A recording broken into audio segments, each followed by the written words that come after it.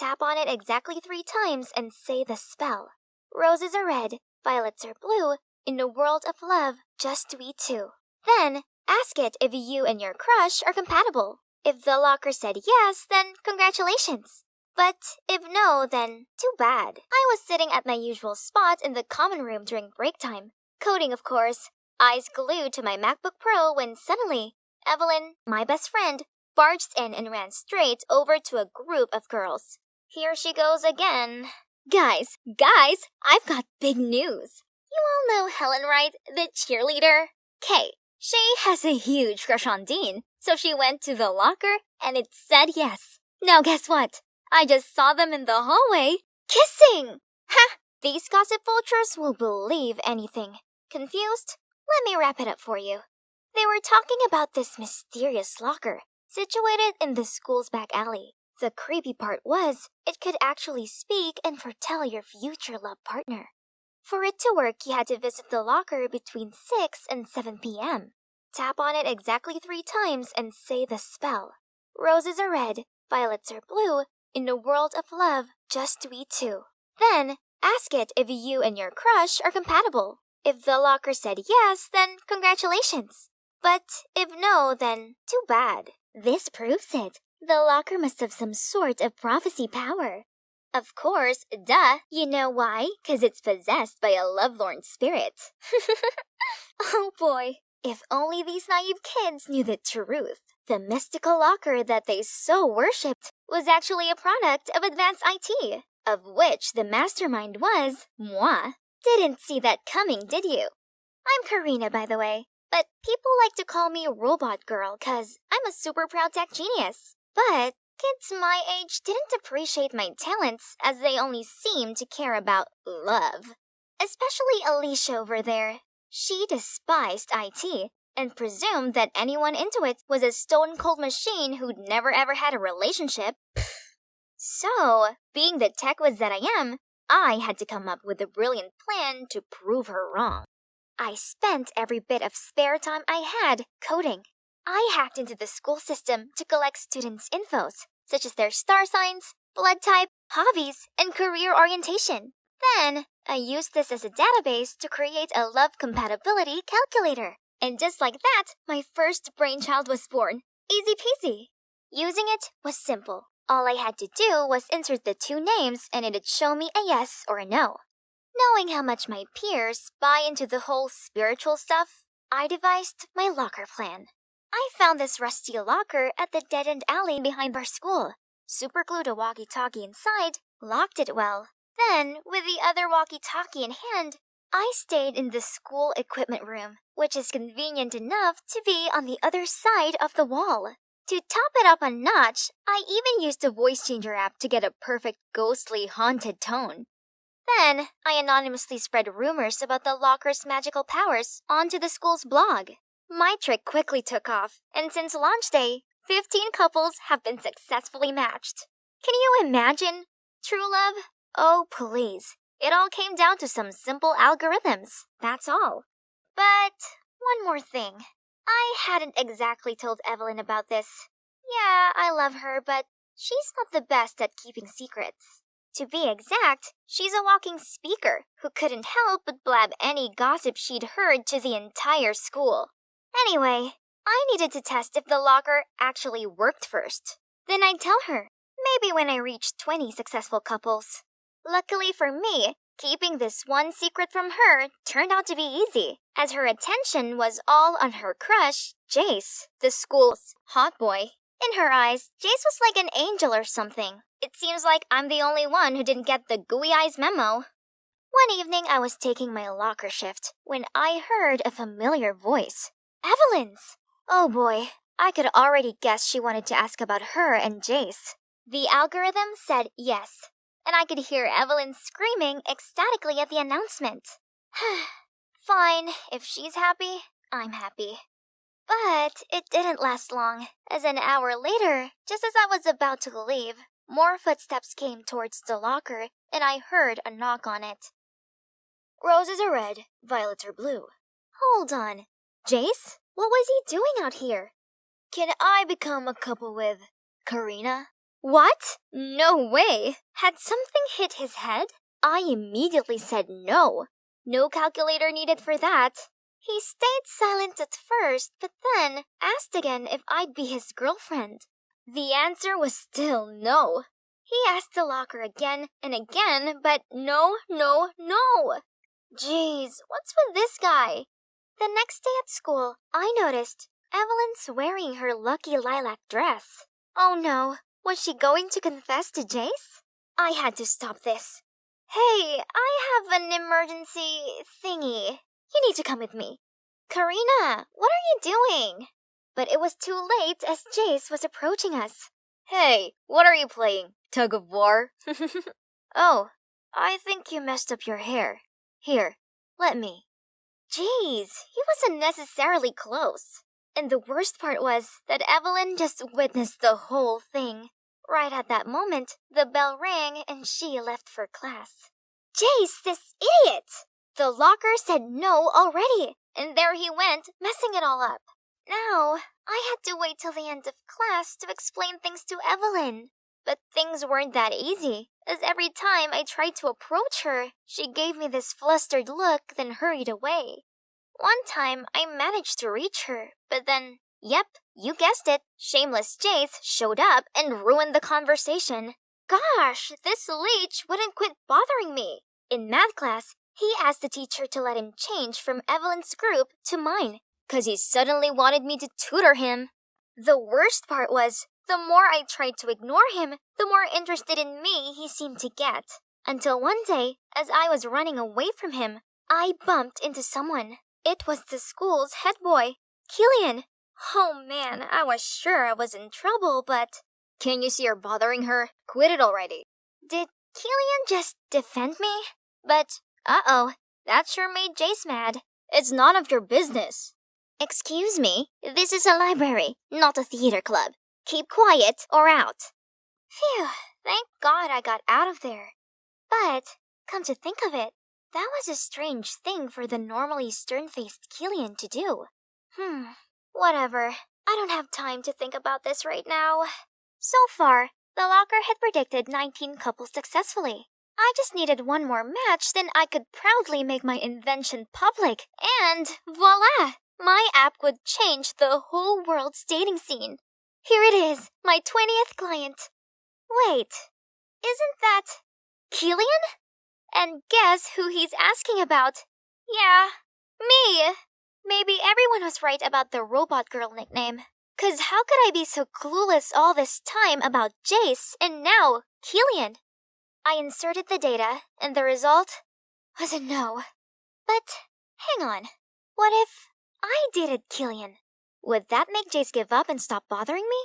And Evelyn wouldn't keep her distance from me anymore. It's settled.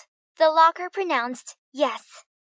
Monday morning, I was in the study hall, working on the math group project with Jace, when a note was passed to me. Hey, I know this is a bit sudden, but would you like to go out with me? Saturday 3 p.m.? Killian. I took a peek at him and saw him smiling for the first time ever. Okay, I was about to write my answer when Jay snatched the note, read it, then stared straight at Killian. You? Me? Outside. What was he gonna do now? I sneakily followed them to the hallway, but Evelyn appeared right behind me and signaled me to shush. That was when I heard Jace asking what was going on between me and Killian. Nothing really. Only the infamous love locker foretold Karina and I would be together. Jace was too stunned to speak as he turned purple with rage. So there's nothing going on between you and Jace? Of course not. I've been trying to tell you that this whole time. You've heard everything? Sorry, I didn't mean to.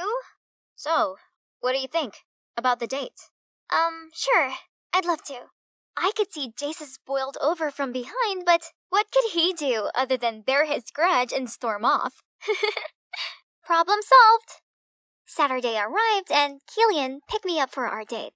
He even asked for my parents' approval, then opened the car door for me like a true gentleman.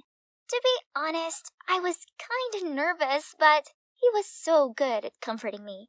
He then took me to this super cool ice cream drive-thru, and coincidentally, we picked the same flavor. butter pecan. Before I noticed, I'd felt so comfortable around him already. And you know what the best part was? Our last stop was a planetarium. We sat side by side beneath the glistening star-filled sky. Whoa. This date was much more than I expected. I got to see this whole new side of him, one that is so warm and caring. Being with him made me feel good. Maybe the algorithms weren't quite accurate, right? It did say Killian and I would never be a couple, but what I was feeling then proved otherwise. I was still lost in thoughts when my alarm suddenly went off. 5:15 already? Right, I gotta get to the locker and change the walkie-talkie's battery. So I quickly said goodbye to Killian, then ran to the alley. As I was opening the locker to get the walkie-talkie out, Karina?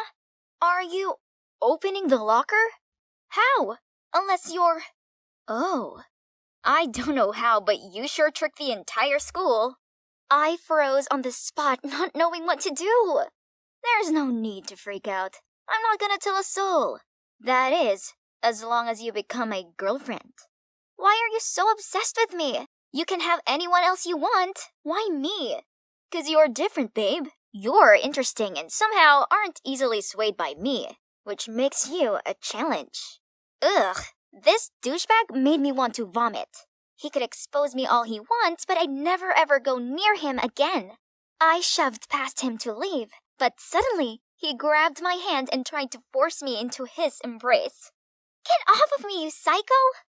I never meant for it to turn out like this. I just wanted to prove that data was the driving force of compatibility. But maybe I'd been wrong after all.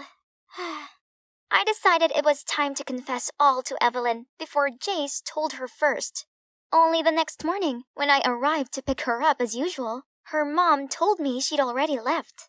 Was there something I didn't know about? I turned on my phone notifications, and that's when I saw it. Alicia had posted the picture of Jace grabbing me, but the angle made it look like, in Alicia's words, we were kissing. Huh? So that's why Evelyn didn't want to see me. And what would Killian think of this? I arrived at school just as Killian stepped out of his car. I rushed toward him, and when our eyes met, I could see he was hurt. Then he just turned and walked away. Without thinking, I caught up with him, and I poured my heart out telling him I was the one behind the locker, how I got involved with Jace because of Evelyn, and how I lied to him when he went to the locker. But that was also how I realized I had feelings for someone. For you. Excuse me? You're the one behind the love locker? No way. Gosh, I'm so glad I got all my secrets out. In that case, we have a big problem. Evelyn then walked me along the corridor, and what I saw was pure chaos. People were crying, arguing, and even fighting, all because of the locker. One couple was having a tearful breakup because the locker claimed they weren't meant to be. In the other corner, two girls were fighting because the locker matched them to the same guy. A boy was breaking stuff out of anger since the locker didn't match him with his crush. The entire lobby echoed the words, "Love locker." Gosh, how'd I been so oblivious to this before? I'd been so caught up with my own problems, I'd neglected the consequences of the locker I'd created. This was wrong, so wrong. I had to shut the locker down right now. I rummaged through my bag to find my MacBook, but this was my baby, my first brainchild. No, I must do this. Yeah, that was the right thing to do. Technology shouldn't be used to predict one's feelings. I've learned the hard way not to mess with anyone's relationship ever again, and that love is never ever simple. You don't need a mysterious object of the spiritual world to tell you who to date. You just gotta experience it. Well, it's been 3 months since I shut down the infamous love locker. Now, everything is finally back to normal. And guess what? I've got a boyfriend. Yup, Killian and I just went official last week. Evelyn doesn't like Jace anymore. She vowed not to run after some good-looking pretentious jerk ever again. Instead, she's just gonna wait for the right guy to come along. About the love locker, when people realized it didn't work anymore, the speculations became rife. My personal favorite is that the spirit had found peace and left. But still, Every now and then, I hear someone gossip about the haunted love locker that once turned the whole school upside down, and I can help but feel all goosepimply. I was about to grab a can of Midnight Blue when I spotted them. Two sketchy dudes, pocketing cans of paint like it was casual Friday at the shoplifting Olympics. Their friend, though, a posh-looking guy, completely clueless. He was standing there like he had no idea his so-called buddies were treating the store like an all-you-can-steal buffet.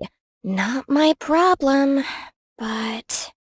The sketchy duo strolled to the register, acting like they were just innocent customers. The second they stepped through the security scanner, beep, beep, beep. What? What's happening? I didn't take anything. His friends? Gone. Vanished into thin air. You! Empty your pockets! Poor dude looked like he was about to pass out. I could practically see the, am I about to be arrested? Thoughts racing through his fancy little head. Again, not my problem. Except, I let out an overly dramatic sigh, turned on my heel, and skated out of the store. I found them in the alleyway, laughing their asses off with their bag full of stolen paints. Time for some justice. Finn style. Hey, dumbasses. Huh? Before they could react, I swung my skateboard. Whack! One went down instantly. The other tried to run, but I grabbed his hoodie and yanked him back like he was a badly behaved golden retriever. Not so funny now, huh? They stared at me, terrified, dazed, and, honestly, pathetic. Pick up the bag. We're going back. I dragged them, literally dragged them, back to the store. I chucked the stolen bag of paint onto the counter. Those two tricked you both. Here, the store owner glared at the actual culprits. We're sorry.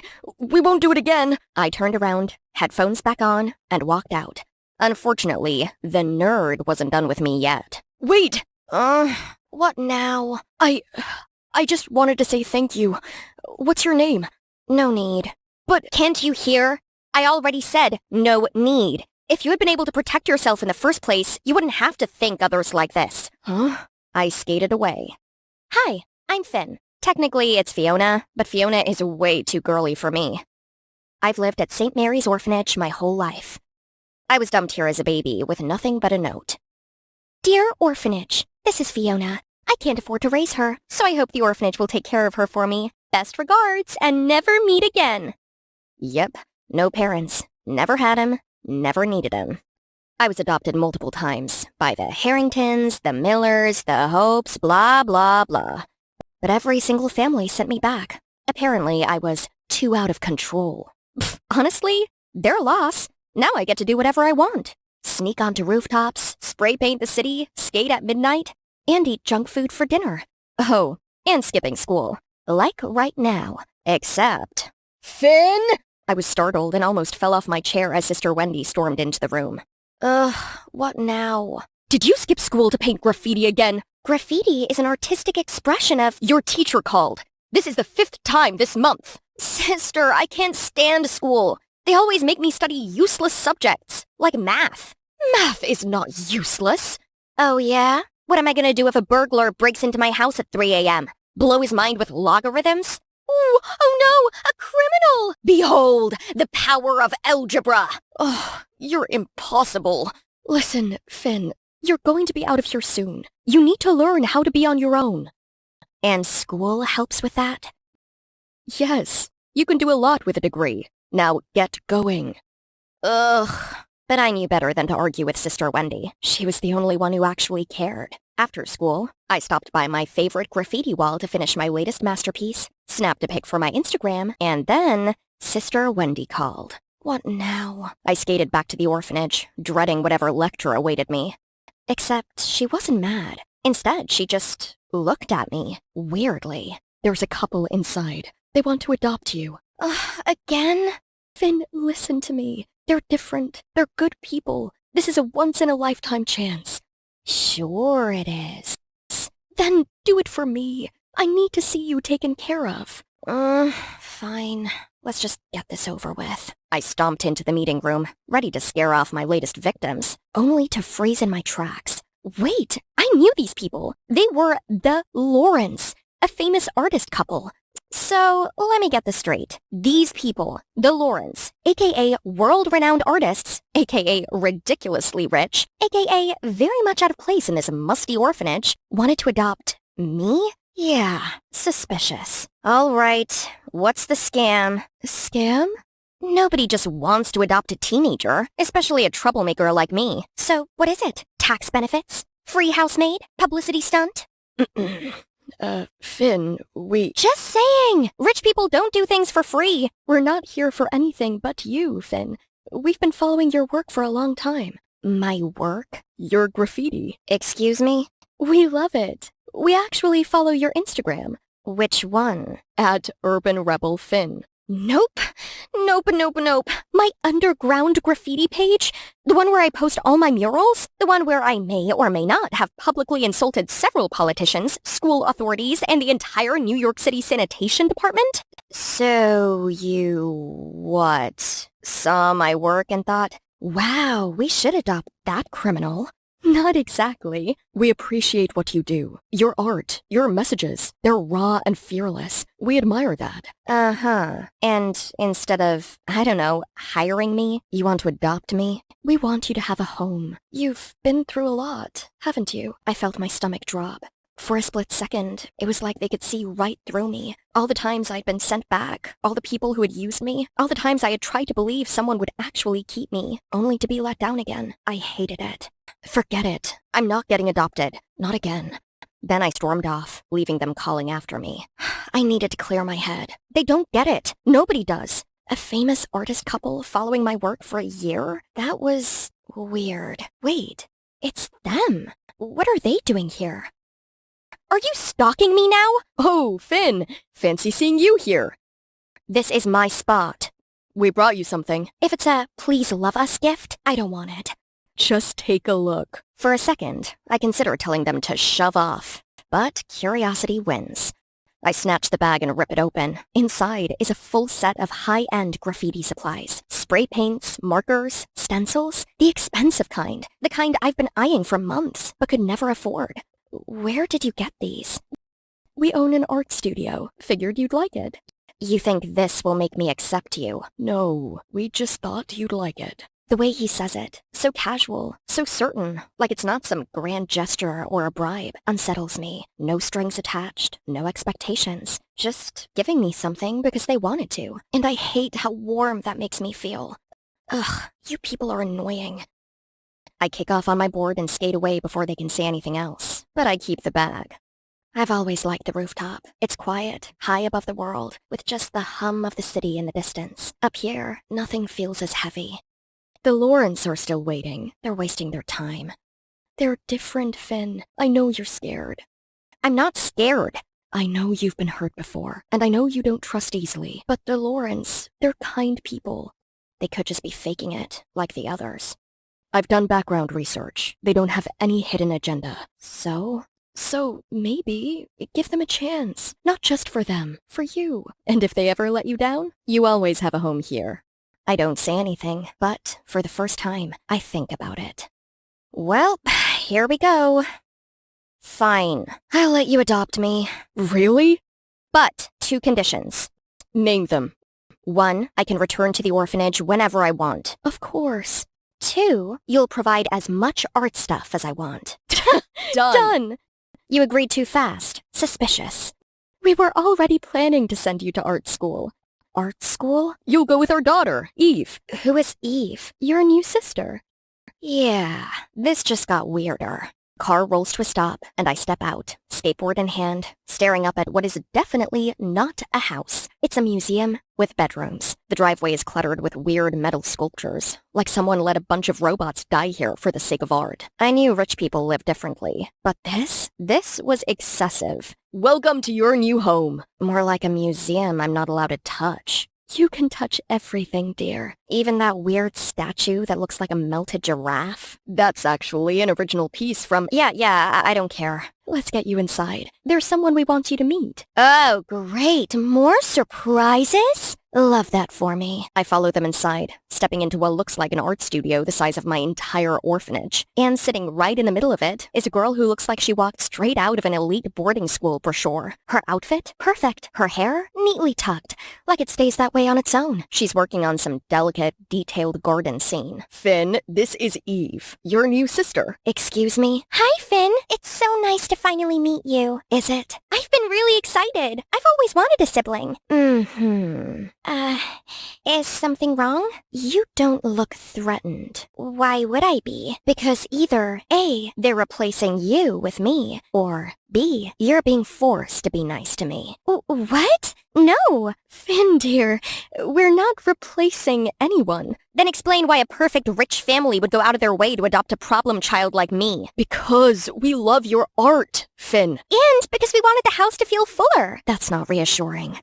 Why don't you show Finn to her room? Of course. Come on, Finn. Suspicious. Eve swings the door open, and I step into what is definitely not a normal bedroom. The walls are covered in bold, chaotic splashes of color, like someone let loose with a spray can and no self-control. Shelves packed with top-tier graffiti supplies line the room, the kind I've only ever dreamed of having. I helped design it. I hope you like it. This is too nice. What? This is a trap. This is a make her feel comfortable, then spring some insane rich people rules on her situation. No! You can do whatever you want here. Even paint on the walls? Especially on the walls. Okay, slightly less suspicious. Good. Tomorrow's your first day at school. I'll help you settle in. School? Again? You can't just skate around Brooklyn forever. Watch me. Maybe this wouldn't be so bad, but I'm still watching them. They might be nice now, but nobody stays nice forever. I've been to a lot of schools. Some boring, some strict, some that probably should have been condemned by the city. But this was the next level. Welcome to Rosewood Academy. Thanks, I hate it. You'll be fine. Let's find your homeroom. I follow Eve inside, but the second I step through the doors, something feels off. Why does this feel like the opening scene of a horror movie? That's her. The delinquent the Lawrence adopted. Oh, they're afraid of me. Nice. Finn, please don't encourage this. No promises. I was just getting used to my new villain arc when... Wait, you? Oh no. Standing right in front of me is the same posh nerd I saved at the paint store. Why are you here? I go to this school. Why are you here? Plot twist. I got adopted. By the Lawrence? Unfortunately. Oh, you two know each other? Unfortunately. Wow! Small world! Whatever. Just stay out of my way, posh boy. It's Dylan. Yeah, Finn, Dylan's great. He's super smart. Right, Dylan? Sure. Dylan suddenly looks like he just remembered a massive, overdue assignment, and Eve is inspecting her nails like they're the most fascinating thing she's ever seen. I needed air. Everything here is too perfect. The house, the people, the whole, we're a loving, normal family act. The new school is weird. The new family is weird. And now, there's Dylan, the human embodiment of rich kid anxiety. What on earth did I get myself into? Just as I'm lost in thought, a sharp voice cuts through the silence. You're Finn, right? What an impolite child. Don't you know how to greet someone? A tall, lean woman stands by the garden entrance, staring at me with icy disapproval. I tilt my head, intrigued. So, there is chaos in paradise. Good. I was starting to worry this place was too polished for its own good. I don't know who you are. What ifs? Just then, the Lawrence burst into the garden, looking genuinely panicked. Finn, don't mess with her. She is... Huh? Last time you saw me in part 1, I was getting dragged into a too-perfect mansion, meeting my too-perfect new family, and realizing I might actually have to attend a real school again. Now, I'm standing in a very expensive backyard, getting stared down by a woman who looks like she could snap her fingers and have me banished. You're Finn, right? What an impolite child. Don't you know how to greet someone? I don't know who you are. What gives? Before she can respond, the Lawrence burst into the garden, looking genuinely panicked.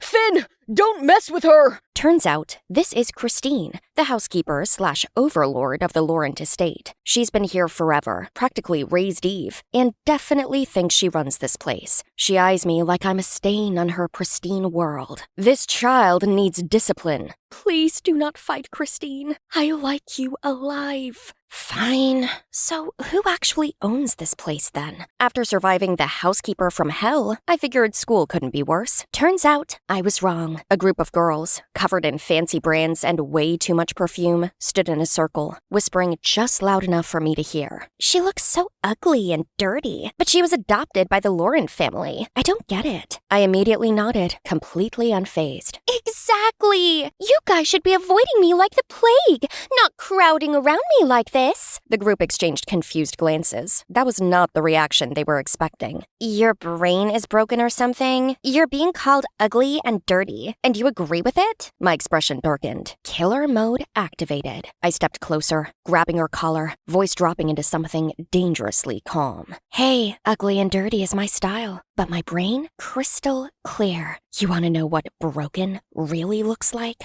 I raised my hand, about to slap some sense into her. Before I could make contact, a hand caught my wrist. Finn, stop! I turned, annoyed, but Eve wasn't looking at me. She was glaring at the girls. Everyone has their own style. Finn's is bold and creative. You guys just copy each other. The mean girl turned pale. I let go of her collar, grinning. Maybe Eve wasn't so bad after all. So apparently, defending myself at school wasn't as big of a scandal as I thought, because when I got home, everyone acted like normal. No lectures, no disappointed looks, just warmth. And I wasn't used to that. Mr. and Mrs. Laurent treated me like I actually belonged. They were both artists. Mr. Laurent was even a painter, so they got it. My need to create, to express myself. Instead of telling me to stop vandalizing my own bedroom walls, Mr. Laurent actually complimented my work. Nice color balance. Bold choice with the shading. Mrs. Laurent never batted an eye at my ripped hoodies or messy hair. Instead, she helped me pick out clothes that I liked when we went shopping. Wear whatever makes you comfortable, Finn. It was weird, in a good way. Of course, there was one exception, Christine. She made it very clear that she wasn't part of the Welcome Finn committee. Since I was new, she took it upon herself to teach me the household rules. Except teaching meant criticizing everything I did. If it were Eve, she would have done better. Every single day. Did it annoy me? Absolutely. But I didn't let it get to me, mostly because of Eve. Eve always had my back. Eve always spoke well of Christine, saying how thoughtful, caring, and attentive she was. All that sentimental stuff I didn't quite see, but figured Eve believed in. One day, she suggested I try giving Christine a gift. Said she might actually soften up. She might be touched, Finn. It's worth a shot. I wasn't convinced, but whatever. I grabbed a box of red strawberry macarons and handed them to Christine. She frowned. I don't like mint-flavored ones. I blinked. Mint? I stared at her, confused. Strawberry macarons weren't mint, but I shrugged it off. Not worth a headache. Turns out, being adopted by world-famous artists doesn't get you into the advanced art class. Nope. I was stuck in basic art, drowning in lectures about art history. Why did I have to memorize every single art movement when I just wanted to paint? By break, I had given up. I sat at my desk, scrolling through graffiti videos on my phone, watching artists transform gray walls into masterpieces. That's real art. No boring textbooks, no rules, just raw expressions. That's when I heard them again. Ugh,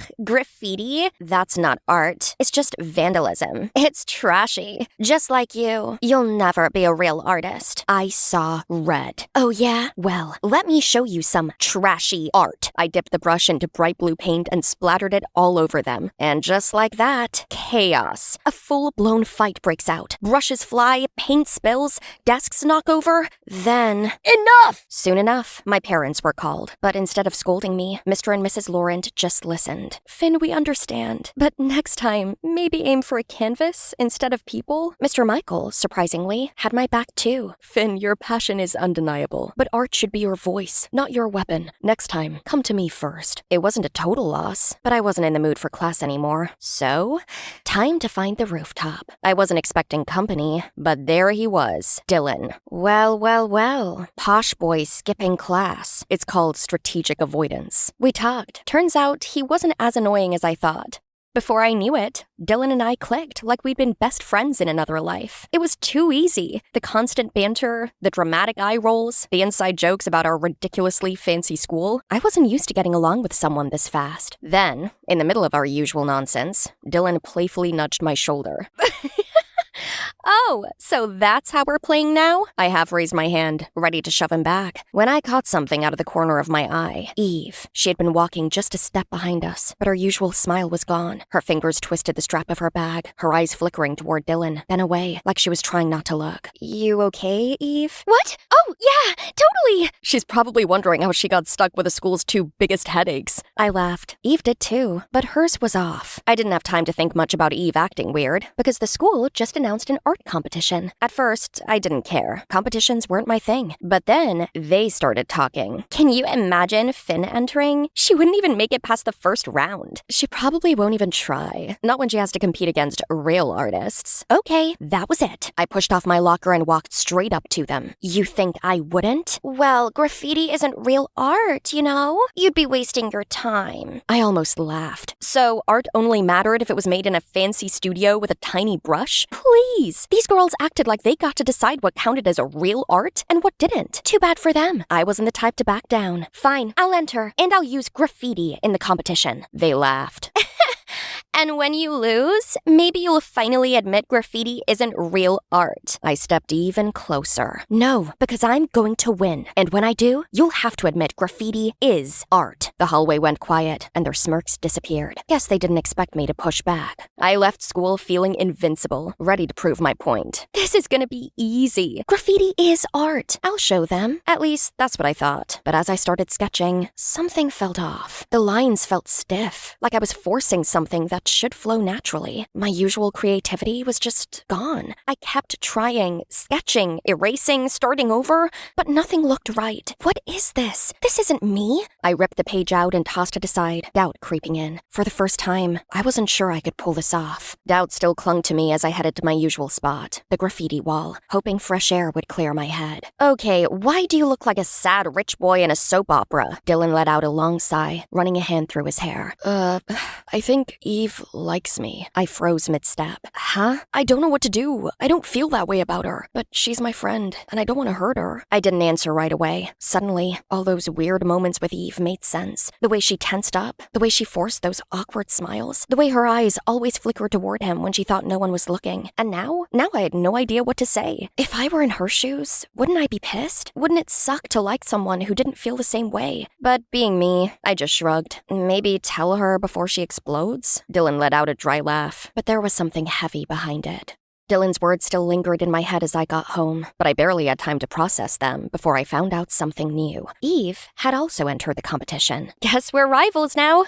Let's keep it fair and square. I expected her to laugh, but instead, she nodded, completely serious. Agreed. We'll compete fairly, not just in this competition. Wait, not just in this competition? Was she talking about Dylan? I hadn't thought about it before, but the way she said it, so seriously, made it feel like she wasn't just talking about art anymore. A week went by, and all around me, other students were busy working on their competition pieces. Meanwhile, my canvas, still blank. For the first time, graffiti didn't feel like enough, and I hated that feeling. Then, one evening, Eve glanced at me over dinner. How's your piece coming along? I shrugged, forcing a smirk. Nothing yet. I work better last minute. Total lie. I was completely stuck. Lying about my progress didn't make my art block disappear. So, one night, I snuck into the Lawrence private art studio, hoping inspiration would finally hit me. Yeah, it didn't. Nothing came. No ideas, no spark, just emptiness. Before I could fully sink into frustration, a sharp voice cut through the silence. What are you doing in here? Who let you in? What if you ruined the expensive supplies? I rolled my eyes. Perfect. Just my luck. But before I could argue, Mr. Laurent walked in. Christine, go get some rest. I'll handle this. I waited for him to scold me, but instead, he set up his own easel and started painting.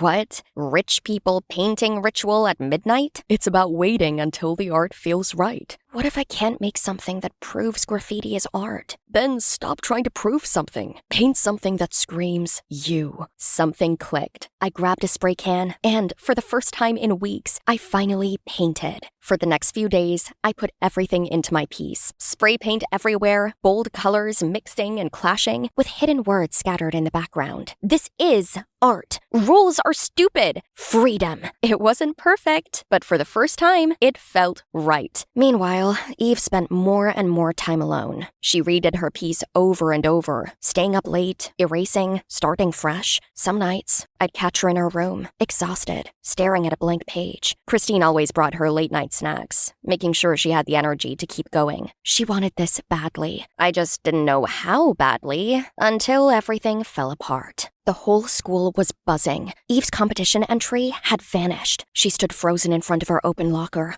eyes wide with shock. "It was right here! I don't understand!" She ran her hands over the inside of the locker, as if the missing artwork would magically reappear. But it didn't. Who would even steal it? This wasn't some dumb prank. This was weeks of work gone. Then came the whispers. Finn was at school late last night. Maybe she took it. Maybe she was scared she'd lose. I turned sharply. Are you kidding me? I could handle insults. I could handle people calling me reckless, wild, a troublemaker. But a thief? That was a different story. Ready to fire back. Then I noticed something. Eve. She wasn't saying anything. She wasn't jumping in to shut them down, to say they were wrong. She just hesitated. And that silence, that pissed me off more than their stupid rumors ever could. Hey, Finn again. Last time you saw me, I was standing in the middle of a hallway, getting accused of stealing Eve's art. And the worst part? She didn't say a word to defend me. So, yeah, I wasn't exactly in a good mood. I stormed home, fully expecting Mr. and Mrs. Lauren to doubt me too. But instead, "We believe in you, Finn." Without a doubt, I froze. For the first time, I realized they trusted me completely. But across the room, Eve stood silent for a moment before quietly saying, "That's easy for you to say. I stayed up so many nights working on that piece." She turned and left the room, crying. Christine hurried after her. I just stood there, not knowing what to say. But later that night, I finally decided to try. I hesitated for a second, then knocked on Eve's door, trying not to make things worse. "Hey, I'll help you redo your piece." Eve didn't even look up. "I don't need your help." "You take everything." She looked at me, her eyes glassy, like she was holding back tears. "My parents, my place in this house, and now Dylan, too?" I froze. "Wait, this is about Dylan?" "Of course you wouldn't get it. I never wanted Dylan like that." But then, a weird pang hit my chest. Why did I suddenly feel guilty? Eve's words from last night still haunted me, but I didn't have time to think about it anymore, because the next morning, the whole school was talking about me. Finn sabotaged Eve's painting. She was scared she'd lose. They suspended her from the competition. I stopped in my tracks. Suspended? Are you kidding me? Fury burned through me as I stormed toward the principal's office, ready to demand an explanation. But just as I reached the door, I heard a familiar voice inside. "Dylan? What is he doing in here?" Through the small window, I saw him standing in front of the principal's desk, arms crossed, voice firm. "She didn't do it. You're making a mistake. The committee will investigate. If you have solid evidence, present it. Otherwise, step aside and let me do my job." "So, that's it? You're just going to let them blame her without proof?" "Enough, son. This is out of your hands." Son? The principal's tired expression, Dylan's defiance? It all made sense now. Dylan was the principal's son. A second later, Dylan walked out, frustration all over his face. I hurried after him. Hey, thanks for standing up for me. You put too much into this to just let them take it away." Then his eyes lit up. "What if you submit your piece under my name?" I stopped. My frustration flipped into pure excitement. "That is a genius plan!" But when the excitement hadn't faded yet, Eve appeared. She stood there, her eyes flicked between us, filled with resentment. "Why is everyone going out of their way to help Finn? My painting was stolen and no one cared!" Then, without letting either of us say a word, she turned sharply and stormed off. But as she walked away, her foot landed on a paintbrush covered in red paint. "Stupid paintbrush! Ruined my shoes! Ugh, I hate green!" Wait, but that paint is red. I couldn't shake the feeling that something was off. Eve's anger, the missing painting, the way everyone turned against me so fast, none of it added up. And with the competition deadline closing in, there was only one way to get answers. I had to find that painting. So, after school, I stayed behind, determined to search every corner of the building. I had just reached Eve's classroom when I spotted someone suspicious. Someone in a hoodie, face hidden, slipped into the classroom like they didn't want to be seen. Who sneaks into a classroom after hours? Peeking through the door, I watched as the person pulled a painting from their bag and carefully placed it on Eve's desk. Then, just as quickly as they had arrived, they slipped away. I should have run in and checked the painting, but something told me to follow them instead. My heart pounded. Who was this? Then, just as I was about to lose them, they turned a corner and led me straight to my own house. I barely had time to process that when someone else approached them. Christine! Is it done? The figure nodded. Christine pulled out a wad of cash and handed it over. Good. Now leave. I stared in shock. Christine was behind this? Before I could react, the masked figure hesitated. I still don't get it. Why go through all this trouble? Because I am Eve's mother. I know what's best for her. My mind went blank. Eve's mother? Suddenly, everything made sense. Christine's favoritism, her constant need to compare me and Eve. Then, more memories clicked. Both Christine and Eve mistook red for green. Could it be genetic? My mind was racing. Christine was Eve's mother. Did Mr. and Mrs. Laurent know about this? I rushed home, barely stopping to catch my breath. Mr. and Mrs. Laurent were sitting in the living room, calm as ever, until they saw my face. I couldn't hold it in any longer. I saw someone sneaking into Eve's classroom. They put our painting back. It was stolen. Christine ordered it. Before I could explain more, Eve appeared at the top of the stairs. Oh, so you returned it because you were afraid of getting caught, huh? And now you're blaming poor Christine? You don't have to believe me, but it's the truth. Christine is the real culprit. Christine? What are you talking about? I took a deep breath. She's your mother. What? Even Mr. and Mrs. Laurent looked completely surprised. Mr. Laurent's face tensed like he was searching for words, while Mrs. Laurent just stared between me and Eve, completely stunned. Then, finally, Mr. Laurent cleared his throat, his voice unusually careful. Eve, you were adopted. You're lying.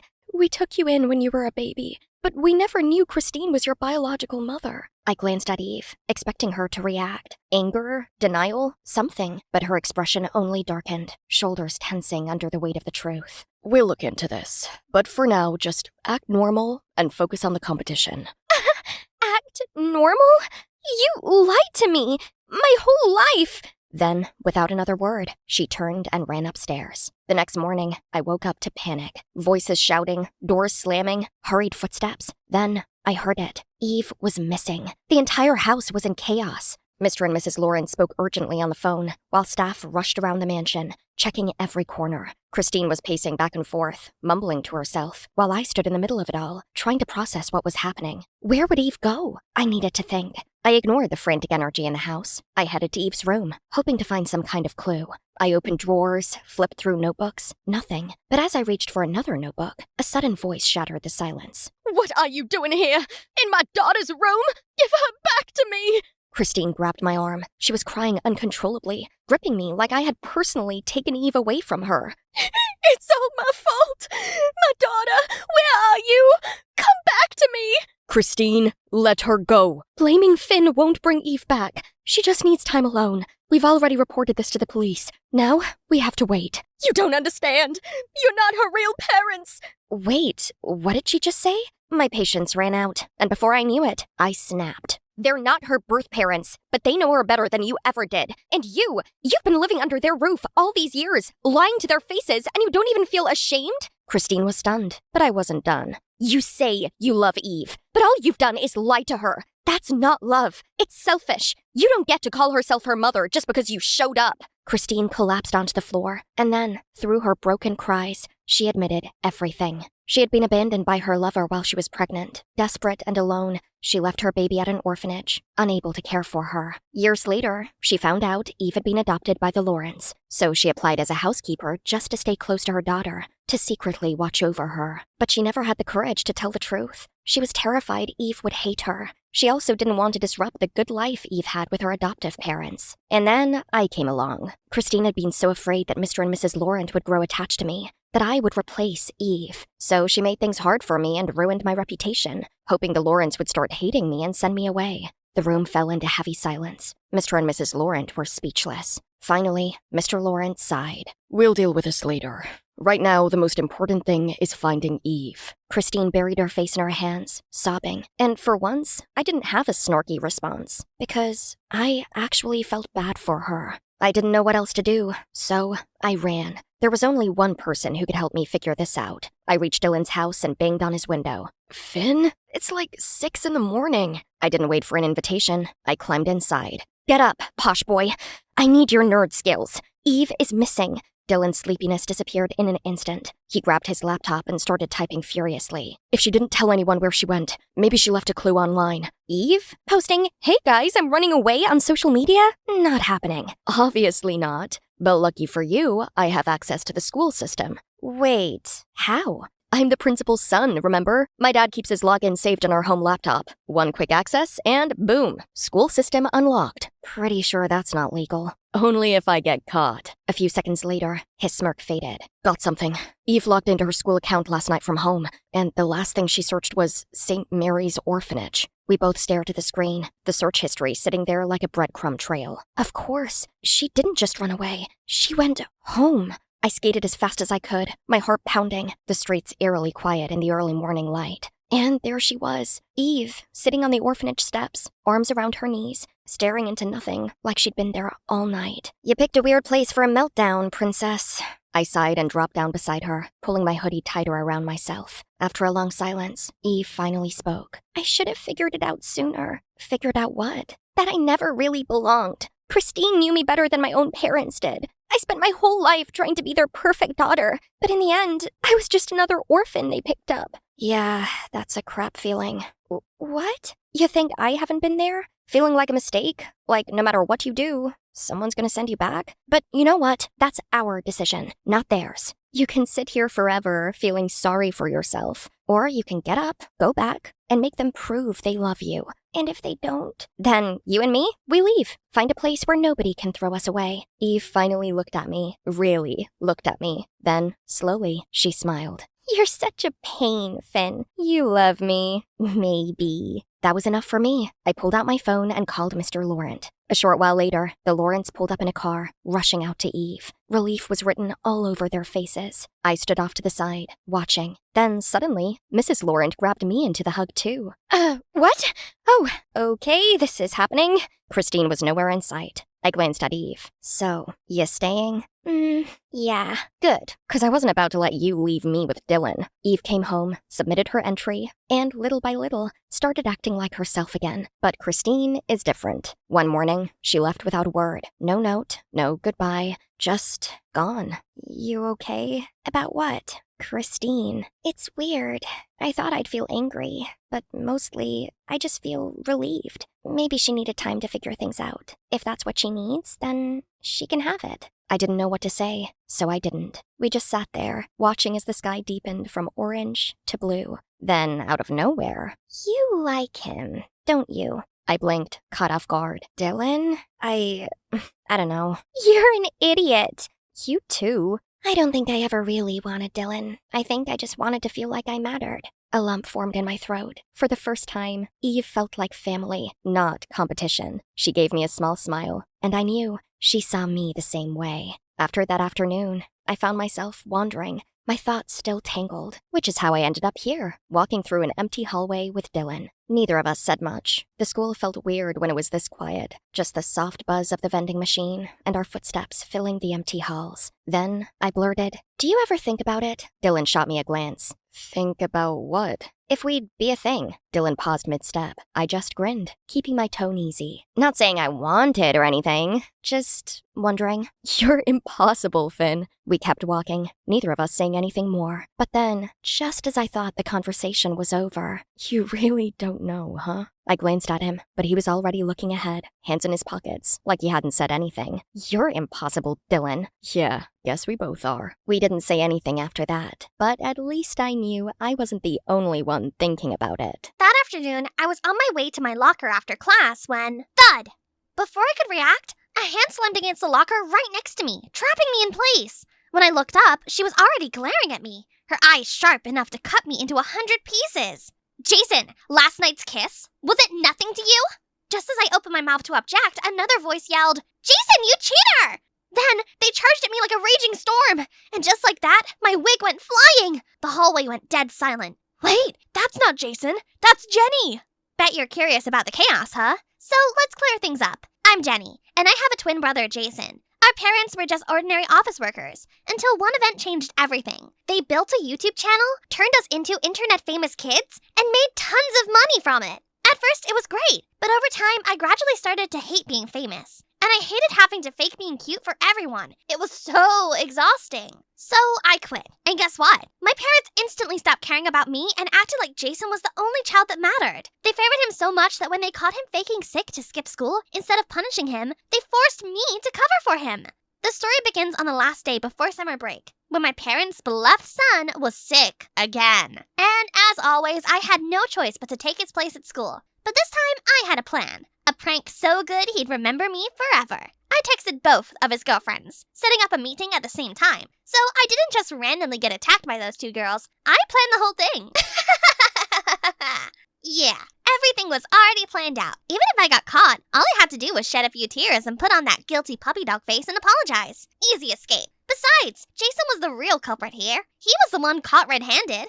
I was ready to enjoy my victory, until the door suddenly swung open. It was my parents! They hurried to the principal, begging earnestly. But only for Jason?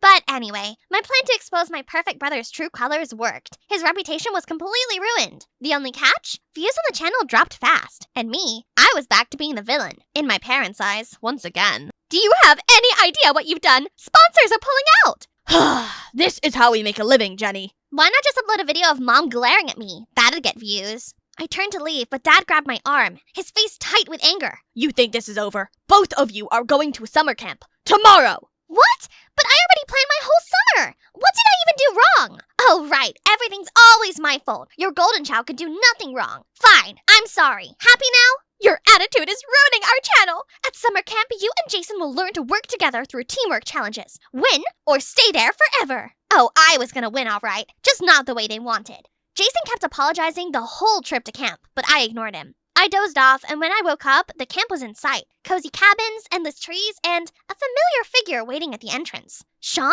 Jenny Laurent. Still scowling, I see. Sean used to be our old neighbor. Since he moved away, we haven't been in touch for a long time. Seeing him again today, I was surprised. He looks much more dashing, and he's even running this whole summer camp. Wait, you work here? No, Jason. I own this place. Think of this as a fresh start, Jenny. Prove what you're really capable of. Okay, I'll prove to everyone that I can do it, that I'm better than Jason. As soon as we unpacked, the campers gathered for some cheesy get-to-know-you game. No, thanks. I slipped away for a walk and stumbled upon a quiet stream. Finally, some peace. I sat on the grass, letting the water do its thing. Then I heard footsteps. I turned around. It was Sean. You don't have to push everyone away, you know. I'm here to support and listen whenever you need. Okay, I'll do that. And just like that, I poured everything out to Sean. About Jason, my parents, their stupid YouTube channel, and how I felt I'd be stuck here forever. For the first time, I realized that opening up to someone made me feel lighter. With Sean around, maybe the summer camp wouldn't be so bad after all. The next morning, we gathered as Sean explained the camp's competition rules. The campers were split into teams, and we had to compete in different challenges to determine the winner. Oh, and no phones, no iPads or laptops, nothing. Just pure old-school suffering. Watch out for Bruno. He's a beast at these games. But don't worry, I've got some tips to help you beat any opponent. Okay, got it. I'm ready to take on the first challenge, Escape Room. The moment it started, I took full control. Nothing could challenge me. Check that bookshelf. Look for patterns. My teammates followed without question. Doors unlocked, puzzles solved. We dominated. Meanwhile, Jason, he could barely find a single clue. Does Jason even try? Good thing Jenny's carrying us. We should make her the captain. Yeah, for once, everyone saw my skills, while Jason was just dead weight. About time he knew what it felt like to be an outcast. While I was still basking in the thrill of my last victory, my excitement vanished the moment I saw the second game. Ropes hanging high above, and in an instant, my heart sank. I've always been terrified of these high-risk challenges. I inched halfway across the bridge, my hands trembling. Then, my foot slipped, and for a split second, I nearly plunged into the abyss. No, no, no! I got you. And just like that, Jason powered through the course and won it for the team. Everyone cheered, except me. Let's just say Jason won this round, but that wasn't happening again. Next up was capture the flag, and I was ready to show my team just how lucky they were to have me. Bruno's team was on a winning streak, quickly becoming our biggest threat. But this time, I had a strategy to take them down. I planned everything perfectly, where to run, who to protect, and the perfect moment to strike. But then, my teammates hesitated. Are you sure this will work? Maybe we should. Trust me, I know what I'm doing. Turns out, things didn't go as expected. We were this close to losing, until Jason suddenly jumped in, ran past our opponents, grabbed the flag in a flash, and won the game for our team. Did Jason just win for us? Even some of our teammates, hyped for the win, started calling him Jason the Rising Star. Seriously? You're not gonna let Jason take your spotlight, right? Sure. At least Sean was still on my side. And Jason? Just look at him celebrating with the enemy. Unbelievable. I was determined to prove myself as captain, but it wasn't that easy. The next challenge, Water Gauntlet, wasn't a game anymore. It was pure torture. Running, climbing, swimming, every event felt like a never-ending punishment, exposing all my weaknesses one by one. Meanwhile, the moment the whistle blew, Jason took off, flying through obstacles like he was in the Olympics. No, like he was the top contender for gold. And me? Forget that. Okay, I got this. Ah! Jenny, hurry! I tried, I really did. But by the time I dragged myself to the finish line, I was too late. Our ranking had dropped fast. My teammates groaned, disappointedly shaking their heads as they looked at me. Whispers started spreading around camp. Does Jenny even deserve to be captain? Looks like they overrated her. Hearing that pushed me over the edge. Why was it always the physical challenges? It wasn't my thing. But luckily, just as my frustration peaked, the next event was announced. Treasure Hunt. Finally, a challenge that actually played to my strengths. This was my chance to take back victory. No one could stop me. Jason, Bruno, I was about to show them who the real champion was. Each team got a map, and my teammates huddled up to discuss a plan. From their confused chatter, it was clear they had no idea how to read it. Oh well, not my problem. Last time they didn't trust me, so why should I bother explaining it to them now? Let them struggle. When I find the treasure on my own, they'll have no choice but to see what I'm capable of. I cracked the first few codes easily, my excitement growing with each one. I was so close to winning. Then came a tricky clue. I followed it, determined, pushing deeper into the wood. But the further I went, the more everything started to look the same. Wait, was I getting lost? But I didn't panic. I trusted my sense of direction. Keeping a steady pace, I spotted something. A house peeking through the trees. Could it be the camp's admin center? I decided to step inside. Who knows? Maybe I'd find a map, a clue, or something to help me solve the puzzle. The room was empty, except for an open laptop on the desk. A YouTube tab is still running. I hesitated. Then a thought hit me. How was my parents' channel doing after the whole Jason incident? I clicked, and there it was. The moment I saw what was on the laptop screen, my stomach dropped. That was the title of my parents' new series. The setting? This summer camp. The main character? Jason. And the villain? Me. No way! My hands trembled as I scrolled through the videos. My worst moments. Losing, failing, falling. Edited into drama, painting me as the jealous villain. Meanwhile, Jason? The underdog. The hero. The star. It all made sense now. Everything was a lie. This was never about teamwork. It was all scripted from the very start. Every challenge, every argument, every humiliating moment, all of it had been scripted for their stupid show. Then, on the way back to camp, something caught my eye. Hidden cameras. They were everywhere. In the trees, under the benches, watching from every angle. Was this entire camp just a giant film set, masterfully staged by my wonderful parents and dear brother? Suddenly, I heard hurried footsteps. Jason. Jenny, I've been looking everywhere for you.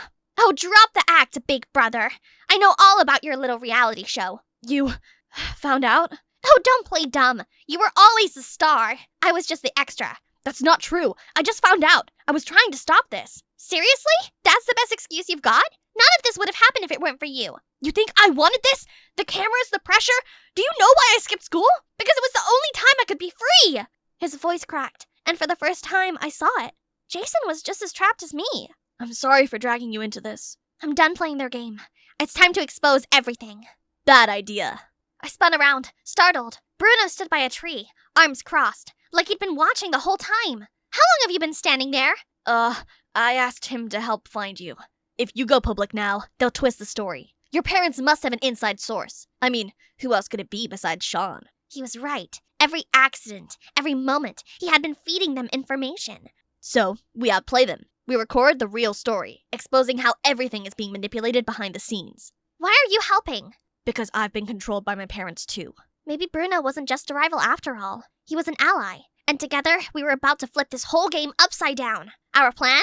First, play along. Act like the perfect little puppets while secretly recording everything. Jason and I pretended to follow the script, but we exaggerated every moment, turning it into a full-on drama. Oh, wise camp leader, however will I survive without your guidance? Second, turn the final event, the talent show, to our advantage. On the big day, with all the parents watching, we'd expose the truth. The moment had finally arrived. Tonight, we weren't just flipping the script. We were ripping it up and rewriting it our own way. The stage lights dimmed. Jason stood at the center, took a deep breath, and began introducing our team's performance. Our team's performance tonight is a short film about control, about parents who shape their children's lives, whether they want it or not. And one of the victims is me. Murmurs rippled throughout the crowd as Jason turned to Sean. Even worse, they planted fake friends around us to deceive us. Sean froze, his fake smile slipping as the tension in the room grew. Then, boom! The screen behind us lit up, and just like that, the truth was out. First, our secret vlog played, showing clips of what really happened. Nothing like the fake, polished version people saw on YouTube. Then, the screen flashed with leaked messages. Text between Sean and our parents. Planned everything. What to say, what to do, and exactly how to trick us. And finally, the biggest bombshell of all, clear as day, Sean accepting money from our parents, caught on camera just before the show. This is fake! He lunged for the laptop, but was stopped by Bruno. Not that easy. Auditorium went from stunned silence to loud boos echoing everywhere. Parents looked furious. Students whispered and shook their heads. There was no saving Sean's summer camp now. And my parents? For once in my life, they had nothing to say. No excuses, no justifications for the mistakes they made. And for the first time, I didn't crave their explanations. But as Jason and I struggled with our bags, waiting by the camp entrance for our ride, I heard slow, deliberate footsteps approaching us. It was our parents. Jenny, Jason, can we talk? I turned to see Mom looking truly sorry. Dad, usually too proud to admit anything, hesitated before finally whispering, "We failed you." Then, they handed Jason a slip of paper, the login details to their YouTube channel. The channel? It's yours now. Do whatever you want with it. I didn't forgive them. Not yet, but I saw the effort. It's too late to undo what's been done. But maybe one day we'll talk again. Without another word, I turned and walked away.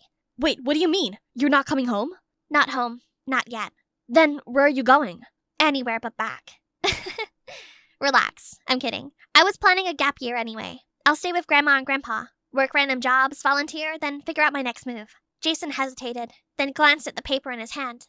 And the YouTube channel? You can have it. I'm done with all of this. I slung my bag over my shoulder, feeling lighter than I had in years.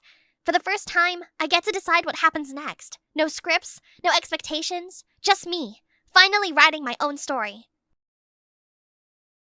Hey, Jenny! I turned to see Bruno running to catch up, but there was no cocky smirk as usual, just his face, flushed red like a tomato. You know, I think we make a good team. Oh? So now you want to be on my team? Maybe I always did. Mind if I walk with you?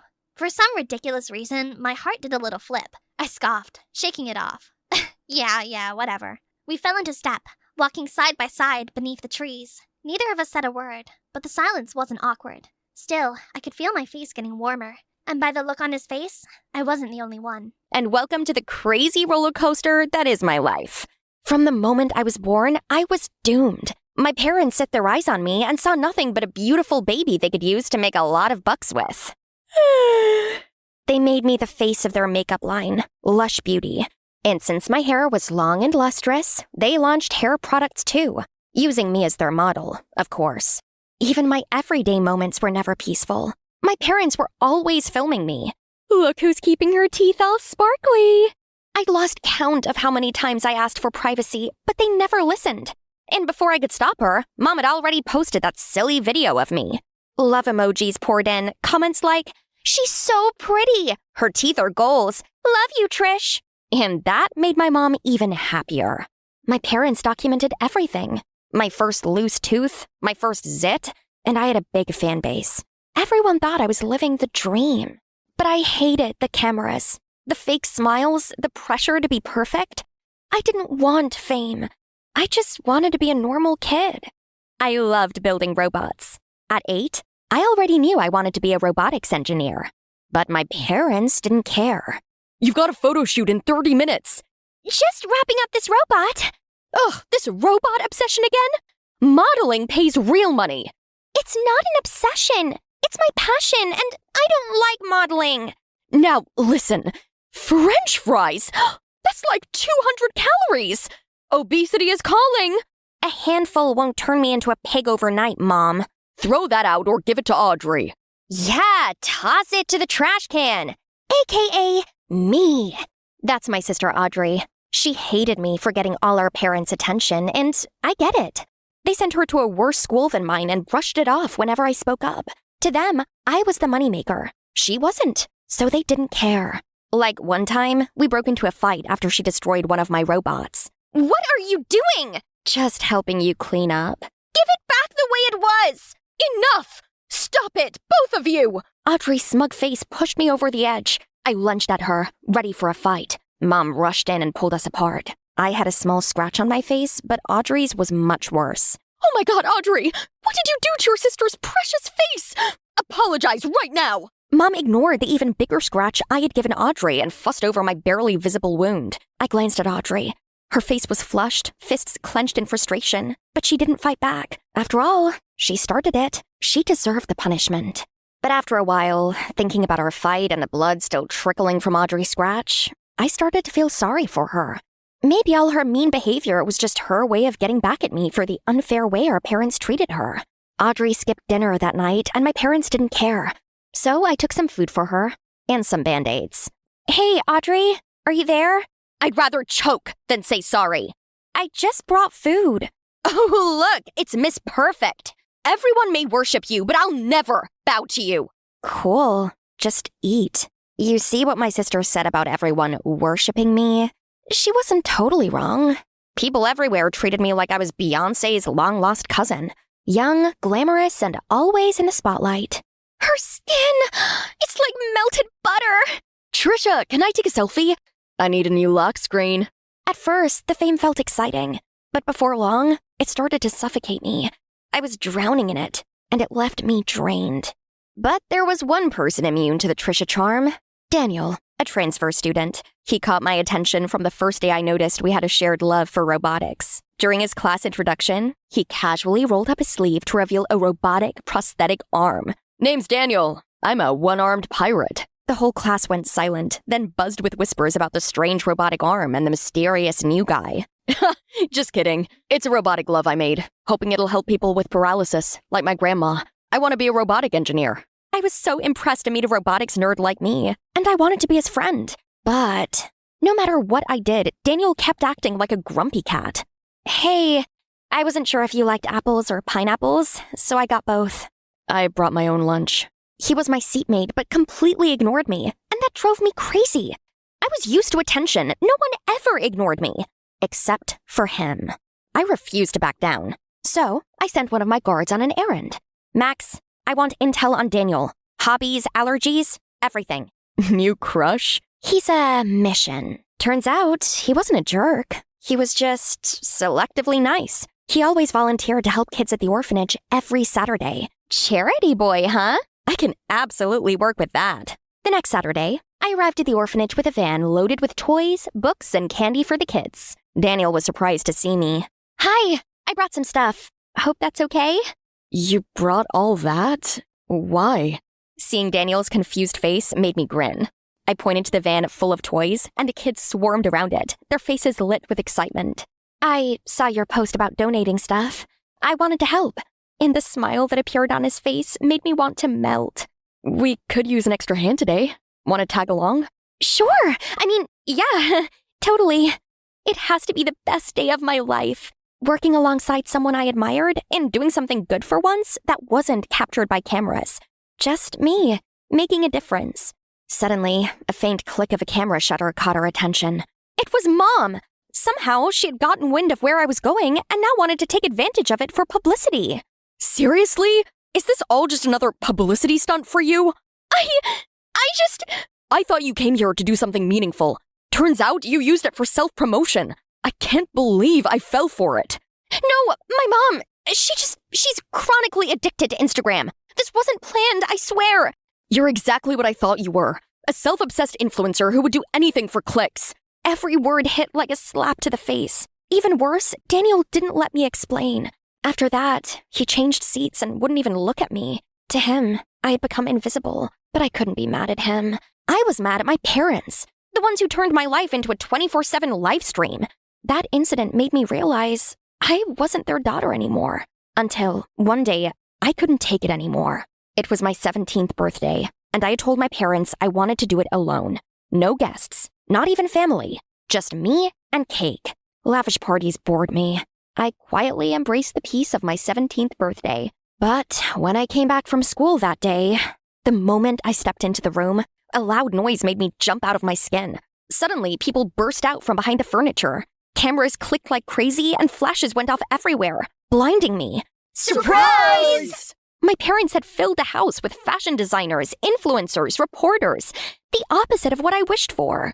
Happy birthday, sweetheart! What is going on? Your birthday, silly. Ugh, I know you said solo, but come on. You're a star. You were born to dazzle. I said I wanted to do it alone. I'm done with all this. With being your little doll. Listen up, everyone. Today, I quit being the face of lush beauty. The whole room fell silent. I bolted into the kitchen and came back out with my hair hacked into a messy chop. Instantly, the cameras went wild again. My parents looked horrified, while Audrey smirked in triumph. I didn't care anymore. Life had trapped me, but now I was in control.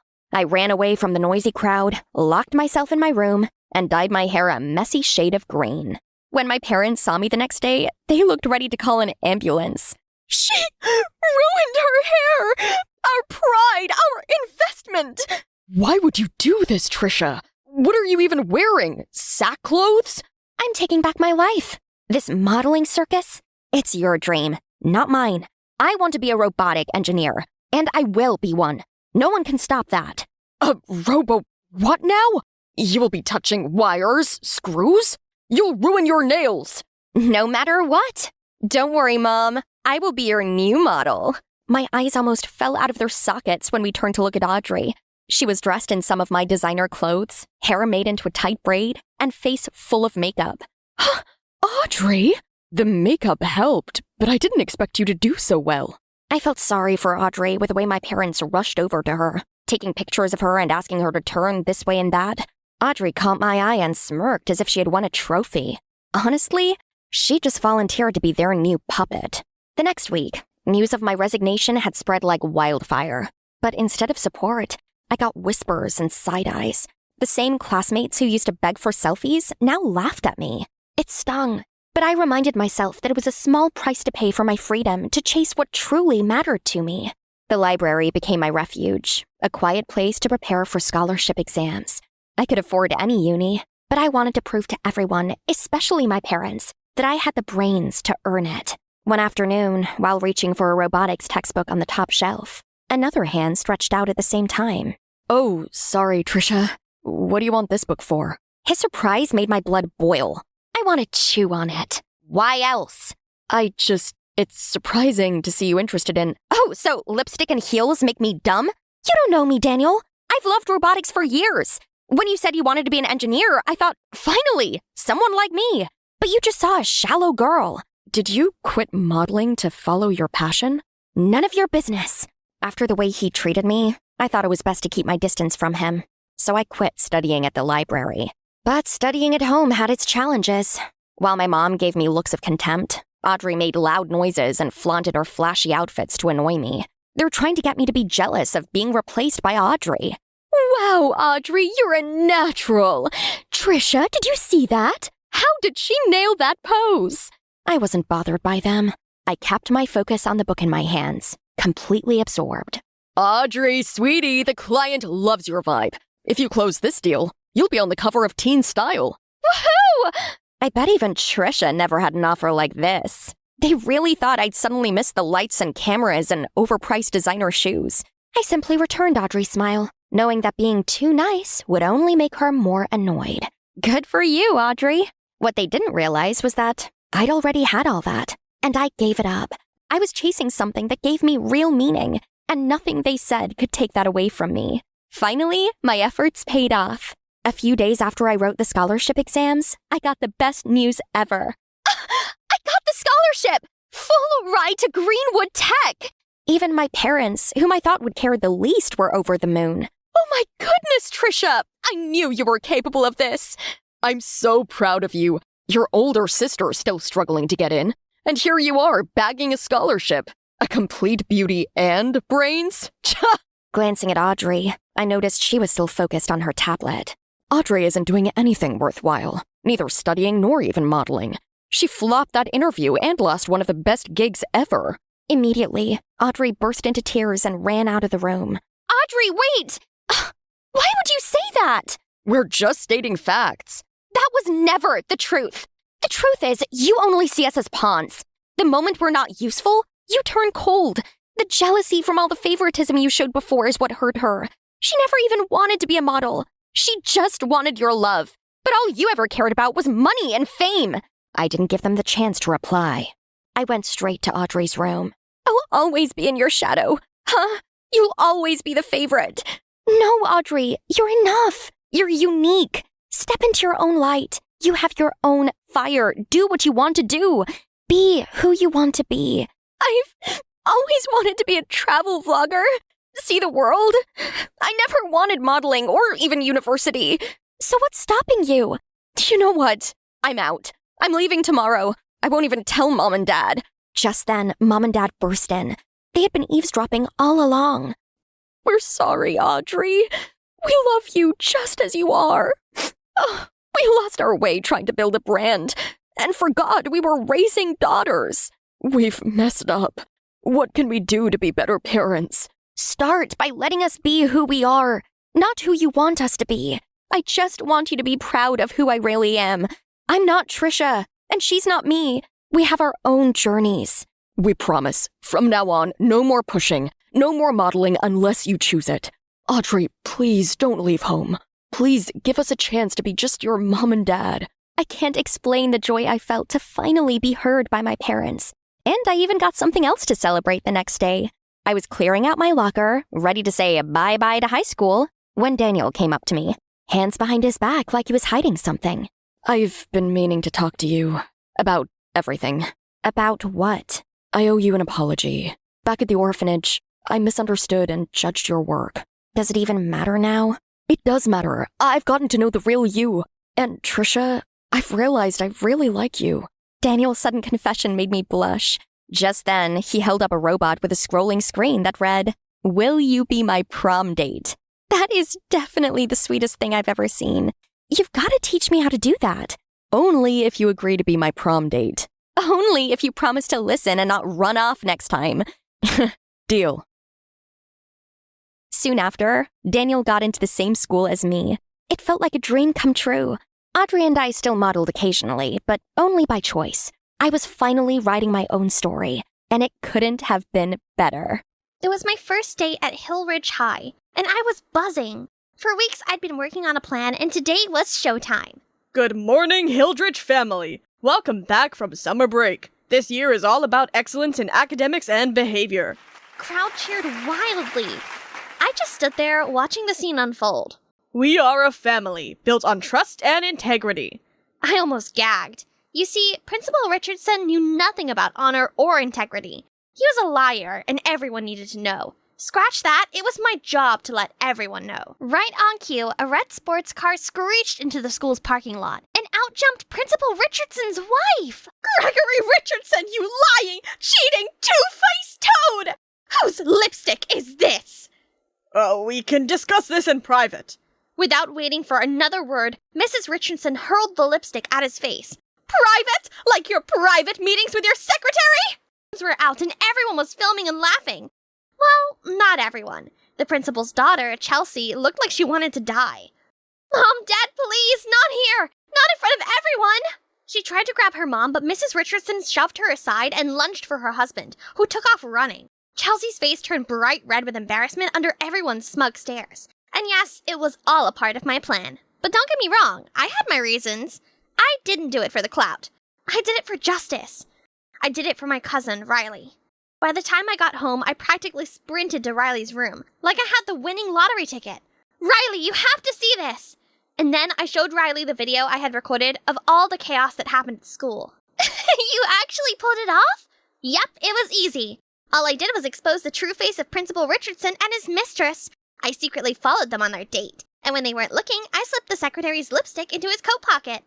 You're insane! And we burst into laughter when I acted out the chaos of that wild morning for Riley. Riley, my cousin, is an angel, too kind for her own good. And because of that, people grew jealous and started bullying her. One day, a classmate pushed her so hard she ended up with a serious injury, forcing her to leave school and stay in a wheelchair for months. I couldn't just sit back. I was furious. So I transferred to Riley's school with one goal in mind: revenge. The first targets, the principal and his daughter, the student council president. According to Riley, they were the worst. Cold, careless, and completely indifferent about what happened to her. Worse, his daughter was happy about Riley's accident. She had hated Riley for a long time. Well, it's time they paid for it. The next day, Chelsea walked into class like nothing had happened.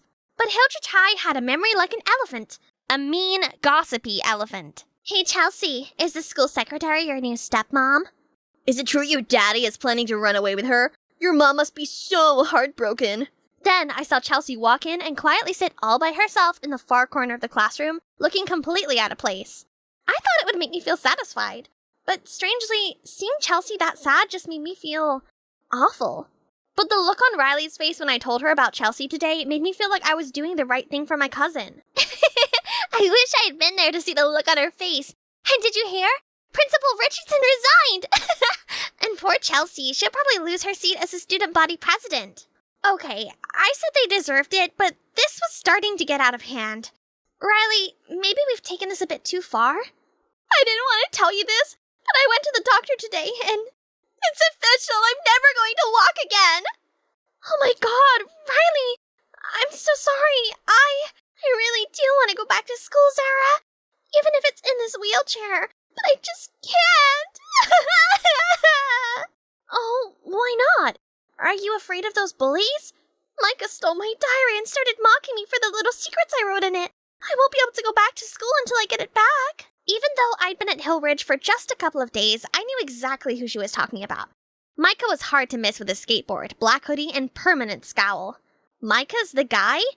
Alright then, I'll make sure that the bully gets on his knees and hands over that diary. I had a plan. I brought my skateboard and skated nearby, just to stage a perfectly accidental encounter.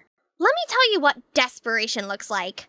It looks like me, in a helmet 2 sizes too big, elbow and knee pads, and a borrowed skateboard I named Death Wish. Day 1 of infiltrate Micah's world and steal the diary, I face planted. Twice. Day 2, I rolled into someone's dog. The dog was fine. My dignity, not so much. And on day 3, I became a meme when someone filmed me flipping over a trash can.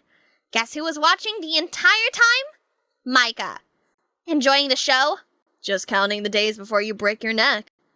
Ouch. Sounds like something a villain would say. Why are you even doing this? Well, to develop myself. You're terrible at it. I guess I'm not good at anything. I'm so useless. So I faked some tears for sympathy, and ta-da! He fell right into my trap. Hey, you're not useless. You just need to work on your technique. Alright, stand on your board. See? Worked like a charm. Hiding a smile, I did as he instructed. And then, in a move I didn't see coming, he took my hands and helped me balance on the board. And holy mother of skate wheels, he had the most beautiful eyes. No wonder the sky is gray today. All the blue went into your eyes. What? No! Who said that? Thanks. At that moment, I wanted to crawl into a hole and disappear. Focus, Zara! Remember the mission. Do not let his handsomeness ruin everything. Over the next few weeks, I kept falling. He kept teaching, and somehow we kept laughing. Also, the more he helped me skate, the more conflicted I felt. He was so kind. It was hard to believe he was the villain. But that diary remained a mystery, even though Riley kept urging me to find it as soon as possible. His locker at school? Nothing. His backpack? Micah guarded it like a dragon guarding treasure. Until one afternoon, everything changed. We were at our usual spot in the park when a black motorbike sped towards us and we both jumped. The car is speeding towards us! Zara, stay behind me. While I was still frozen in shock, Micah rushed over and jumped in front of me, shielding me from that crazy driver. The driver sped straight at us, yanked Micah's backpack so fast it threw him face first onto the pavement, then tore off at a terrifying speed. Micah! Oh no! Heart pounding, I rushed over to Micah, who was laying on the ground, not moving. My backpack. No. The diary. Micah, hold on! I'm calling for help! As I dialed 911, I could barely breathe. Micah really had been carrying that diary with him all along, and someone had hurt him to get to it. This was getting way out of hand. After an ambulance arrived, I helped Micah call his parents, and then I ran all the way home like the FBI was chasing me. Riley, you're not going to believe what just happened! But the second I stepped in, my words died in my throat. Riley wasn't alone. Her mom, Aunt Frida, was sitting beside her, and she looked angry. Uh-oh. Without a word, Aunt Frida handed me her phone. And when I hit play, my stomach dropped as I watched myself on screen, slipping a lipstick into Principal Richardson's jacket at the coffee shop. You caused chaos at school and turned the principal's whole family upside down? Riley told me she was being bullied at school, and the principal didn't care at all. You begged me to. And that's when Riley shattered my entire heart. What are you talking about? I had nothing to do with what you did. What's going on? Why would Riley say something like that? Just then, I saw something that made words evaporate. Micah's backpack, stuffed half under Riley's bed. Wait, isn't that Micah's backpack? Why do you have it? I don't know what you're talking about. That's my old backpack. It's always been there. Didn't you know that? Stop arguing, you two! Zara, from now on, you're grounded for 2 weeks to think about your bad behavior. I turned, stormed to my room, and paced like a caged animal. Why was Micah's backpack under Riley's bed? Could she really be behind all of this?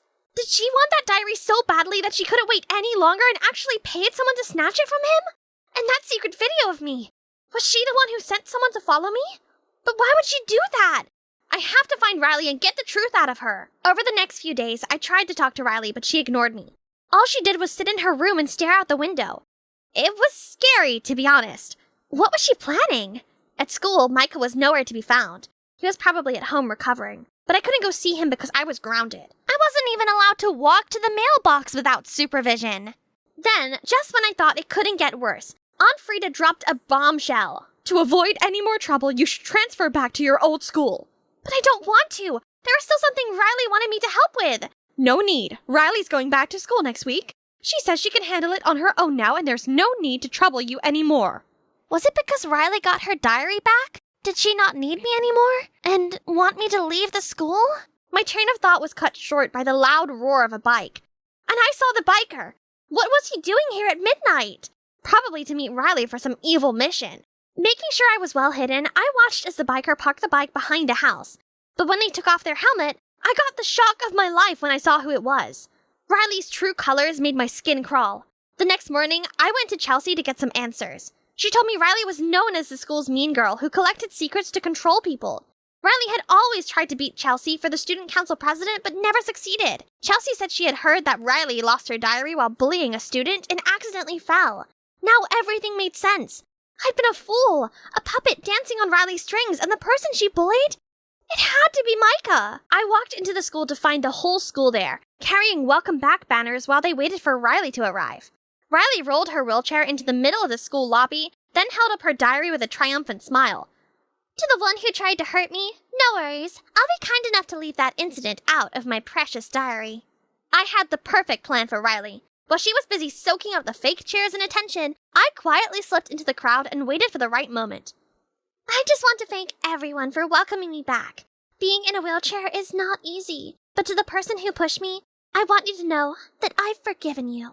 Ugh, a week ago I'd have believed every word she said, but now I wanted to scream at her. As Riley continued to give her heartfelt speech, I struck. Slowly, I tied a string around a fake spider's belly and dropped it onto Riley's thigh. The second it touched her, she shrieked. Then she jumped out of her wheelchair. You heard that right. She shot to her feet and dashed across the school lobby like she was training for the Olympics. And just like that, her diary hit the floor. And I swooped in and grabbed it.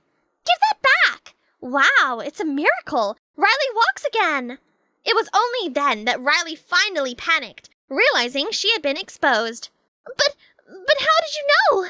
I saw you on the bike. Riley, you've been faking an injury this entire time. That's right. Remember the mystery biker? It was Riley this entire time. She was the one I saw through the window that night. So what? Give me the diary. Now. Now that I have it, I'm going to destroy it so no one can ever use what's written in here to hurt others again. And then, right in front of Riley's horrified eyes and everyone's shocked faces, I tore the diary to pieces. I run the school. Everyone does what I say. As Riley sat there in misery, everyone else quietly walked away, relieved. Suddenly, a realization struck Riley. No, that's not it! I still have the coffee shop video! I knew you'd find a way to use it against me, so I've already written an apology letter to Mr. Richardson. Actually, don't worry, Zara. I've known about my dad's affair for years. What you did helped my mom finally wake up and let go. No! I'm telling my mom! You won't get away with this! With complete indifference, I walked out of school. I thought to myself, if Riley tattled, Aunt Frida would probably ground her for sure. There was still one person I needed to see. Without a word, I went straight to our old spot. The moment Micah saw me, he lit up with a bright smile. Hey, Micah, I'm really sorry for using you, for being manipulated by Riley, and for all the hurt I caused you and everyone else. And so I filled him in on everything. And you should have seen his face when I revealed that the biker was Riley. I knew Riley was behind it all, but I didn't expect her to be so reckless. I'm really sorry. Suddenly, Micah stepped closer to me. His shadow merged with mine as he gently took my hand and smiled warmly. That tender gaze moved me deeply. And though he said nothing, I knew in his heart he had forgiven me. From that day on, we grew closer than ever. We went to school together, skated side by side, and talked endlessly about everything under the sun. It felt like our souls were in sync, drawn together like two opposite magnets that couldn't help but connect. It was just a regular school day, and I was sorting out my locker when suddenly I heard hushed whispers and noticed that everyone else was staring at something. Okay, so turns out it wasn't a something, but a someone, as this pretty girl strutted down the corridor like it was a runway or something. Ugh. Why was everyone gulping at her, rushing over to greet her, and sticking notepads in her face for her to sign? I hugged my books and muttered, geez, there's nothing special about her. So, my name's Lily, and I'm just a normal girl. My family, yeah, they're normal. My appearance, normal. And my social status, well, that's just normal too. I coast through life, and that's it. Nothing exciting ever happens to a regular girl like me.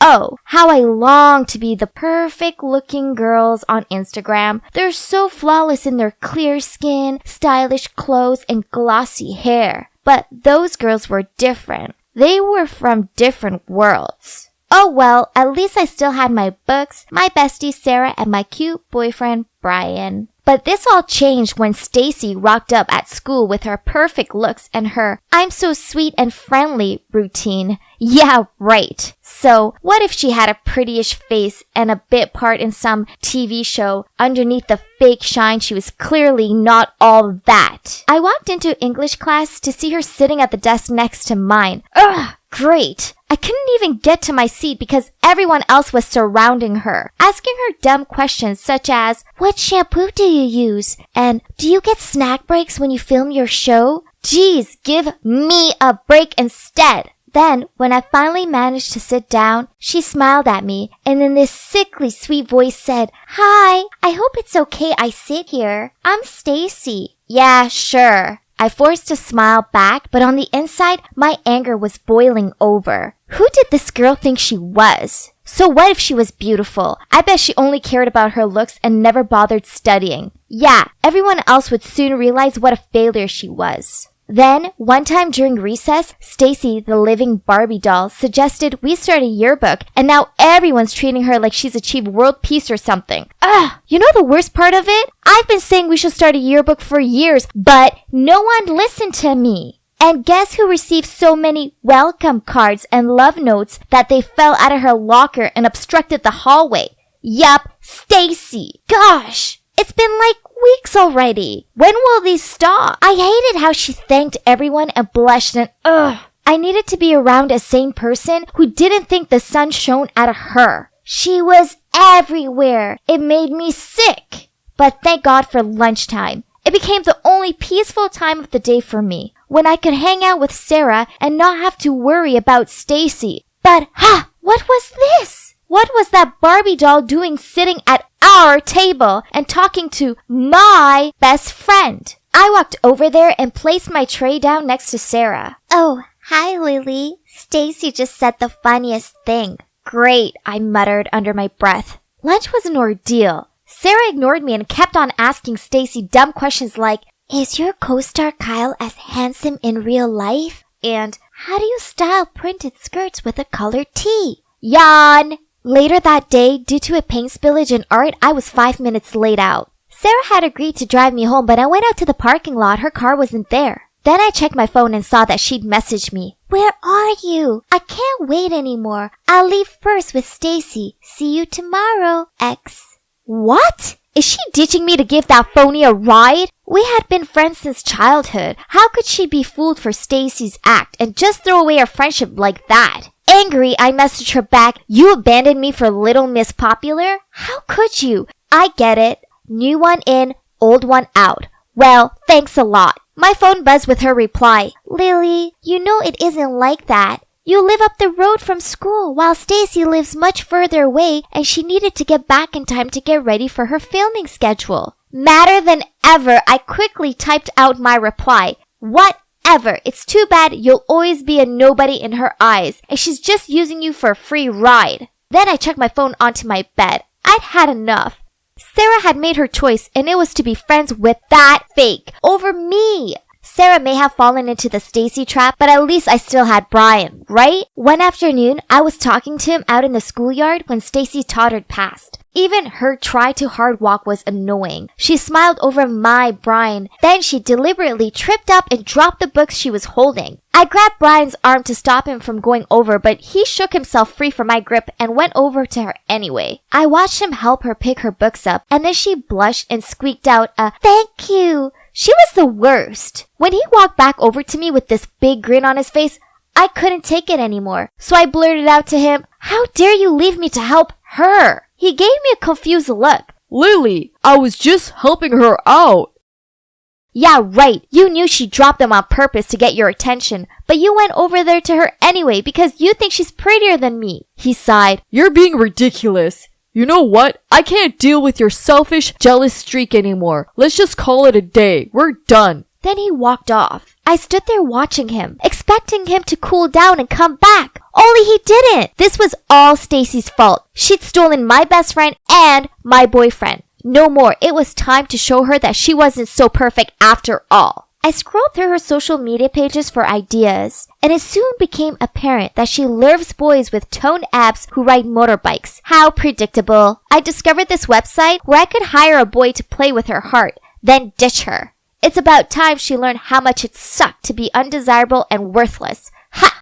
I found the perfect guy called Josh. He was 19, a gym addict, and he had a motorbike. Whoa, he was expensive, but it would be worth it, right? I arranged to meet him at the local coffee shop, and geez, he was even more handsome in person. I wished I could use this money to actually make him mine. Sigh. So, the deal is, he's gonna flirt with Stacy, make her love him deeply, and then break up with her. The next Monday, I walked out of school to see Josh parked up to the school gate, holding his helmet and looking like he belonged in a movie. Naturally, every girl was staring at him, but he made a beeline for Stacy. Then, just 1 week later, I saw him picking up Stacy from the school. Whoa, I knew that. I knew I had chosen the right person. Josh was such a lady killer. They looked super close and I had to remind myself that he was just an actor and he was doing his job. Haha, she was gonna be so heartbroken. But a few weeks later, and he was still picking her up. Huh? Why hadn't he broken up with her yet? So I called him up and asked him what was taking him so long. He replied that he would do it soon. He was just making her fall for him more before he did it. Brutal. Only the weeks passed by and he still hadn't ended it. Then I was walking past the movie theater and I spotted them there, kissing. What? This was not the plan! Furious, I had arranged to meet him the next day at the coffee shop. He walked over and couldn't even meet my eye as he said, I'm sorry. I can't do this anymore. I will refund you as soon as I can. Why? Have you fallen in love with her or something? I said jokingly. There was a long silence. Then he looked down at the table and muttered out, Yeah, I have. Why was I the only one on the planet who saw how fake she was? Thanks to her siren ways, I lost my best friend, my boyfriend, and now my savings. This was it. I needed to confront her. The next day at school, I tried finding her, but she was nowhere to be found. Then, as I passed through the school garden, I saw her sitting there. Gotcha! It's time to tell her exactly what I thought of her. I stormed over to her and opened my mouth to speak, but Why was she crying? When she saw me, she managed to smile and said, "Oh, hi Lily. Is there a chance you could help me?" I stared at her with disbelief. Did she think I was under her spell and would do her bidding? But then I saw what she was crying about. In her hands was her English essay with a big F on it. So I replied, why me? "You're so smart. You answer all the questions in class correctly. I don't want to be judged on my bad grades. That's why I left my last school. The other kids call me a brainless beauty. I moved here for a fresh start, and now I'm still failing." Okay, so in that moment, I realized that there were things I was good at. My grades were good, and I was pretty great at remembering facts. I'd just been so blinded by jealousy that I lost focus on these things and only saw what I didn't have. None of this was Stacy's fault. She never actually done anything bad to me. I'd made it all up in my head because I was jealous of her. So I sat down next to her and said, "No one's gonna call you that because I'll help you study." "You will?" She gave me a hopeful smile and I nodded. "Thank you so much." She flung her arms around me. So that's how Stacy went from being my enemy to my friend. She's actually a really sweet and kind-hearted girl. No wonder why everyone admired her so much. And I was wrong to judge her on her appearance and not give her a fair chance. She's still with Josh and she doesn't know that I hired him to break her heart. But hey, she now has a hunky boyfriend who adores her, so that could be considered compensation, right? Brian and I are still over, but thinking about it, maybe this was for the best. I know I overreacted, but he gave me up so easily. And well, I want to find a guy who won't do that. As for Sarah, I went around to her house with a bag full of her favorite candy, and I apologized for being a jealous jerk. Luckily for me, she forgave me. Now, Sarah, Stacy, and I have become good friends. Sarah and I both help Stacy with her studies, and she gives us fashion tips. And you know what? I've come to realize that I'm pretty after all. I just needed to discover my spark. So finally, I learned that no one's perfect. Perfection is just an illusion. The most important thing is that we feel happy with what we own and never stop improving ourselves. So just be you and let everyone else concentrate on being them. Wait up! I slowed down, then turned around and smiled at Emily as she hurried to catch up with me. Well, spit it out. What hot tea do you get this time? Lisa, you are not going to believe this. Eden likes you. I raised an eyebrow. Huh? You're kidding, right? No. She furiously shook her head. It's true. Yesterday afternoon, after school, I passed by the basketball court and I overheard the boys talking about it.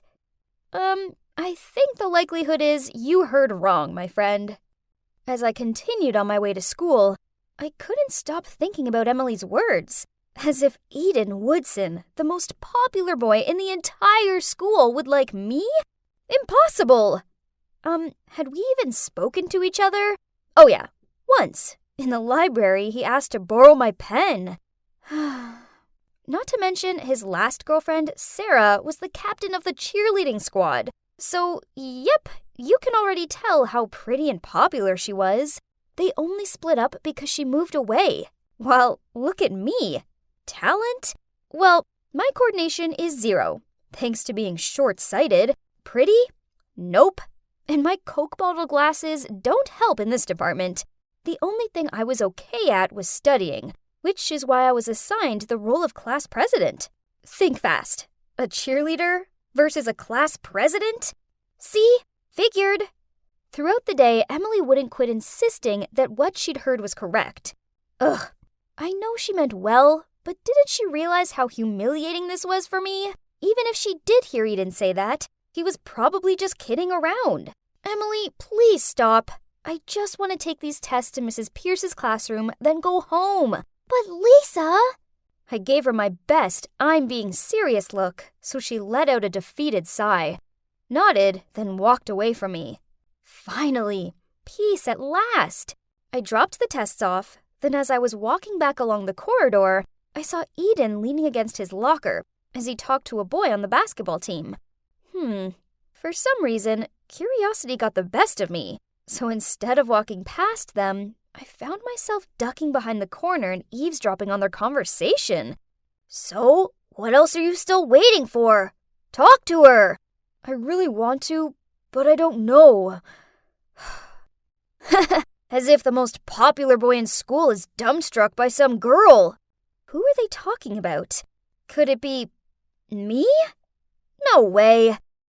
Lisa, please wake up and stop being so delusional. Fact, boys like Eden would never lay an eye on girls like you. The next morning at school, I walked into class to see the boys, including Eden, chatting about last night's NBA score or something. Only Eden wouldn't quit staring at me. Did I have something on my face? My eyes met his, and then he immediately turned away and resumed the conversation with his friends like nothing happened. Huh? What did that mean? Then, during chemistry class, I kept sensing this strange feeling coming from behind. So by instinct, I turned around to check. And surprise, surprise, I saw Eden looking at me. But just like earlier, as soon as our gazes met, he stared down at his book. Okay, so that was weird. While I was thinking about his strange behavior, Emily suddenly nudged my arm. See, I told you he likes you. You should tell him you like him too, before it's too late. No thanks. But what do you mean by too late? I heard that Sarah, his ex, is coming back. Her parents divorced or something. So what? Come on, Lisa. He likes you. But I don't like him. As soon as I finished talking, I saw the teacher glancing straight at me. Oh no, busted! He made me stand up in front of everyone and answer a question. But of course, I hadn't been listening. So I just stood there doing this open-mouthed goldfish look. Then frantically looked around to find some help with the answer. And when I peered over at Eden, oh great, he was grinning at me. This was so embarrassing. That night, I lay in bed and got lost in thoughts about Eden. Okay, so I know I told Emily I didn't like him. It's just that I still didn't believe that someone like him could have a crush on someone like me. Curious, I spent the whole evening stalking Eden's social media account. Not gonna lie, he was indeed really cute. There were loads of pics of him watching basketball matches with his little bro, pulling goofy faces with his friends, and spending time with his family at the beach.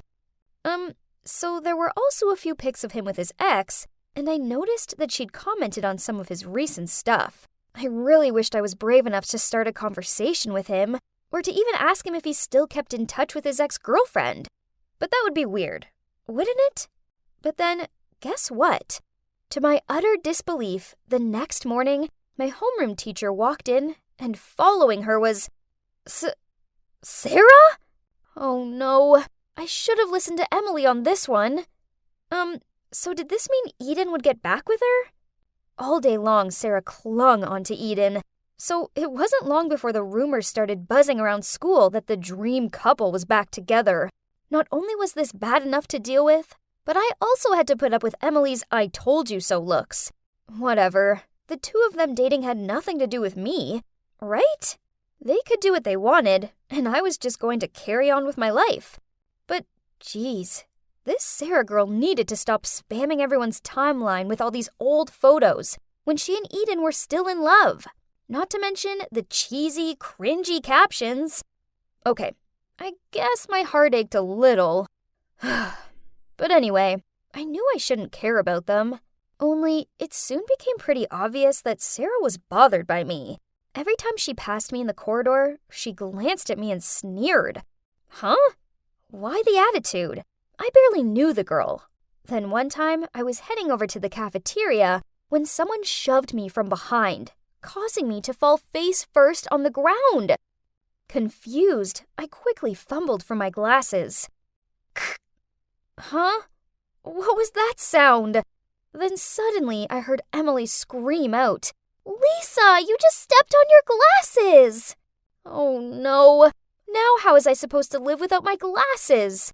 Emily had to guide me back to class, and that day I could only listen to the lectures because I couldn't see well enough to take notes. By the end of the day, I was fed up and just wanted to go home. I was about to ask Emily to help me walk home, so I didn't end up getting flattened by a bus or something. But before I could ask her, she packed up at lightning speed, said bye, then hurried out of there. Haze, how thoughtful was my dear bestie? Great. Guess I would just have to navigate my way home alone somehow. It took me ages just to get from the classroom to the school gate. Then I almost bumped into someone, but fortunately, there was a hand that pulled me back. "You okay?" came a familiar voice. "Eden? Is that you?" I asked. "Yeah, I'm here, and I'm not having your death on my conscience, so I'm walking you home." He took my hand. Eek! My heart somersaulted. Then he led me to the nearby glasses store so I could buy a new pair. After that, he still insisted on walking me home, though. And on the way, we talked loads, mainly about our families and our love of indie movies. Still, I couldn't help but have Sarah at the back of my mind. I just wanted to ask him about their relationship, but now wasn't the right time. Right? A few days later, during a math test, I felt something hit my back, then fall to the ground. So I picked it up, but before I could see what it was, the teacher quickly walked over, grabbed it, and opened it. Turns out, it was some of the answers to the test. Oh no! I tried explaining myself, but he told me I would get detention and was not allowed to take the test anymore. What? I couldn't get an F on my math test. It would ruin both my transcript and my college application record. I cried out to him that this wasn't fair, when suddenly, Eden stood up and said, "Sir, it was my sheet, not Lisa's." So both of us ended up being banned from taking the test, and the teacher believed that because I picked the note up, I was still just as guilty. I didn't think this day could get any worse. Oh, how wrong I was. During recess, I was rearranging my books in my locker when Sarah approached me. "Hey, how dare you let Eden take the blame for your actions? As class president, you should be totally ashamed of yourself."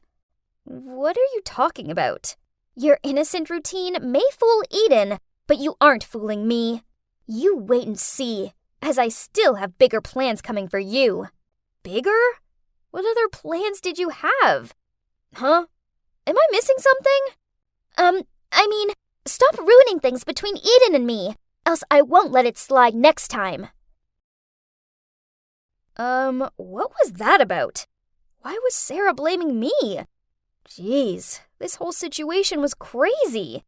After school, Eden and I had to stay behind for an extra hour for detention. Luckily, our homeroom teacher knew that neither of us would cheat, as we were both exemplary students. So that punishment was just a warning. Then, on our way out of the classroom, I asked him, "I know that paper wasn't yours, so why did you help me?" "Well, I knew it wasn't yours either. I saw Sarah throw it at you." "Sarah?" "Yeah, she was behind breaking her glasses too."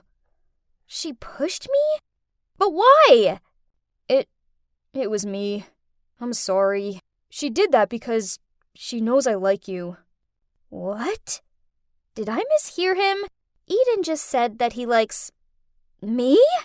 "Lisa, I like you. I have for a long time. Do you want to go out with me sometime?" There was an awkward pause as I soaked up his words. He really likes... me? Oh, wow. This was bonkers. I gave this huge smile. Then I nodded at him and spluttered out, "Yeah, I'd like that."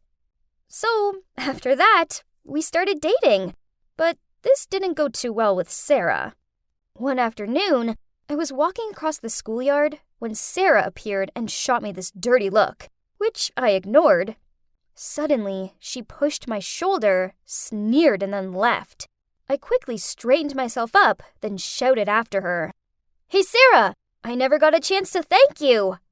Sarah immediately turned around and gave me a puzzled look. You know, for getting Eden and me together.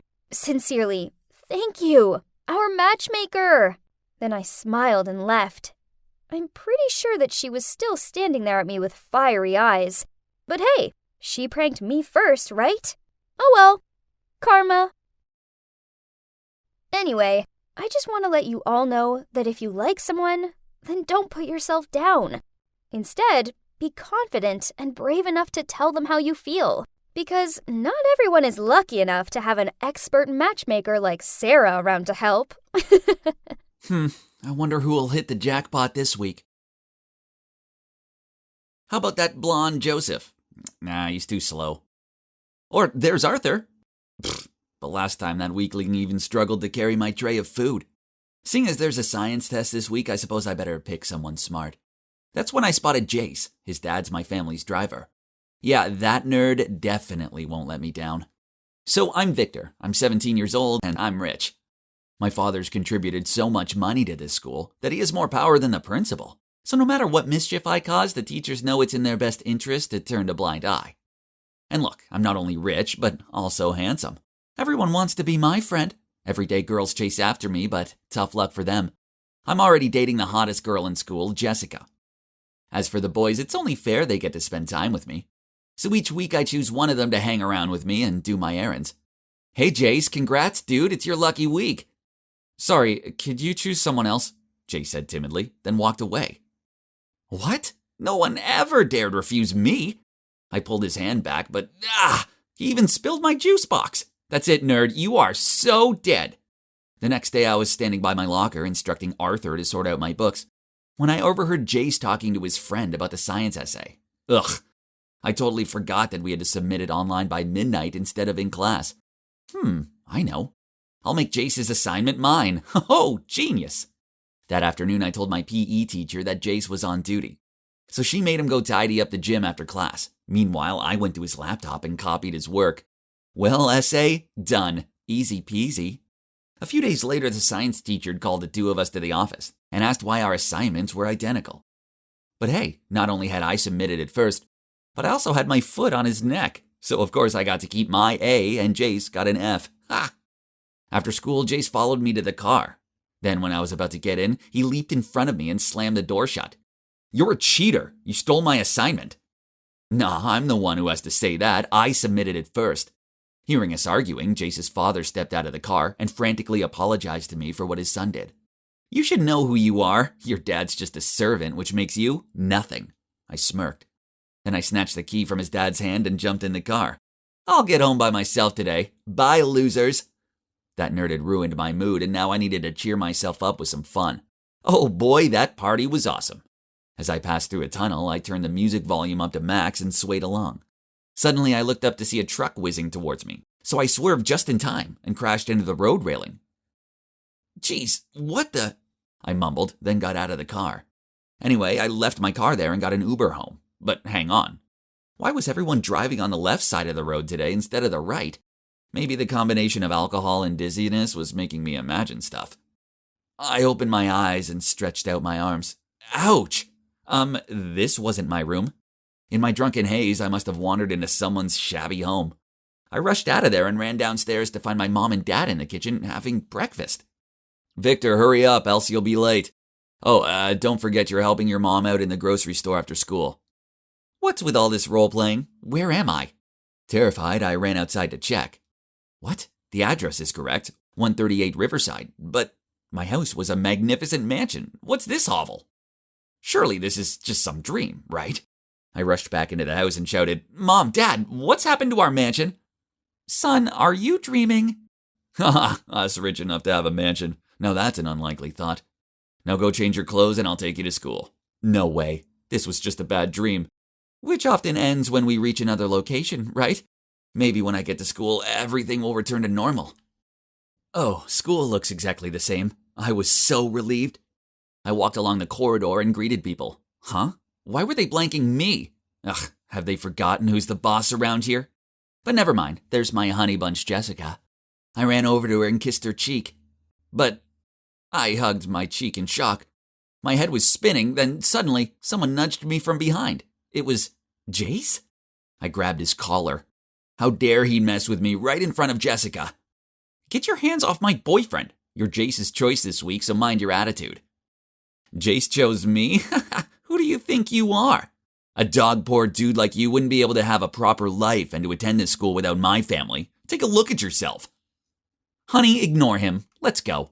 Jessica rubbed his arm and then they both left. I stood there dumbfounded. What on earth was going on? I felt like I tumbled into an alternate universe. I slapped myself in the face to snap out of it. Ouch! Why wasn't I waking up from this nightmare? This all started with that tunnel, right? If that was the door into this world, then it would also be the door out of this insanity. So I got in a cab to go back there. But wait, where was the tunnel? I made the driver go back and forth a few times, but it wasn't there. Then I ran out of money for the ride back, so the driver just left me there. Bewildered, I wandered around aimlessly till I reached a grocery store, where I spotted my mom working.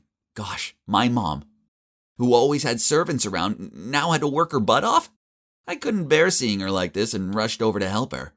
The next day I woke up early and thought that I'd choose a decent outfit to go to school. Well, life has to go on, so while I'm still stuck here, I should at least play my part.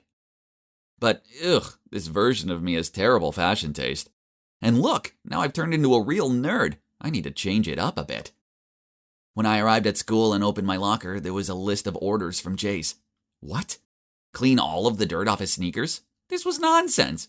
So I threw the piece of paper into the trash. Then out of nowhere, Arthur quickly picked it up and whispered into my ear. Dude, I suggest you do as Jace says. Why? He's ridiculous. To keep the peace. No one actually likes him. We're only nice to him because we don't want any trouble. And seeing Jace approaching, Arthur hurried away. Over the next few days, I saw it firsthand. People sucked up to Jace, but then behind his back, they were mean about him.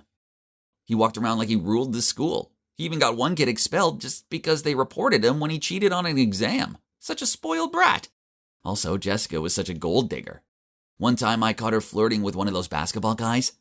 I even overheard her say, if Jace wasn't a rich kid, I wouldn't look at him twice. He's just an ATM to me.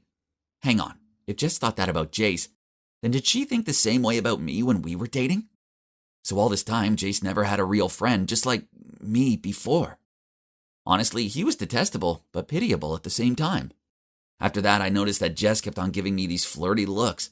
I didn't want any trouble, so I ignored her. Then one time when I was in the hallway, she stormed over to me and yelled, "Why are you avoiding me? No one ever rejects me." I was trying to stay away from her. Then, from nowhere, Jace appeared throwing a tantrum. "What's this about?" I didn't have a chance to explain as Jess immediately rushed over to Jace. "Honey, he keeps approaching me. He won't leave me alone." "It's not like that. She's using you." I looked at him in panic. "Parking lot, 3:30 p.m. You'll pay for messing with my girlfriend." Then the two walked away, hands in hands. So after school, I nervously went to the parking lot. He threw the car key at me and sneered, "Drive. You better do as I say or else I'll make sure you're expelled." It didn't look like I had much of a choice. So I decided to go with him to find out what that maggot would do. He made me drive him home. Simple enough. But then as soon as I opened the door, my dad appeared, and in a pleading voice said to Jace, "Please, sir, don't have my son expelled." "Dad, what are you doing?" "Apologize to him at once, no matter what the reason is." Dad looked at me with steady eyes. Jace sneered at my dad and said, "How about you take the blame so we won't get expelled?" Then he threw a bunch of money at my dad's face. "You're fired." I shouted at him, "You can't treat people awfully just because you have money." "Victor, stop. You're wrong." "Please, I saved you from the accident, so please forgive my son." Then Dad pulled one trouser leg to reveal his artificial leg. That was the first time I saw my dad cry.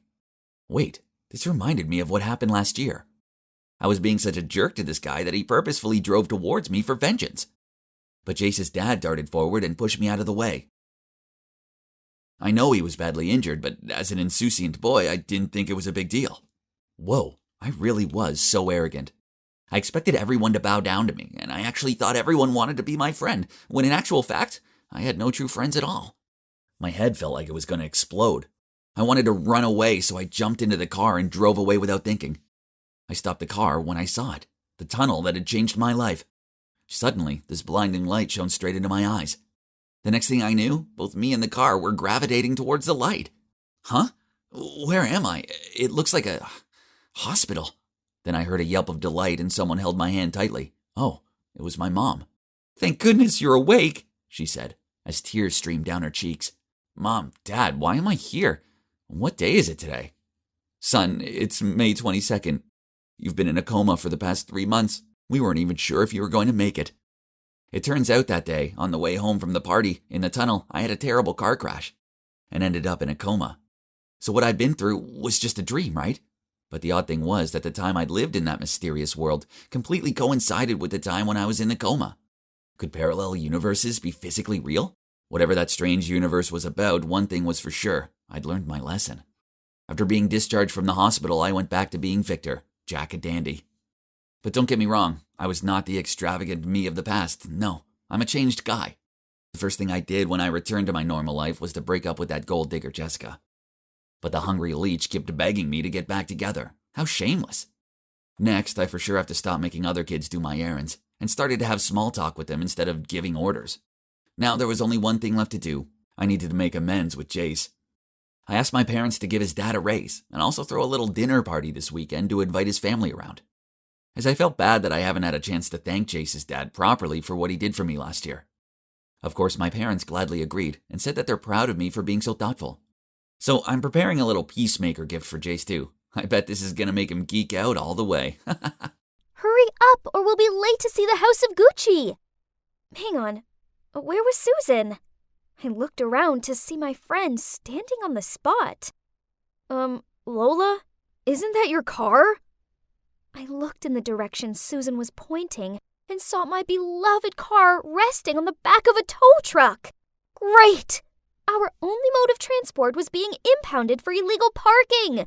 So much for a movie trip. Well, let's call it a day.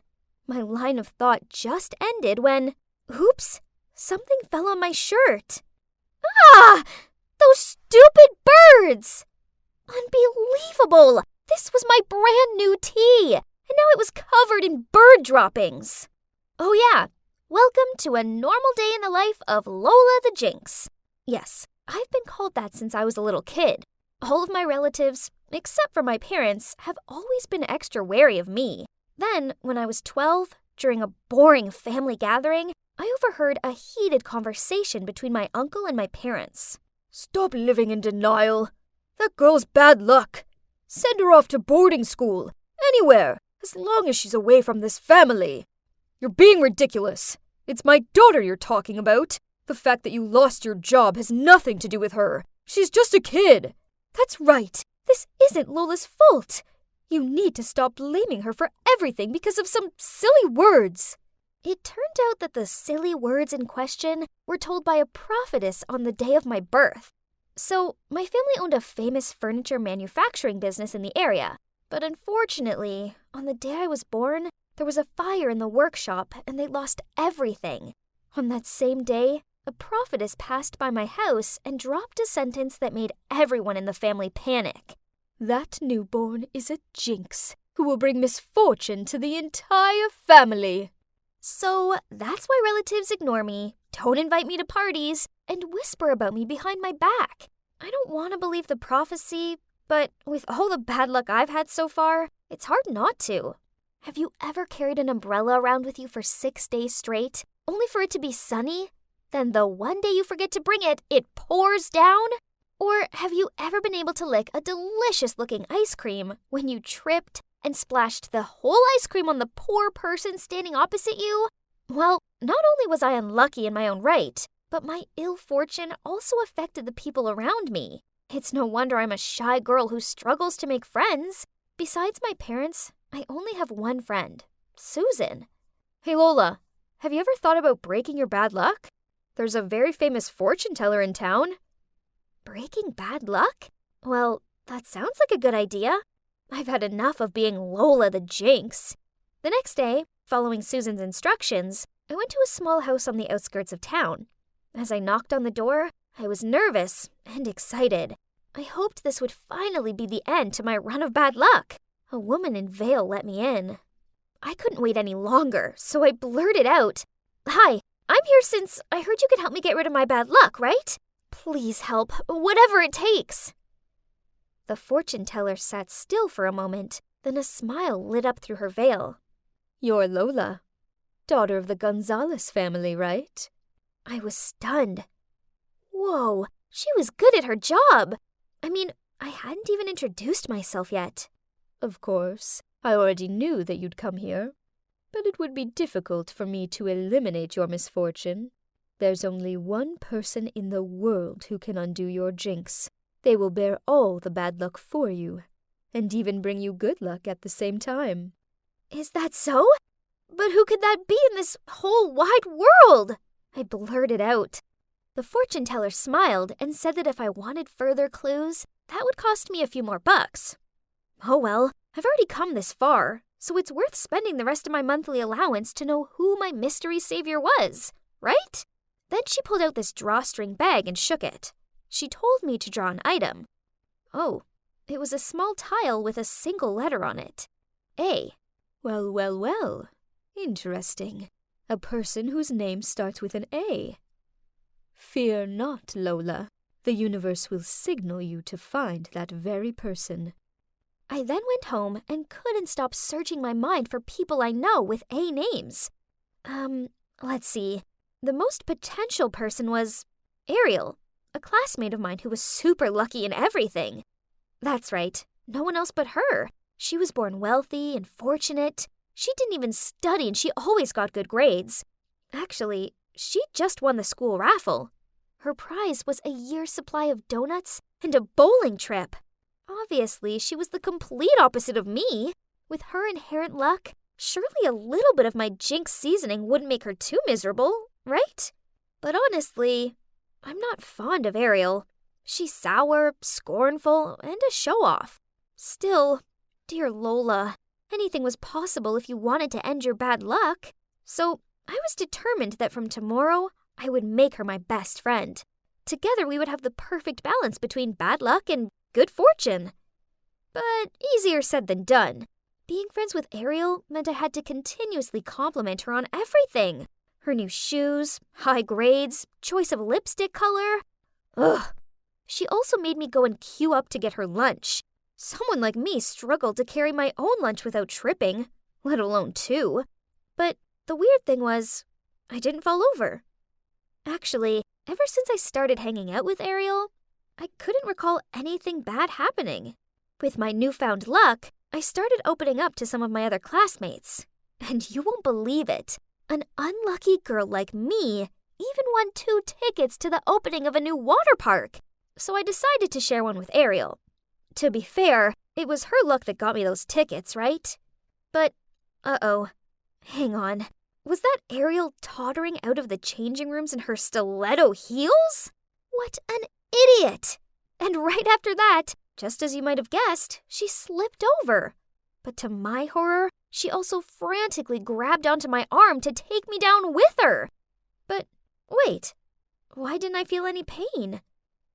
Oh, was I dreaming?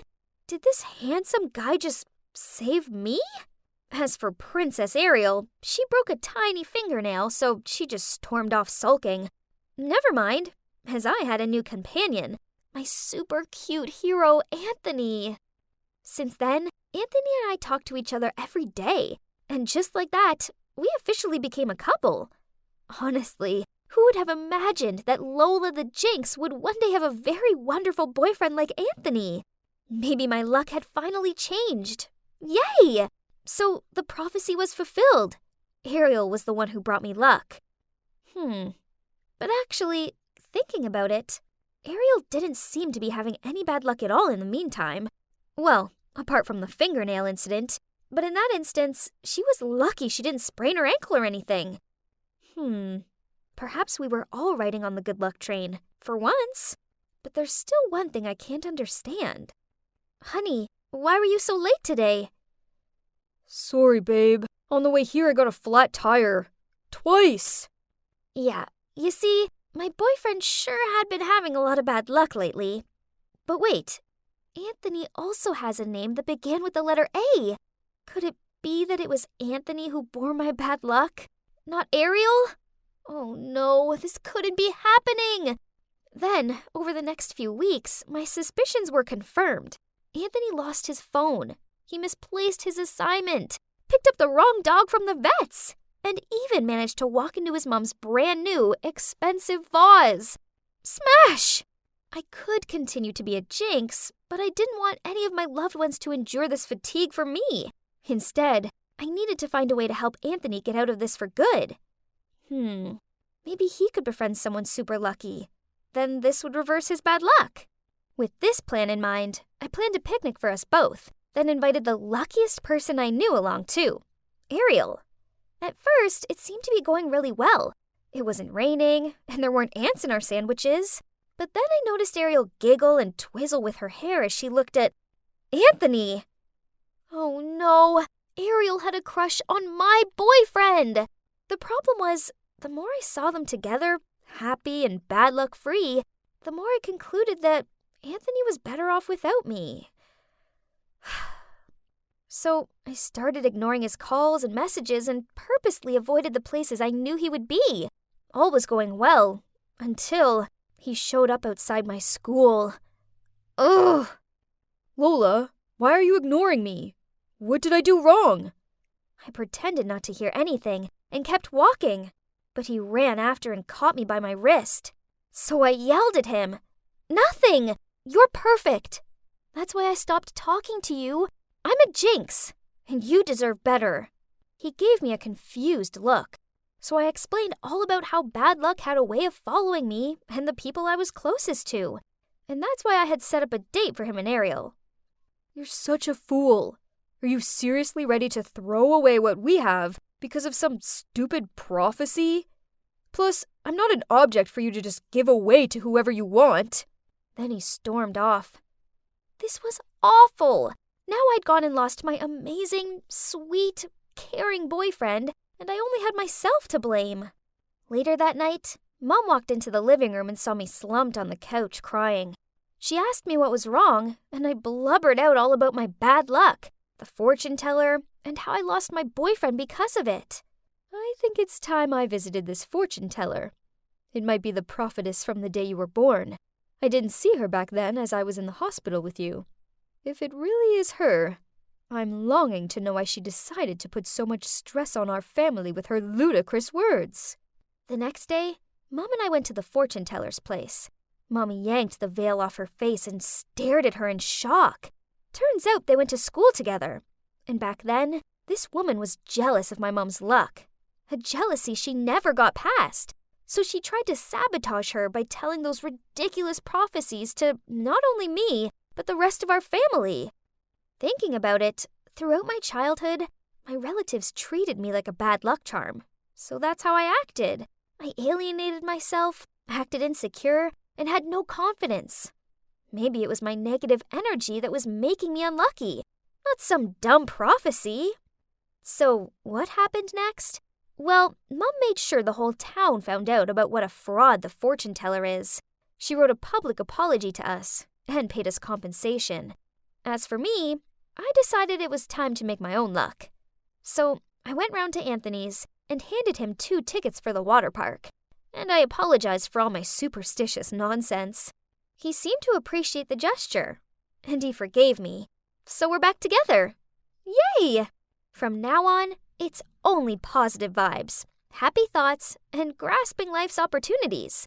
The most important thing I've learned is that if you see life as beautiful, it'll always be beautiful to you in return. Dad, where have you been? I was so worried. Go away. Don't touch me. I froze on the spot, not understanding why my once kind-hearted father was being so cold toward me. I snapped out of my daze and tried helping him forward, but he flinched me away. My eyes started to tear up, and I didn't know what to do. Then another woman appeared. She quickly helped him up and smiled at me. Don't worry, sweetie. I'll take care of him. Excuse me? Who was she? My mother had barely been put in the ground, and Dad had already moved on? I couldn't watch any more of this, so I quickly left the room. How could things go downhill this quickly? My life used to be so simple and perfect. I had a loving family. I was always on top at school. People always complimented me on how I inherited both the beauty and intelligence of my mom and dad. But then a traffic accident happened and took Mom away from us. Ever since then, my polite, well-mannered, loving dad changed into a cruel, bitter drunk who seemed to despise me. The next day, I arrived home from school with the worry about what state my dad would be in. But, why was Uncle Alfred on my doorstep? I invited him inside, and there was Dad, slumped on the couch, surrounded by empty beer cans. As soon as he saw us, he slurred out and started throwing the cans at us. Uncle Alfred then took me to dinner so we could have a talk, and I couldn't help the tears as I blurted out how bad things were at home. He patted my arm and said, Your father's been through a lot. I think it's best if we give him time to sort himself out.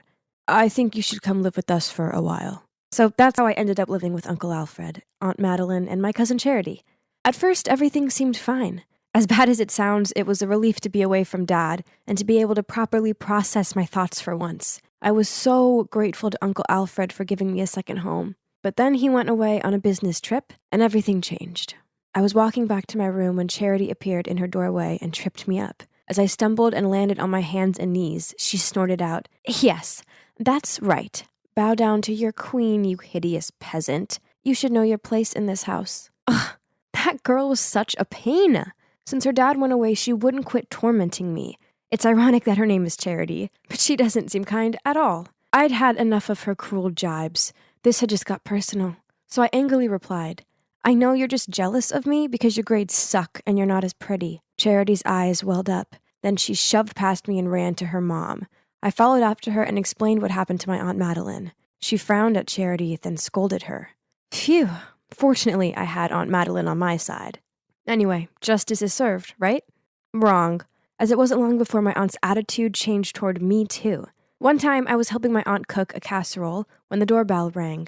It turned out to be an old friend of my aunt.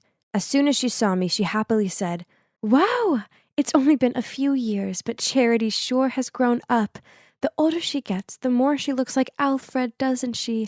Look at her eyes and smile." I stared at Aunt Madeline in confusion and saw her mood immediately shift. That night when I brought the casserole dish out, Aunt Madeline took one bite, then spat it into a napkin. "You're clumsy, thoughtless, and now an awful cook?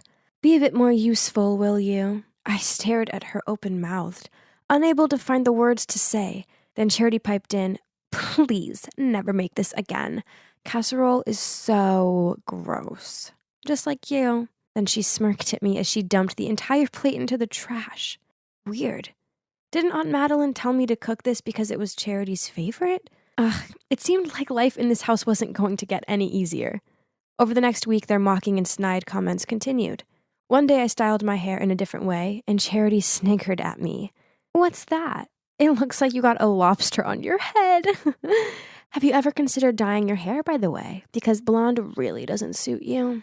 On another occasion, I was invited to a party, so I put on this cute dress, but when I walked downstairs in it, they both stared at me. My aunt said, "Oh, dear. Is that piece of rag making you look even chubbier than usual? Or is it because you've been so well fed living with us?" Another time, I was sitting at the breakfast table, dabbing lip gloss onto my lips, when Charity yanked it off me. As I tried to grab it back, she sniggered out, "What for? Putting this on your gross lips just makes you look desperate. No one wants to kiss you anyway." Gosh, my patience with this girl was wearing very thin. Worse still, Aunt Madeline overheard the whole thing, but she just laughed. I didn't understand why they were being like this. I knew I wasn't ugly or fat, and far from it. I know I'm pretty, as I was always complimented on my glossy long hair. Well, until I moved here, anyway. This was so confusing. Why were they jealous of me? It turns out that being too beautiful was not easy. Ugh. Things got trickier when my dad, who's also the school principal, returned to work after his time off. He totally ignored me, and it made me feel terrible. Then I arrived home from school to Aunt Madeline fussing over me and asking if I wanted anything to eat. Huh? What? Oh, I see. Uncle Alfred was back from his work trip. Ugh! It was time I exposed this mother-daughter duo's fake act once and for all. So that evening, I volunteered to cook. Yep, you guessed it. I made the casserole dish. As I brought it out, Charity accidentally shouted, "Ew! I already told you I hate this dish." Aunt Madeline turned pale, and Charity gave this gawping, shocked look. Then I dropped to my knees and pleaded, "I know I'm wrong. Please don't punish me anymore. I don't want to sleep in the basement again." Uncle Alfred looked very confused, so I continued. "I forgot that Charity hates this dish. I've been punished several times, but I still keep on messing up. I'm the one to blame." "What is this? I go away for a few weeks and come back to carnage?" He ordered Aunt Madeline into their room for a private chat. "We're not even related. Don't expect my mother and I to be nice to you," she said, then stormed off. What? What did Charity mean? Of course we were related. Aunt Madeline was my dad's sister, right? I wanted to know what was going on, so I hid behind the door and listened in on their conversation. "Tell me the truth. Teresa is your child with Claire, isn't she?" I was taken aback. Claire? My mother? Had I misheard her? "I know. Mark told me." The day Claire had the accident, they ran some blood tests, and he found out Teresa's blood type didn't match his. Obviously, she's not his biological daughter, and she looks just like you. Now tell me, did you and Claire cheat behind our backs?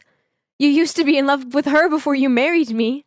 So Dad treated me like that because he found out I'm not his own daughter?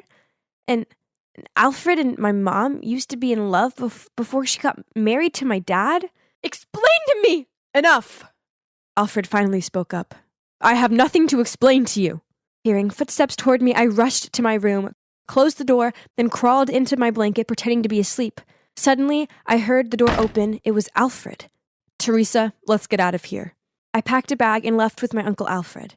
We moved into a small apartment not too far from his house. Even though he took care of me a lot, he never mentioned that day ever again. I didn't dare to ask either. So we just let it slide. He had to be my real dad, right? He just wasn't ready to talk about it yet. I tried to avoid Charity as much as possible, but this wasn't always easy as we went to the same school. It wasn't like I was scared of her or anything, it was just awkward. Then one day, I walked along the corridor to see flyers stuck to lockers, doors, windows, and floating around the floor. They all had a picture of my face on them, and scrawled across them was, "This fraud is the product of her cheating mom and a married man." Everyone was giving me dirty looks and whispering about me. I panicked and rushed out of there, but I wasn't looking where I was going and bumped straight into a jock, and standing next to him was Charity. Enjoy the fame? These flyers were specially made for you. Right at that moment, my father appeared holding a flyer. He waved it in front of her. What is this? Who allows you to trash the school with this rubbish? Leave Teresa alone. I couldn't cope with my father right now, so I ran off to class. That afternoon, I heard the school speaker announce that everything written on the flyers was lies, and Charity would be in detention. Once the last bell rang, I just wanted to get home and hide away from the world. But as I walked outside, I saw my dad waiting for me at the gate. I had nothing to say to him, so I ignored him and walked off. Please, Teresa, at least hear me out. I stopped on the spot, then walked over to him. I guess it was time I found out the truth. So, turns out, yes, I'm not his daughter, but I wasn't Uncle Alfred's daughter either. I found this, and it made me feel so guilty, he said. He showed me an artificial insemination certificate file. Turns out after years of trying, my parents went to run some tests, and my dad was diagnosed as infertile. Mom didn't want him to be upset, so she secretly got artificial insemination and gave birth to me. It was never your mom's fault, and I was wrong to treat you like that. I'm so sorry. A fresh ran of tears streamed down my face with each word I heard from him. Teresa, I'm so sorry that us adults' selfishness and bitterness has hurt you. Startled, I turned around to find that Uncle Alfred was already there behind me. I guess he'd come to pick me up, and I didn't notice since I was talking to my dad. He must have heard the whole story. Alfred and I will do anything to make it up to you. Even if you want to find your biological dad, we'll try our best. I looked at him and Uncle Alfred, thinking, there's no need to, as I've already got two amazing dads. I was completely immersed in this beautiful harmony that me and my dad were playing until... What on earth are you two doing? Startled, I turned around to see Siren standing there with fiery eyes. Oh, God. I came back to my senses at once and realized that next to me, the man I was jamming with was not my dad, but Isaac, her boyfriend. Oh no, what had I done? I quickly wiped my tears away and was about to leave. But Isaac took my hand and gave me this confused look. Being back here in this house was difficult enough without getting involved in this love triangle, so I tried to pull my hand free and ran out of there. Yes, it's me again, Hazel. In the last part of my story, my friends embroiled me into helping their idol Isaac and his actress girlfriend Siren escape from the public eye for a bit. Now I'm stuck in my family's old home and having to confront my past. All these memories flooded my mind. Some good, some bad. And before I knew it, I was mixing the past with reality. And that's how I accidentally played the piano with Isaac and made Siren green with envy. At that moment, Siren swung open the door and charged toward me. Hey, don't let me catch you flirting with my BF again. Excuse me? What did you say? He's not even my type. Besides, having you as a love rival sounds like way more hassle than it's worth. She gave me this lingering scowl. Clearly she was furious with me, but she must have decided there was nothing else she could say on this matter. However, this didn't stop her from being the most demanding, frustrating diva on the planet. She stuck her nose up at the food and drinks we served her and insisted that she couldn't possibly consume anything that wasn't organic. She threw the clothes that we lent her down the stairs because, quote, those vulgar outfits didn't suit her. Then she asked Ivy to go get her designer ones. Once, Zoe even had to drive over an hour to the mall just for a few scented candles. Why, you ask? Well, Siren accused me of exuding this bad energy that had been affecting her sleep and her well-being, so she needed to cleanse the aura around here. Poof! This was nonsense. Once her head touched the pillow, she slept like a log. It seems that living in the same house as their idol and his girlfriend wasn't exactly all it's cracked up to be. Isn't that right, Ivy and Zoe? However, contrary to Siren the Nightmare, Isaac surprised me quite a lot by actually being a great help around the house. He was an excellent cook and a dab hand at fixing things. Okay, I admit that I used to think he was just one of those useless celebs out there, but it seems he had no problem with pulling his weight. Anyway, this manner of his did somewhat make up for the obnoxious attitude of his girlfriend, which made this whole thing a bit more bearable. Until this one time, we were rowing on the river near the mansion. Well, I was rowing, to be exact. Just me, as what could we expect from our two superstars? But it's pretty out here, isn't it? It was Siren's bright idea, as she wanted some new Insta photos. You're probably wondering where Zoe and Ivy are? Yep, they're scouring the shops a few towns over for ethical foie gras. Look at her, saying she's feeling sick she couldn't row. But apparently she was well enough to smile for the camera and strike dozens of different poses. Suddenly, Siren decided to stand up to get better lighting, which made the whole boat shake. I shouted at her to sit down, but then before I properly knew what was going on, the boat was turning sideways and I tumbled into the water. I flailed my arms and legs out and tried my best to raise my head above the water, but it was no use. I couldn't stop myself from sinking beneath it. I honestly believed this was it. The world started to darken around me, when suddenly, an arm grabbed me and pulled me ashore. Hazel, can you hear me? I slowly opened my eyes and saw Isaac's worried face peering down at me. Hazel, thank goodness. He gently helped me sit up, then asked me if I was all right. For a few fleeting moments, the warmth from his body made me flush. Clearly, nearly drowning had made me delirious. I mean, I couldn't have feelings for him. Could I? Before I could ponder on this thought anymore, a drenched Siren dripped her way over to us. Isaac, why did you rescue her instead of me? Siren, this is not the time for being dramatic. I was hardly going to come to you, an expert swimmer, over Hazel who was actually drowning. Hearing Isaac say that, she rolled her eyes, then stormed off, leaving a wet footprint trail in her wake. The last thing we needed in the house was more tension, so I immediately turned to him and said I was fine, and he should go and sort things out with his girlfriend. Listen, Hazel, Siren's not my girlfriend. I don't like her in that way, but as for you and me, we clearly have a connection. I stared at him in complete open-mouthed shock. Did he really just say that? Or perhaps I had a concussion and was imagining things. Siren's like my little sister.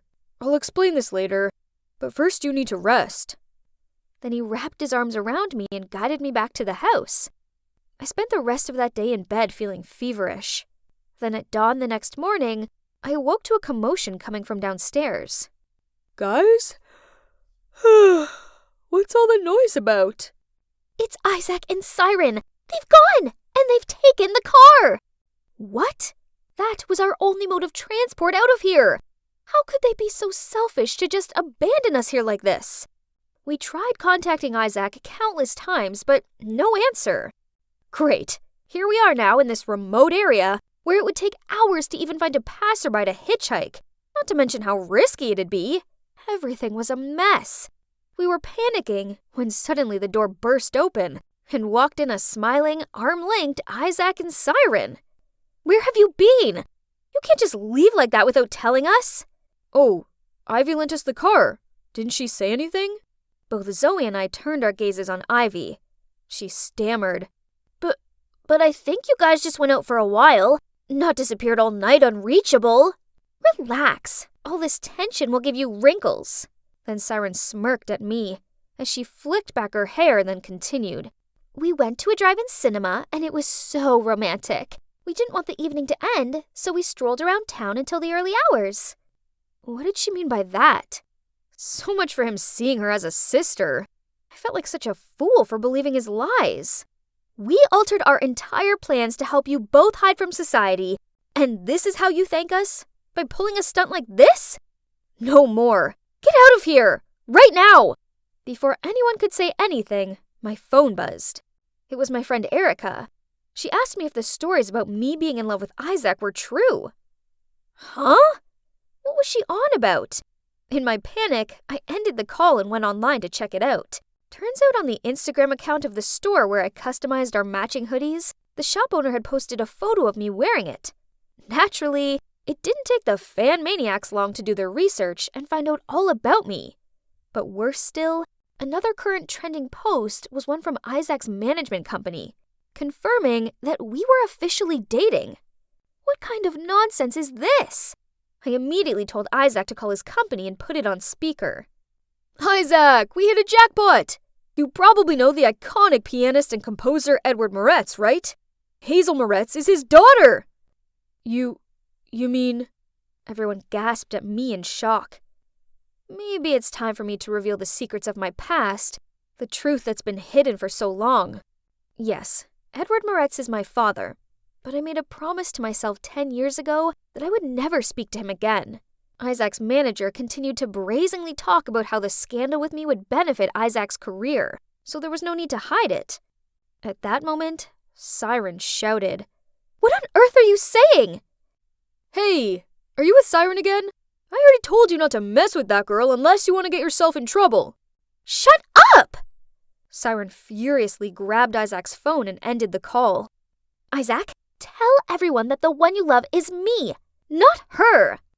Siren, we were never in love. You're going too far. What? You guys aren't dating? So we misunderstood it all from the beginning? I knew right away there was something wrong. Yet you pretended to be his real girlfriend and treated us like your minions. Siren stood there with a red face, fists clenched. I gave you my heart, but all you do is hurt me. This time you've made a big mistake, Isaac. Just wait and see. Siren left for her room, but this time neither of us stopped her or comforted her. The next morning, we found out that Siren was gone. None of us knew where she was. We all just hoped that she wasn't so fueled with anger that she'd cause us even more problems. We quickly packed our things into the car, preparing to return to our normal life. When out of nowhere, a bunch of reporters and journalists appeared and surrounded us. Isaac, Miss Siren Wilde has accused Ms. Moretz of wrecking your relationship. Is this true? Does that mean you ran away from all the shows to go on a secret date with Ms. Moretz? Ms. Moretz, your father was known for breaking not only yours but also another family apart, all for his own selfish needs. Are you following in his footsteps? Scary flashlights were everywhere. Suddenly I found myself transported back to that terrible day 10 years ago when Dad's affair went public, and the reporters hounded us in this exact same spot. Those heartless flashlights are just as intense now as they were back then. A memory of my mom's distraught face popped into my mind. Puffy eyes, tear-stained cheeks, a fearful look. Yet the reporters were relentless vultures, firing questions at her regardless of her vulnerable state. That's the day I made a promise to myself that not only would I never pursue music, but I'd also never forgive my father. Amid the panic, an arm pulled me into the car, and we drove away from the crowd. It was Isaac. He put on some piano music to help calm me down, and he continued driving, eventually stopping at a small grocery store. Hazel, please drink this.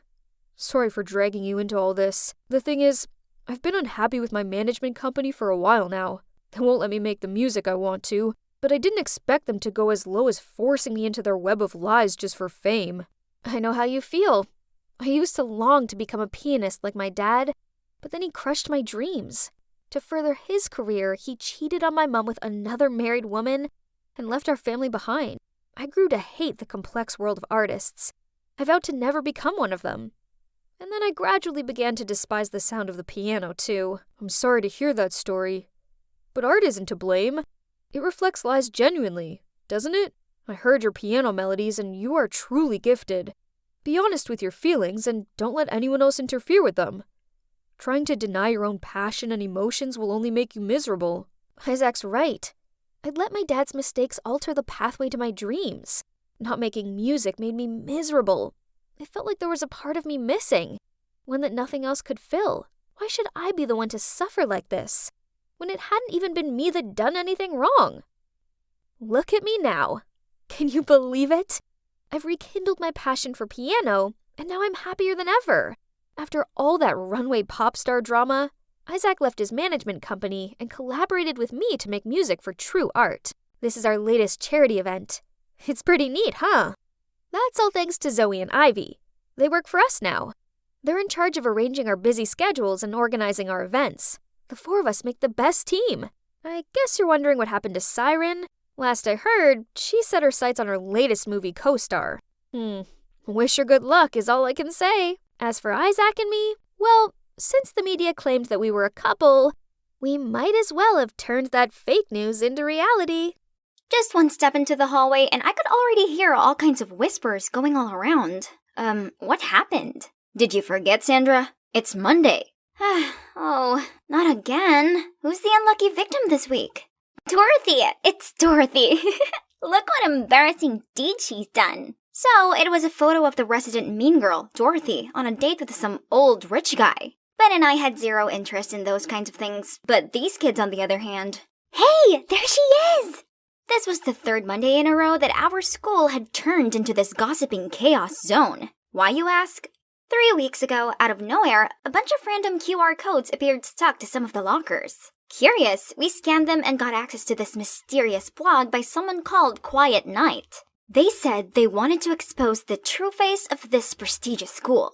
So, every Monday at 2 a.m., they would reveal someone's dirty secret. And the first secret belonged to the beloved basketball team captain, Lewis. Turns out he flunked the last match on purpose so the rival school that his secret girlfriend attended would win. At first, everyone doubted it, but then someone found the girlfriend's Twitter where she posted a celebration photo. So, there you go. Everything became clear as day. Lewis immediately lost his captain title and the entire school cancelled him.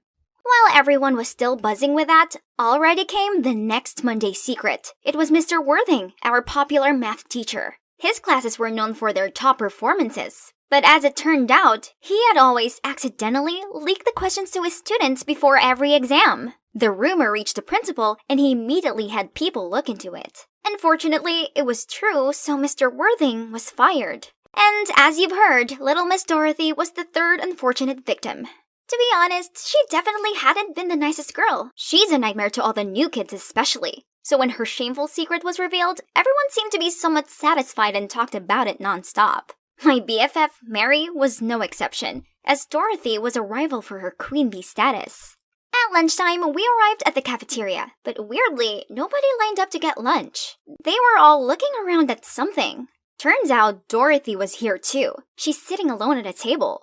Not wanting to miss an opportunity to taunt her longtime rival, Mary rushed straight over there. What's wrong? Your bald lover didn't take you out to lunch today? As soon as those words came out of Mary's mouth, everyone burst out laughing. Benjamin and I had to drag Mary out of there right away to avoid any calamities. What are you guys doing? I'm not done yet. This isn't cool. Let's just stay out of it. What? She deserves it. You know the clearest what a horrible person she is, Sandra. Or have you forgotten how she picked on you? Well, it's true. I was also one of Dorothy's victims when I just got here. Ben and Mary were the ones who stuck up for me. That's also how our precious friendship all started. Ever since then, we've been the iconic trio of the smartest kids at school. Pretty sweet, huh? However, the recent dramas have undeniably affected our studies. It's like students are coming here just to gossip, and they keep chatting in class, making concentrating extra hard. Monday mornings became the biggest event in school. Everyone looked forward to it, guessing who's the next chosen one, as the embarrassing secrets continued seeping out.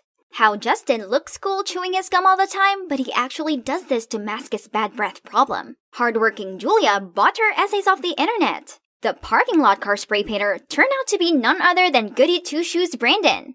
it became apparent that any one of us could be next. So people started to panic, praying that their name wouldn't be mentioned.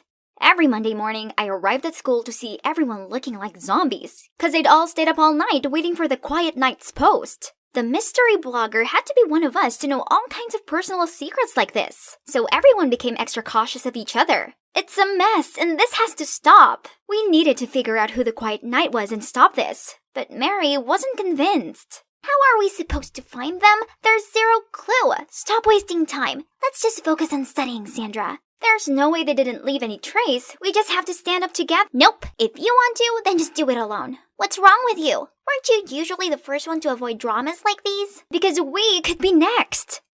So what? I'm not scared. I have nothing to hide. Then she left in a sulky manner. Mary might not care, but I did. I spent the night trying to piece the clues together when my phone had a pop-up. Was it 2 a.m. already? Who could it be this week? I pressed to see. It's Mary! Oh no, is it about that thing? Yep, that's it. The secret about Mary's background has been revealed. Her parents aren't successful business owners, and of course, Mary is not a rich mistress like how she always acted like either. I accidentally found out about this when I saw her bargaining about the rent in front of a small house in the suburbs. When I asked Mary why she had to lie like that, she just got all defensive. What do you know? If people knew the truth, they would laugh in my face. I, of course, didn't want to hurt Mary, so I always kept it a secret. But now, everyone has found out in the worst way. The next day, Ben and I saw Mary walking toward us, looking exhausted, while everyone's eyes were on her. Yo, how'd you think she's able to afford those flashy outfits?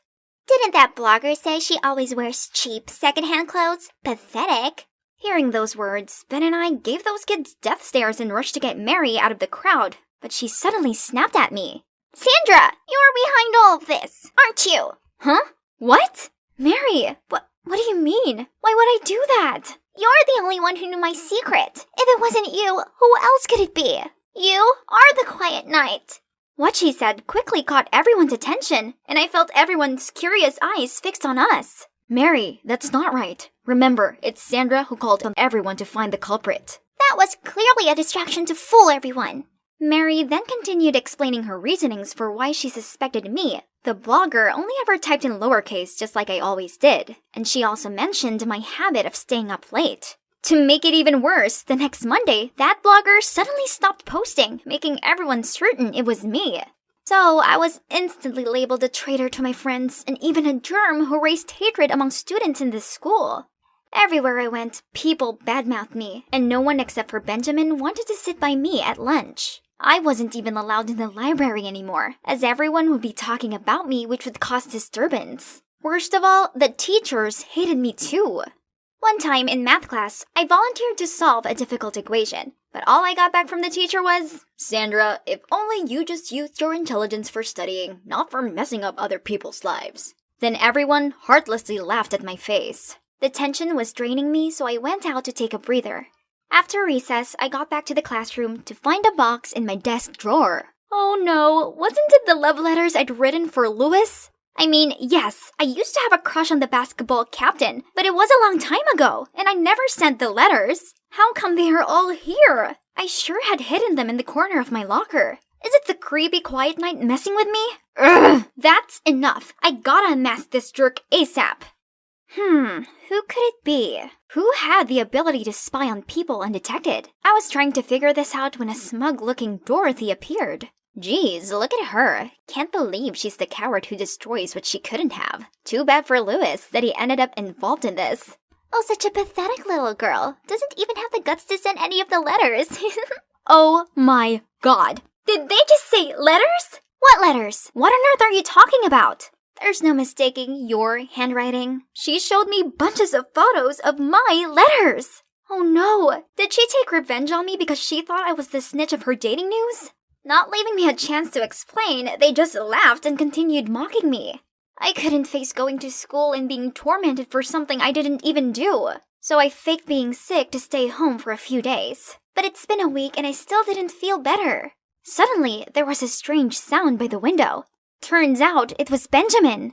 Sandra, please stop hiding away. You can't let them beat you. You're better than this. What else can I do? Everyone's convinced it was me. Follow me. I know someone who can help. Now, I was sitting in a cafe with Benjamin, and Max, an IT genius in our school. Benjamin insisted this guy could help identify the anonymous blogger. After just a few minutes of checking the IP, Max has been able to track it down. But, it led to Mary's place? No way. This makes no sense. I gotta talk to Mary. Calm down. Don't say a word about this to anyone for now. Just let me take care of it. I had no clue what Benjamin was planning. He said he would help me clear up the case, but nothing happened for days. Until now, he insisted I'd come to watch this basketball game. What's the point? It just gave others a chance to mock me further. While immersed in my thoughts, suddenly I heard someone's voice on the loudspeaker. It was Benjamin. Hi everyone, I'm sure you guys are tired of the Quiet Nights blog by now, right? Yeah, at first, I just wanted to entertain you all a bit after boring hours of studying, but I guess it's no longer fun, huh? I'm sorry then, I'll stop now. Thanks for tuning in. What on earth is he doing? Now the entire sports hall was buzzing. Is it really you? Benjamin was about to reply when Mary jumped out. No, it can't be you. Stop wasting time protecting Sandra. How could you possibly know where her love letters were kept? Or about Dorothy's secret? So, you tell me, who knew those things then? Mary looked taken aback and confused. Then Dorothy appeared. It's her. It's her who gave me Sandra's locker key. What? So it really was Mary. I was still hoping that Ben's friend made a mistake somewhere instead, but... Why, Mary? I don't understand. Of course you don't. You're not in my shoes to judge. Turns out at first, Mary created the blog for the sole purpose of getting revenge on Lewis for being a cheater. He always told Mary that he wanted to date in secret to avoid peering eyes, but it was just an excuse so he could sneak around with other girls. Which is why this was news to both Ben and me. How about the math teacher? What has he ever done to you? He had no work ethic, so he deserved it. I always studied really hard, but he said that girls like me only ever cared about our appearance. He still thought my good grades were from copying these two. And you, Dorothy, it serves you right for the arrogant habit of bossing newbies around. Then she blatantly left the crowd as if she had nothing to do with the school drama all this time.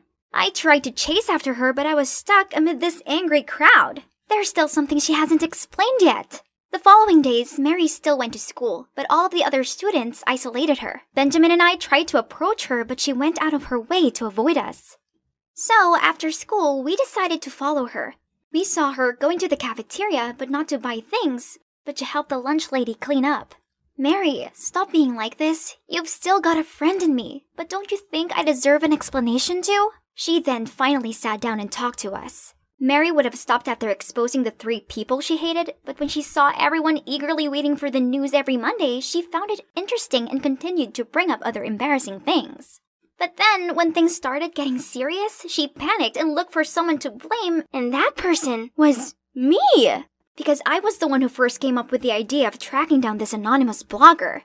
Furthermore, she was angry with me for finding out her secret. Envious because I got better grades than her, and jealous because I was closer to Ben than she was. Mary admitted she felt outshined and left out. So, you decided to expose your own secret you kept for so long just to frame me? Do you hate me that much? No, Sandra, it's not like that. I'm really sorry. As for that secret, I had tried to act like a hot girl from a rich family just to be worthy of that jerk Lewis. But since I know he's a bad guy, there's no point of keeping that secret anyway. Ben and I leaned over and hugged her, saying it was all okay. As long as we are honest from now on, we'd be able to sort everything out. After that, we helped Mary clean up the messy tables in the cafeteria. And can you believe it? The lunch lady is actually Mary's mother. She was the one who unintentionally told Mary all the petty secrets that everyone gossiped about while getting lunch. Mary has always hidden the fact her mom's the lunch lady, but after being exposed and boycotted, she gave up and decided not to try hard for the popular girl title anymore, but just to be herself. I knew that this was hard for Mary, but deep down she has a good heart, else she wouldn't have befriended me when I first started at this school. Living up to the expectations of being the school's it girl must have been exhausting. It's been a semester full of drama, hasn't it? Phew, lucky it's almost over. Now we're in a hurry to revise all lessons together to prepare finals week. We still compete with each other a lot, but this time it's fair and square. The 3 of us already decided that whoever gets the lowest score will have to take the other 2 out for dinner. Free food, here I come, as I definitely am not going to lose. Here I am at a press conference, standing in front of countless reporters. Oh, no, that's not me. There you go. I'm Alexia, 17 years old. I may look like a high schooler, but unlike kids my age, I'm a bodyguard. How so? Well, I was adopted by an underground security organization after being abandoned at a young age. Thankfully, Papa, my savior, was around to teach me everything from math to martial arts. Honestly, it was the happiest time of my life, but he'd gone too soon due to cancer, and it's like I was abandoned again. Didn't leave me any time to grieve. The organization put me on training from dusk till dawn, saying I needed to make my papa proud. So I always tried my best and stayed on top at martial arts. However, due to my clumsiness, I ended up as just a bodyguard for VIPs with a codename 036. How boring. Until one day, I was summoned by the boss. 036, we have a special task for you. His name is David Smith, principal of Woodford High School. Another doll escort, again. You will investigate Mr. Smith for a financial regulation violation by disguising as a new student at Woodford and collect everything related to him, his wife, and daughter. So be extremely careful. Is that clear? Yes, sir. Finally! Goodbye, boring bodyguard job! Time to prove myself. I'll make Papa proud, and to be honest, I'm also excited to experience the life of a high schooler. Now, I needed to do some shopping. Since I only have suits to wear on duty, I didn't know how to dress like a real student. Oh, wow. Look at all these dazzling clothes. After a lot of contemplating, I decided to take this pretty dress. This thing, and also these. They're matching, right? But the saleswoman asked me if they were for my little sister. Huh? What did she mean? Then she picked out something else for me. I was about to try it on when a scream startled me. Help! Thief! Help! Not a single day went by without trouble. I bolted in that direction and, aha! Not today, thief! Are you crazy? I'm not the thief. Let me go. Just then, I heard a thud and saw another man in blue being tackled to the ground by 2 security guards, while a woman snatched the bag out of his hands. Oops, I just caught the wrong guy. I immediately released him. Turned out he was chasing the thief too, but no matter how much I apologized, he kept rambling that I was a violent lunatic, and even suspected me of being an accomplice. This guy was unbelievable. He better wish he'd never see me again, else the next kick won't be a mistake. Today is my first day at school. My disguise was so good, even I couldn't recognize myself. There's no way I'd get caught. From now on, I'll go by the name Alexia. Much better than 036, isn't it? Wait, I know her. Bella Smith, one of my objects. Wow, the audacity of those girls to pick on their own principal's daughter. Alright, Alexia's coming to your rescue. But not in my normal way. So, here comes a clumsy nerd who accidentally bumped into them, spilling coffee over them, buying time for the prey to run away. The mean girls let out horrified yelps, then yelled at me before running to the restroom. Then I turned to see Bella talking to a boy. Oh no, it wasn't just any boy. It was that obnoxious jerk from the mall. What are the odds? Then they headed toward me. While Bella kept thanking me, I caught a staring look from this guy. You seem familiar. Have we met before? No way. How's that possible? It's my first day here. Phew, he seemed not to recognize me. So, he's Clark, Bella's best friend. Now how am I supposed to approach her when her company was this guy? Anyways, my first class is about to start. Now excuse me, I have this perfect cover of a schoolgirl that I need to keep up. Newbie, tell me, where was the American Declaration of Independence signed? At the bottom of the paper, madam? The whole class burst into laughter. How embarrassing! But how was I supposed to know? Papa didn't teach me this. Then suddenly I heard this alarming sound. Don't panic, I'll handle this. Follow me to the hallway. But no one did. Instead, they laughed even louder. I was still dumbfounded when a nice girl told me it's just an end-of-class bell. Oh, that's what it was. Finally, a break from all those exhausting lessons. Now let's check if the food is safe. Okay, pass. I was about to eat the carrot. Then the mean girls from earlier appeared. Yes, eat it. That'll help your poor eyesight. And this is for staining my dress. Then they strutted off. Ugh. In other places, those folks would have known the taste of my fist. Hey, Alexia. Alexia. So noisy. This place is like a beehive. Alexia! Oh wait, that's my new name.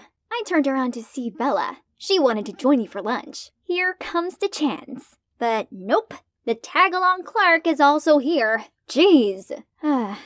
I asked Bella why those mean girls teased her, the principal's daughter, but she just shook her head unknowingly. But I think I've kind of figured out the reason after talking with her. I noticed that she was a bit slower than her peers, as when I cracked a joke, it took her a while to understand and laugh along. So, prying out information from her should be easy. If only. You've just moved here. How do you know she's the principal's daughter? I heard from others. This party pooper. Jeez. The first week didn't go too well, as I was still getting used to being called Alexia and not inspecting my own locker. Also, this load of homework? In general, I enjoy learning stuff at school, but the mission hasn't progressed one bit. I had to pick up the pace, so using the voice changer, I tricked Mr. Smith to leave his office, then sneaked in there. But suddenly, Bella came in. Panicking, I blurted out I was cleaning the desk for the principal. She seemed convinced and even joined me. Another time, I saw the principal talking to someone in the hallway, and was about to take pictures with my spy camera pen when Clark appeared and bombarded me with stupid questions. Jesus Christ, if things carried on like this, when on earth would I finish my mission? One day, I spotted Bella in trouble with the mean girls again. Ugh, do these brats ever learn? This is too much. I need to settle this once and for all. So I ran over and quickly pulled Bella away, telling her to run. Then, I threw my famous flying kicks, along with some front sweeps, and got all the meanies knocked on the ground in a blink. Justice served. I dusted my hands together in triumph, but has Clark just witnessed everything? This guy was way too suspicious. He probably would ruin my secret mission someday. I need to look into this guy. And it didn't take long for me to find out he wasn't from a wealthy family like most of the other students. He got into this prestigious school on a scholarship for being brainy. Now here I was in Clark's family's bakery. Oh, this girl has his eyes and hair color. We talked and immediately clicked. She was Enola, Clark's sister. She has Down syndrome, but she's a real talent. Look, aren't her designs stunning? I was flipping through Enola's sketchbook when Clark suddenly showed up and dragged me outside. Why did you follow me here? I know you're up to something. Who is the suspicious one here? It's you who always coincidentally appears wherever I am. I only followed you here because you've been stalking me and looking shady. That got Clark speechless. Then his sister came to us saying, Alexia, Enola really likes playing with you. Rather, let her come inside. His attitude completely changed hearing that. He gently told me that other people often tease Enola because of her condition. He also apologized for misunderstanding me and offered me a free cinnamon swirl. Wasn't this the first time I'd seen him smile? I'd never been so close to him like this. And suddenly, I felt something churning in my stomach. Perhaps I'd eaten too much. After that, our conflict was naturally settled. Me and Clark became closer, and I got to know other aspects of him. He was really gentle and helpful. The more we talked, the more flutters I felt.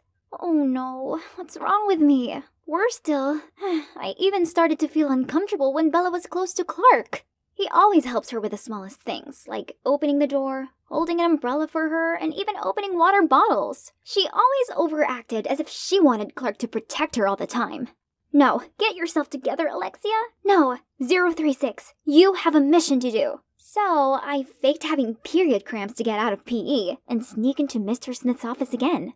I rummaged through the trash can, but there's nothing useful. Then I noticed a locked drawer. And guess what? There was a notepad and an envelope full of money. Then by shading the paper with a pencil, the letters gradually appeared. It's an address and a time. So the principal's going to make a transaction there?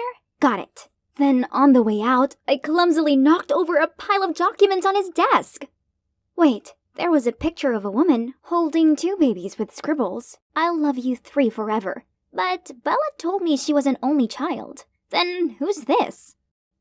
And here's that place. The middle of nowhere. Exactly where something fishy would happen. 4:29. It's almost time. Someone's coming. Wait, it's the woman in that picture. She's older, but it's definitely her. And then Principal Smith appeared. They seemed really close. They'd been talking, and he handed her an envelope. That envelope. So she was his. What now? Haven't given up on stalking others. Okay, listen carefully. I think Principal Smith is involved in a financial violation case. But not just that. I just got him 2-timing. See? No way. That's my... Okay, I will keep this secret for you on one condition. Let me join this investigation. The principal has been supportive of my scholarship. I don't think he's that type of person. What? He wanted to work with me? That sounded risky, but as long as I kept my mouth shut about the organization, I could spend some Bella-free time with him. Good, right? A few days later, Clark told me to meet him at a cafe to discuss the investigation. But it's been ages and he still hasn't shown up. Then out of nowhere, a beautiful cake was presented in front of my eyes.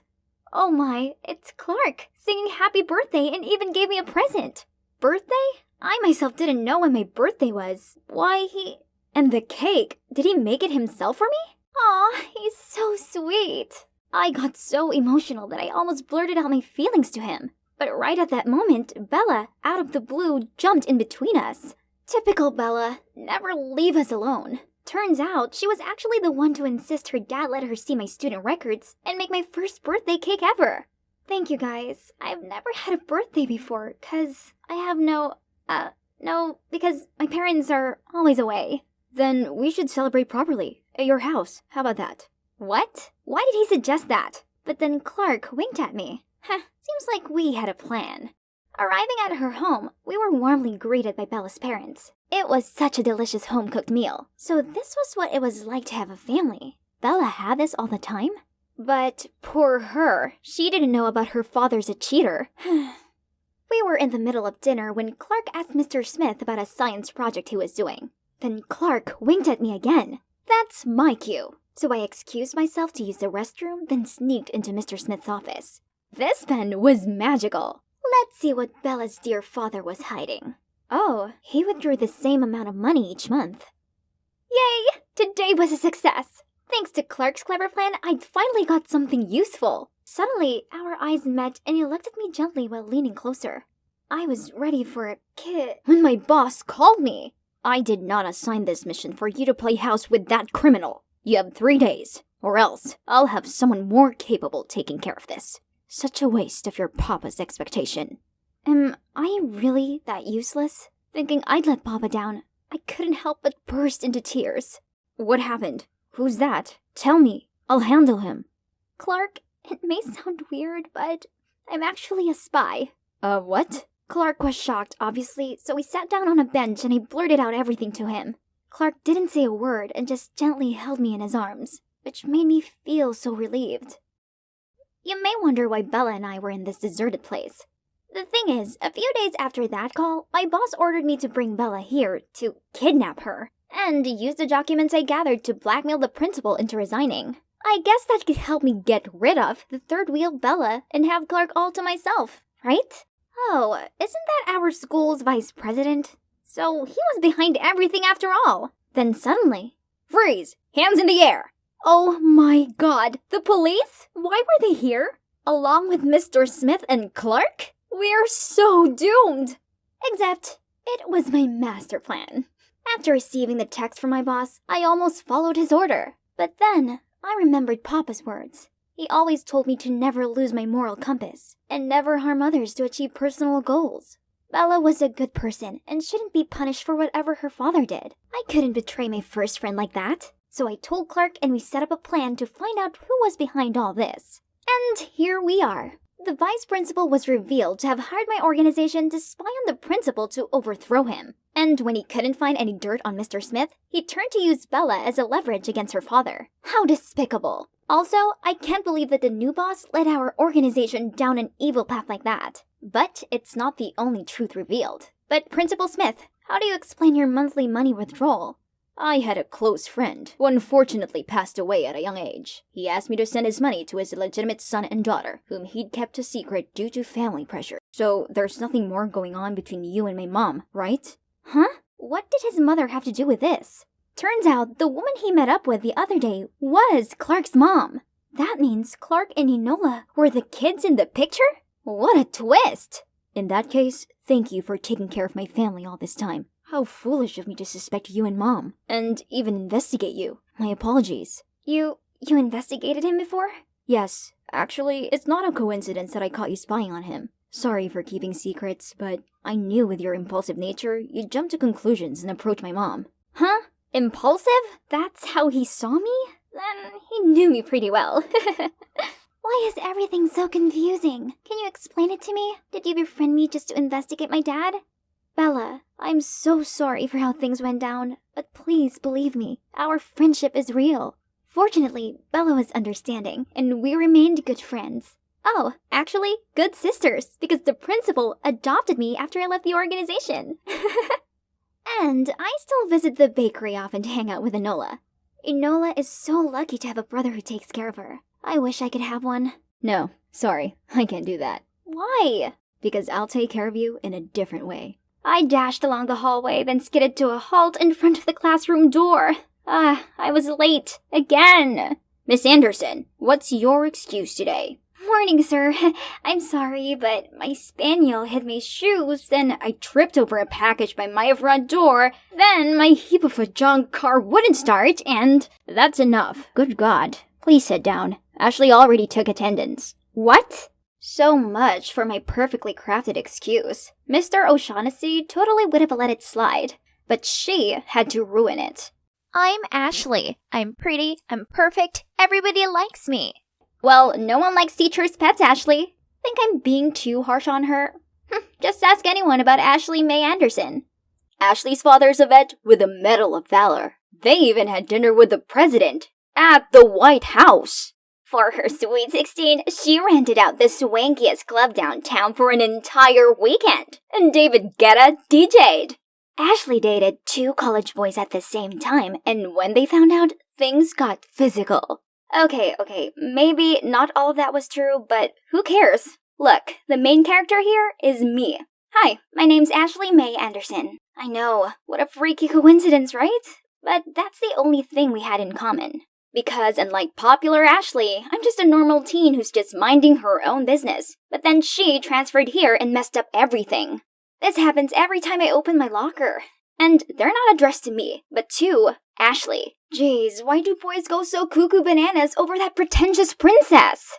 I gathered that whole cluster and dumped them on Ashley's desk. Here's your delivery for the day. Oh, I have no use for those things. You can keep them if you want. Ha, how snobby. I know those rumors weren't all lies. Alright, if you said so.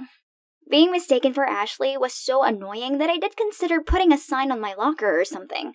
But I suppose sometimes it actually had its perks. Like when I accidentally knocked over a trash can in the school's parking lot. But upon knowing my name, the janitor said my father was his commanding officer back in the day and let me off. And believe it or not, these mix-ups didn't only happen at school. Once, my family went out for dinner and the staff at this restaurant thought we were the other Andersons. They must be some really important people, cause the super attentive waiters topped up our drinks for free and gave us complimentary desserts. Pretty sweet, right? Only when we were leaving, things almost went south when the manager shook my dad's hand and said, "Thank you for your service." My dad seemed confused, but fortunately, I dragged him away before they busted us. I mean, Ashley's been enjoying these privileges her entire life, so it's fair I benefit a little from them. Especially since I have to endure being called her Walmart version. Anyway, back to me. I arrived home to find a teary-eyed girl sitting on our front porch. She must be one of Billy's exes. If your brother's a jock that all girls flock around, you'd get used to this real soon. He went through girlfriends quicker than hair gel, and he always had some peeves about them, like Mandy, too clingy, Katie, too dramatic, Maggie, too flirty. The list goes on. Then, as soon as my backpack hit the bedroom floor, my door burst open. "Hey, I need your help." "What? Need a hand to make up with Cry Barbie out there? She's ancient history. Check this out. Her name's Jane Brown. Ain't she a beaut?" I immediately recognized her. She's the waitress that he kept eyeing the other day. Now, he needed my help to ask her out and not seem creepy. So, I suggested taking her to his friend Alexander's party this weekend. "How do you know about that? Isn't that cool people exclusive?" As if I wanted to. I was added to their group chat by accident because they thought I was Ashley. Right. Hot Ashley. You should come too. I'll be with Jane, but Victor will be there. Wait, I'll see my crush at that stupid party? Sign me up then. Jocks, cheerleaders, stuck-up kids. This place was packed with people like Billy. My brother briefly introduced me to the host Alexander, while Madison followed him around looking all shy and gooey-eyed. Wasn't she bothered that all Alexander seemed to care about was if anyone had seen Ashley? I also got to officially meet Jane, but the person I was looking for was Victor. He's so much more than just a cute face in the crowd. He's the peanut butter to my jelly. But before I could talk to him, a bunch of dudes popped out of nowhere. This is Ashley? Oh man, I thought she was supposed to be pretty. No offense though. She's a 6 if you squint hard enough. I'm squinting now and you're barely even to yourself. No offense though. What did you say? Don't worry, you can still go after pretty girls. They just need a crate of fear first. The crowd suddenly felt silent and stared at us. This party is so lame. Peace out, losers.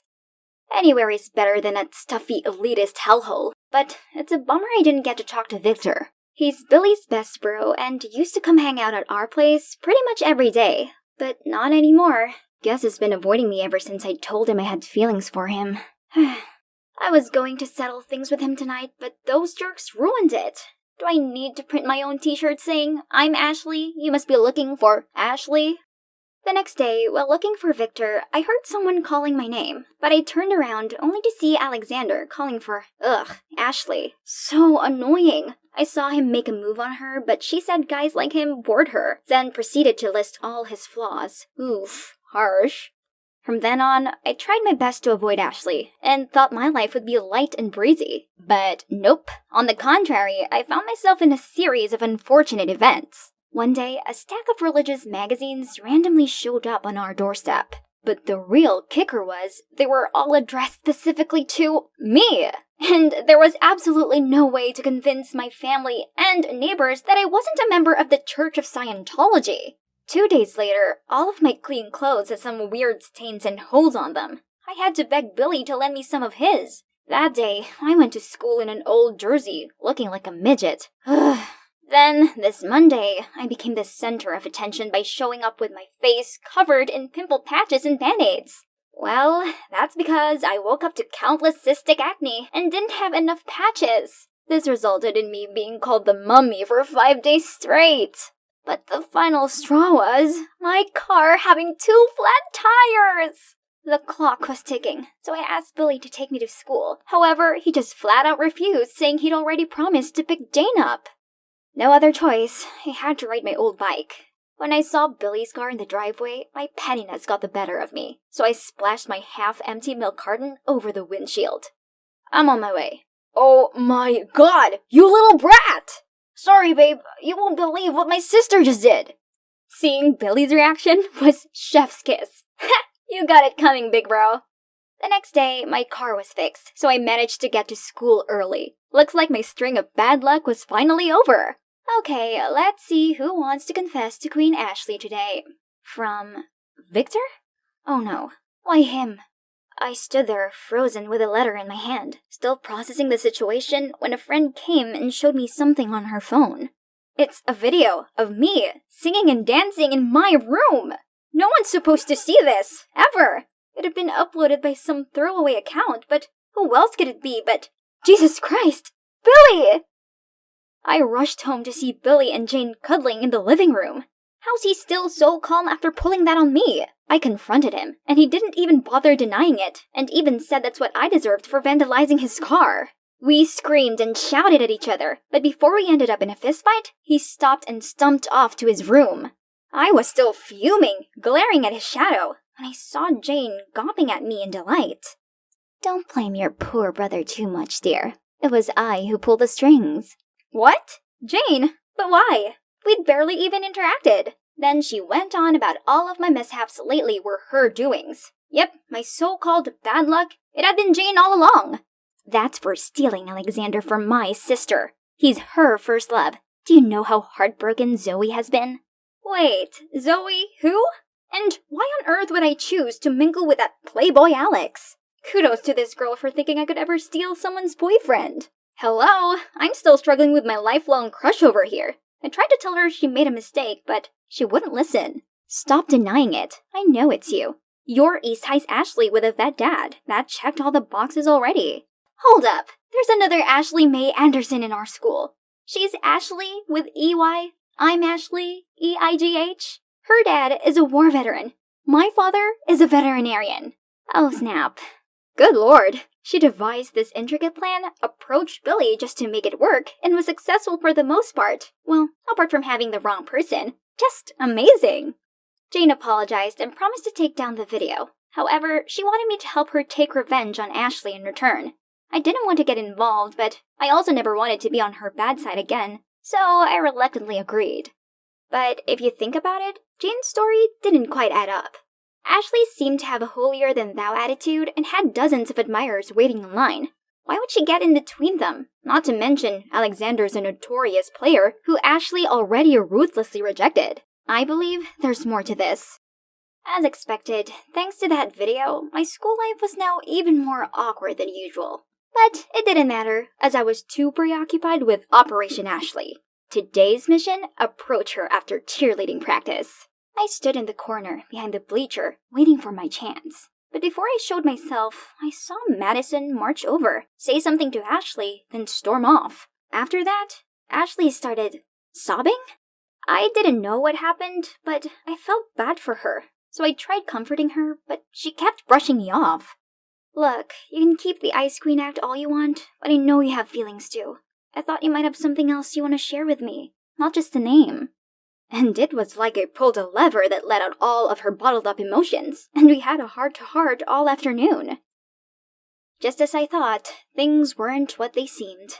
We'd better talk this through with one another, so I set up a meeting at a cafe in the South Coast Plaza, as they wouldn't dare to cause a scene in public, right? Anyway, Ashley clarified that Alexander and her weren't a thing, while assuring Zoe that she deserved a guy much better than him. But Alex was really sweet to me. He gave me this present on our 1-month anniversary. Did he say it's his grandmother's? Yeah, he tried giving me an identical one on my birthday. I'd say you dodged a bullet when you two broke up. Please, look at yourself first. You two flirt with boys left and right, and still act all high and mighty. Get off that high horse. Ashley seemed genuinely hurt by Jane's words that it took her a while to speak up. I'm just sick and tired of being the popular girl who has to live up to everyone's expectations. It's too exhausting. I thought transferring here would mean a fresh start, but everyone still has this impression of me which I can't seem to change. The rest of us looked at each other in confusion when we saw how sad Ashley's situation actually was. We didn't know there were so many downsides to being high school popular. Ashley, you know you can just be yourself, right? The world will have to accept you for who you truly are. If people don't like you, then so be it. Yeah, if they don't, that's their problem, not yours. You can't fit into a mold to please everyone, 'cause there's no such thing. I don't want to agree with her, but she has a point. Let the whole world know the real Ashley. And you too, Zoe. Someday, you'll find a good guy who loves you for yourself. Alright, girls, that's settled. Now, I have to deal with my own mess. Billy found out the truth and now he's been ghosting me. But I swear to God, I'm in love with this guy. Gotta go. Bye! I couldn't believe I was rooting for my saboteur and her accomplice to be together. But here I was. Go get him, Tiger! The next Monday, Ashley walked to class and had lunch with me instead of Madison and her clique. And, of course, this didn't go unnoticed. You left us for her? What is she? You're not hot, sister? Before I could clap back, Ashley stood up and unleashed her inner sass. This is me living my life as my true self. If any of you bootlickers have something to say about that, you can shove it where the sun won't shine. Sweet Mary Jesus and Holy Spirits! Who knew she had it in her? Her words completely decimated those hyenas. And suddenly, someone grabbed my wrist. Victor? Slow down! Where are you taking me? Besides, you got the wrong person, and also the wrong address for this. You should give it to her yourself. Actually, I sent it to the right girl, but apparently she still hasn't opened it. Wait, what? And you're right, I should tell her myself. It's just that Billy and I made a deal that sisters are off limits, so I thought it's better to avoid you. But hearing Ashley talk about being herself made me realize that I'm sick of hiding my feelings. I'm gonna make Billy see how sincere I am for you. Before I do that, Ashley, I like you. And, will you go on a date with me? Yes! Yeah, I suppose that would be cool. This is beyond my wildest dream! Not only do I have a brand new friend, but also a date with my dream guy. Fortune is finally smiling on me. I was walking through the forest when a scream startled me. A man running in horror from a pack of wolves. I quickly howled at them, then crouched down. Distracted, the wolves stopped, left the guy, and cautiously sniffed their way over to me. "Hey girl, run away!" "Shush!" After deciding I was no threat, they wagged their tails and started licking my face. Aren't you scared?" "Not at all. People often misunderstand wolves. This isn't Little Red Riding Hood. They're not actually grandma eaters. Come and make new friends, buddy." Hi, my name's Winona, an 18-year-old Native American living on the Blackfeet Reservation with my mom, and I'm about to tell you the craziest story of my life. After the wolves left, I helped the guy find a place to clean his wound and told him more about the wolves. "So you're a Blackfoot born and bred? It's my first time meeting a Native American. How about you? What brings you here, city boy?" "I'm actually a pianist wandering here for inspiration." "Have you found it yet? Or did you almost lose yourself just then?" Inspiration's hard to find, especially when you're a theater pianist. What?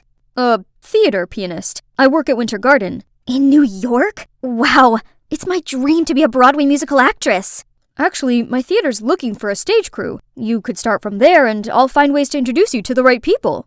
I couldn't let such a once-in-a-lifetime opportunity slide. But the thing is, my mom absolutely resents theater arts and forbids me to even mention it. So, I gotta devise a plan. I brought Luke home for lunch. Mom was so welcoming and even prepared a great banquet. "So Luke, right? What brings you to Montana?" "I'm doing a research paper for school. I'm in college." "Oh, so you're around the same age as Winona. She's recently finished high school." "I know, and if it wasn't for Winona, I'd be dead by now. So I was thinking, if it's okay with you, I'd like to invite her to college with me." "That's nice of you. But what are you studying?"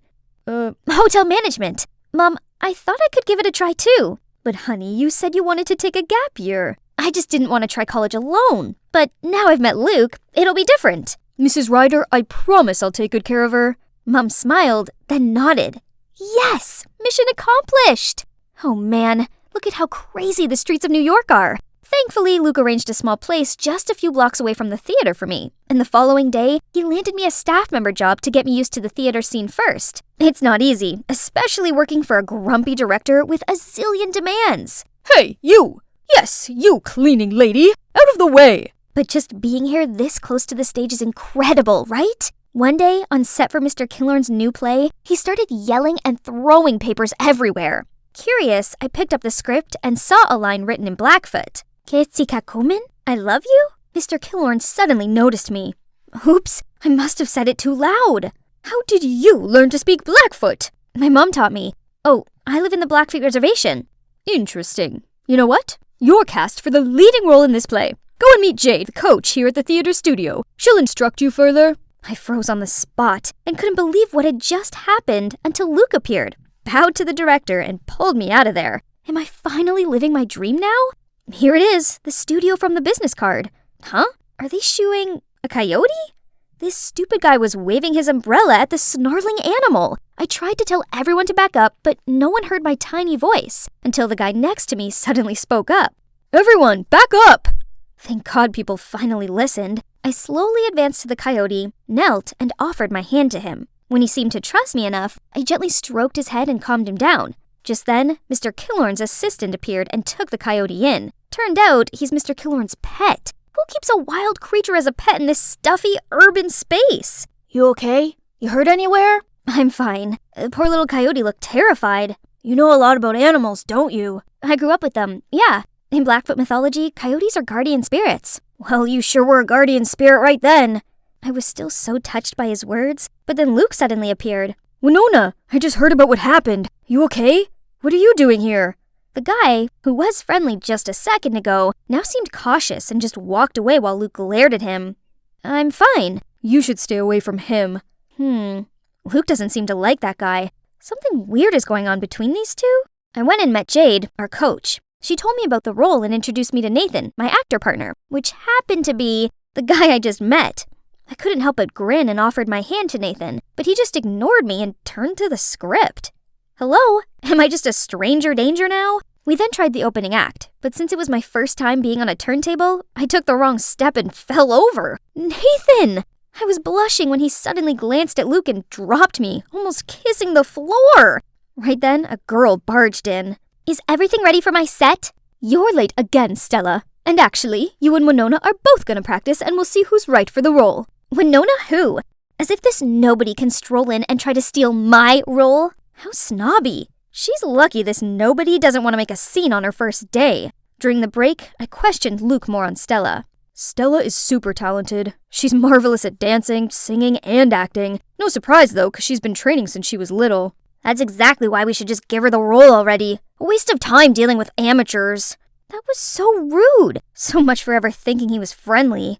In the following weeks, I finally got a better grasp of my character. The female lead was a gentle, down-to-earth Blackfoot woman. Easy peasy. I just need to pretend to be my mum. Only, my on-scene love interest Nathan was making things difficult. On stage, he refused to make eye contact with me, but he didn't have this trouble when he was up there with Stella. Every day I had lunch with Luke while Nathan and Stella were giggling in another corner, acting as if they were the most powerful couple here. Are they really in love? Oh, Winona, please. Why should you care? After lunch, I ignored Stella's glaring eyes and focused on being Nathan's lover on stage. What kind of singing is that? Give me a break already. That's enough, Stella. Actually, I just informed Mr. Killorn over lunch that Winona's getting the role. Ha! Very funny. No, it's not a joke. Look at your performance recently, Stella. It's rather disappointing. Winona, keep up the good work. Stella looked like she'd had the blood sucked out of her. I excitedly beamed at Luke, but strangely he looked concerned and ran after Stella. Does he have feelings for her? See that? Why hasn't he just confessed his feelings for Stella already and stopped this unrequited love tragedy? Isn't it because you and Stella are together? And that's also why you're so half-hearted whenever you're on set with me? It's not like that. I just couldn't control myself every time our eyes met. What did he mean by that? Congrats anyways. I always knew you deserved this role. He's right. I'd really worked super hard for this. I'm so close to achieving my dream now. The next day, I rushed into the first official rehearsal and acted my heart out in front of Mr. Killorn and the whole crew. I was dancing away to Luke's sentimental track when the door slammed open. It was Mom! I can't believe you lied to me and came here to do these foolish antics! Oh no. Mr. Killorn turned pale while Jade gasped upon seeing Mum. I tried to tell Mum to let me finish the scene, but fine, be this way. Until you come to your senses, you're not my daughter anymore. Mum then stormed out of there. Mr. Killorn told everyone to take a break and also left. I stormed over to Luke and asked if he told my mum the truth. But right when he was stammering, Mr. Killorn came between us. I didn't know you had to lie to your mum to get here. Yeah, sadly. She knows about my acting dream, but she has always been so negative about it. Is that so? Well, you're doing a great job. Continue practicing for the play. And maybe take me to your mum sometime and I'll try and explain this to her. Encouraged by the director's feedback, the next day I confidently acted my part. Yet Jade seemed dissatisfied and criticized my movements, saying they were too rigid. Winona, I'm giving the role to Stella. You need more training. What? I'm not some toy you can throw back and forth.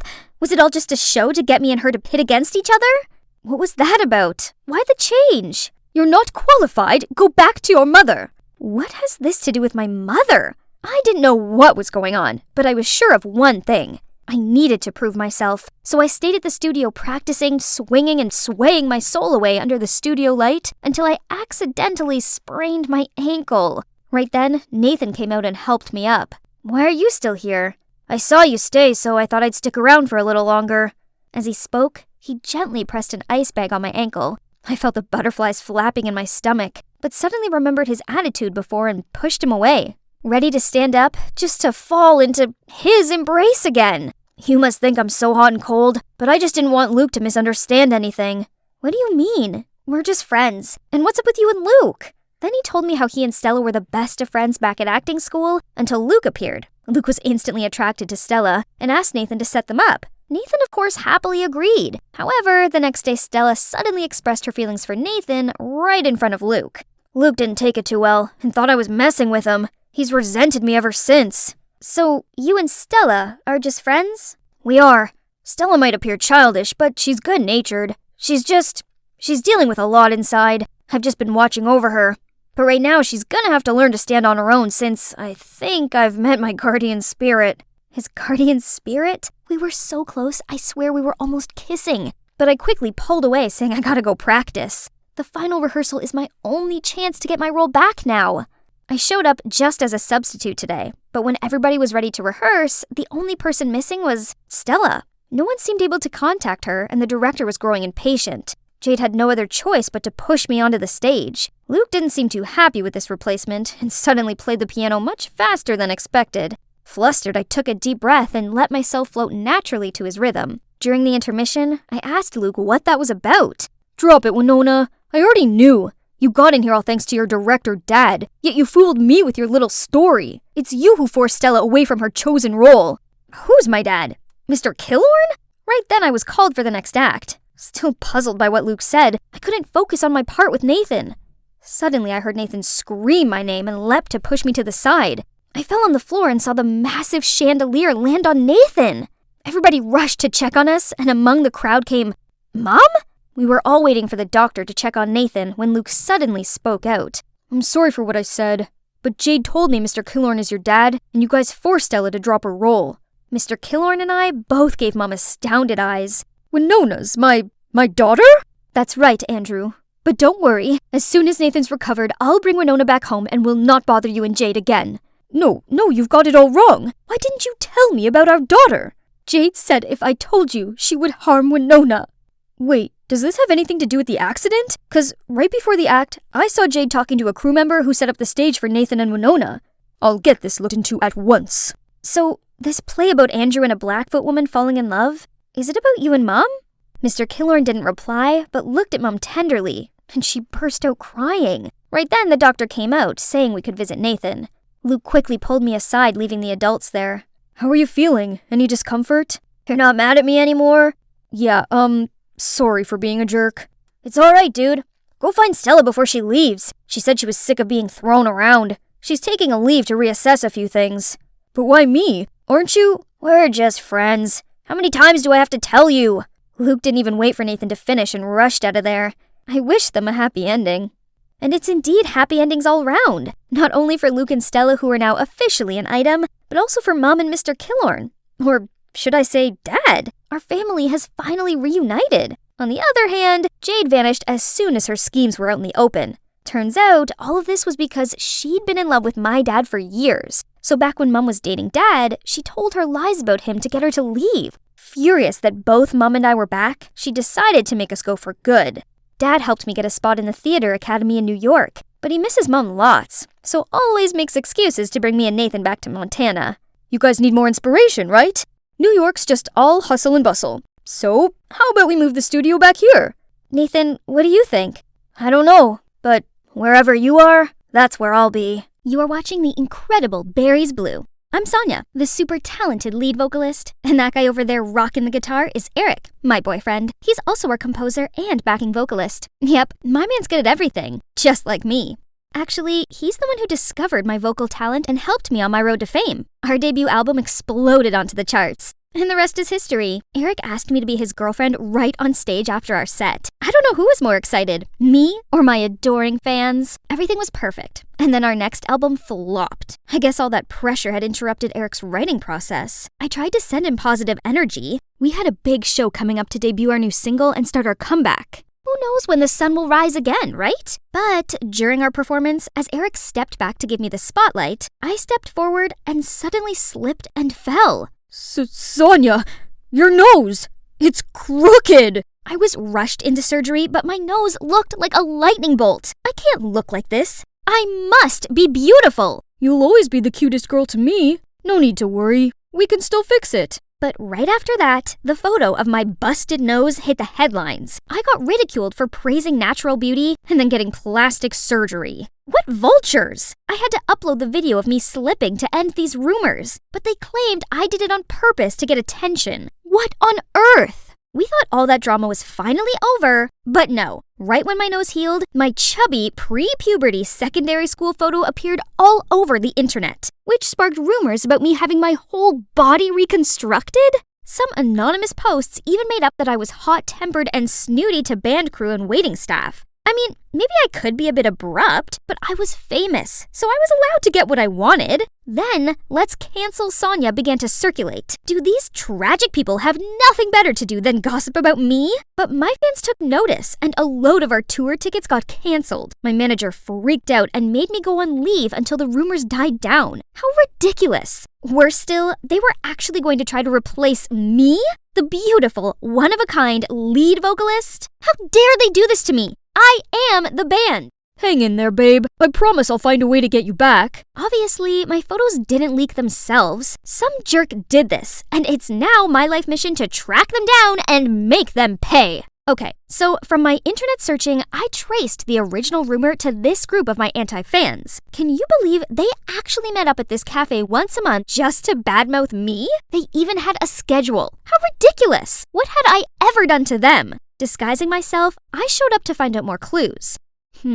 Inside were those terrible leaked pictures of me. Jeez, these people clearly had way too much time on their hands. Wait, this guy looks familiar. Is he Owen, my high school crush? He was my senior in the music club and a super talented singer, guitarist, and composer. But how come he's my anti-fan? I never even spoke to him. The group buzzed about how pretentious I am. They even said Eric and I were fake dating just to cover up the news about our latest album flop.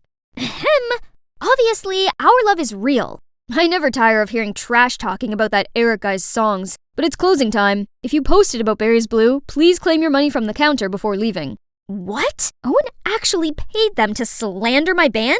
Why was he so intent on ruining my career? Did he have a personal vendetta against me? I just had to find my own way to figure all this out. Making myself one of them should do it. I immediately called to apply for the job. And I got it. Showtime! It's important to look the part, so I dressed up as this innocent-looking girl for my first shift. Thanks to the magic of makeup, even I could hardly recognize myself. Call me Summer from now on. After the introduction, Owen immediately gave me tons of work. I had to do the heavy lifting and stinky, dirty work. I was a pampered star, not a grunt. Ugh, he's such an exploitive boss. I must have been crazy to have ever crushed on him. In the evening, the anti-fan group showed up again, followed by a familiar face. It's Rena? Owen's little sister. Back in high school, she was quite arrogant. It seemed like nothing had changed. Did you know that Sonya was such a weirdo in high school? Now that she's famous, she's acting like she's above everyone else. Stop right there, carrot hair. What's your name? I'm Summer? So, Summer, here we've got a special requirement for every newbie. You have to pass the anti-fan test. Tell us, what do you think's the most irritating thing about Sonya? Ugh! Now I have to defame myself? Actually, I was Sonya's childhood friend. Well, just a neighbor. She was the worst kid in the neighborhood. What did Sonya look like when she was young? And how was her personality? She was chubby and cruel to other kids. She threw bugs at them and never shared her toys. Take notes, guys. Remember to cite the source as Sonya's close neighbor. You can get some bonus, too, for contributing useful information like this. Was Rena also involved in this, along with her brother? When Rena left, the other anti-fans, Caleb, Violet, and June, still didn't leave, but turned to the stage and started tuning the instruments? What? They'd composed a whole song to mock me, not only about my surgery rumors, but also that I was a vain, hot-tempered, competitive, talentless, disrespectful, and never used my abundant money to help others. Her music was good, but the insolence killed their skills. I'm curious, why do people hate Sonya that much? She's rude and her music sucks. Yeah, her natural voice is good, but it doesn't have any emotions. She probably doesn't know anything about love, and doesn't have any friends either. Those comments from the anti-fans got me thinking. I suppose I do find it hard to open up to people, and I can be a bit hot-headed sometimes, but am I really that unlikable? Not the nose again, please! Huh? Owen? First you break the cups, now you're wasting sugar. Sugar? Seriously? Aren't you even going to ask if I'm hurt? If I leave here with just a scratch, this place will be finished, you know. This place was fine until you showed up. At least, Summer, you should learn how to apologize and thank. Suddenly, the anti-fans' words echoed in my head. As Summer, Owen still saw how much of a diva I was. That means, as Sonya, I must have been so despicable. I'm sorry. I should have thanked you for helping me. That's okay. I'm glad you're not hurt. Don't forget Rena's reward at the counter. Take it before you go. Why do you have to pay others to badmouth Sonya? I'm only going along with all this for my sister, but it brings more customers in, so whatever. So the person behind this is Rena? I don't think so. Someone must be pulling her strings.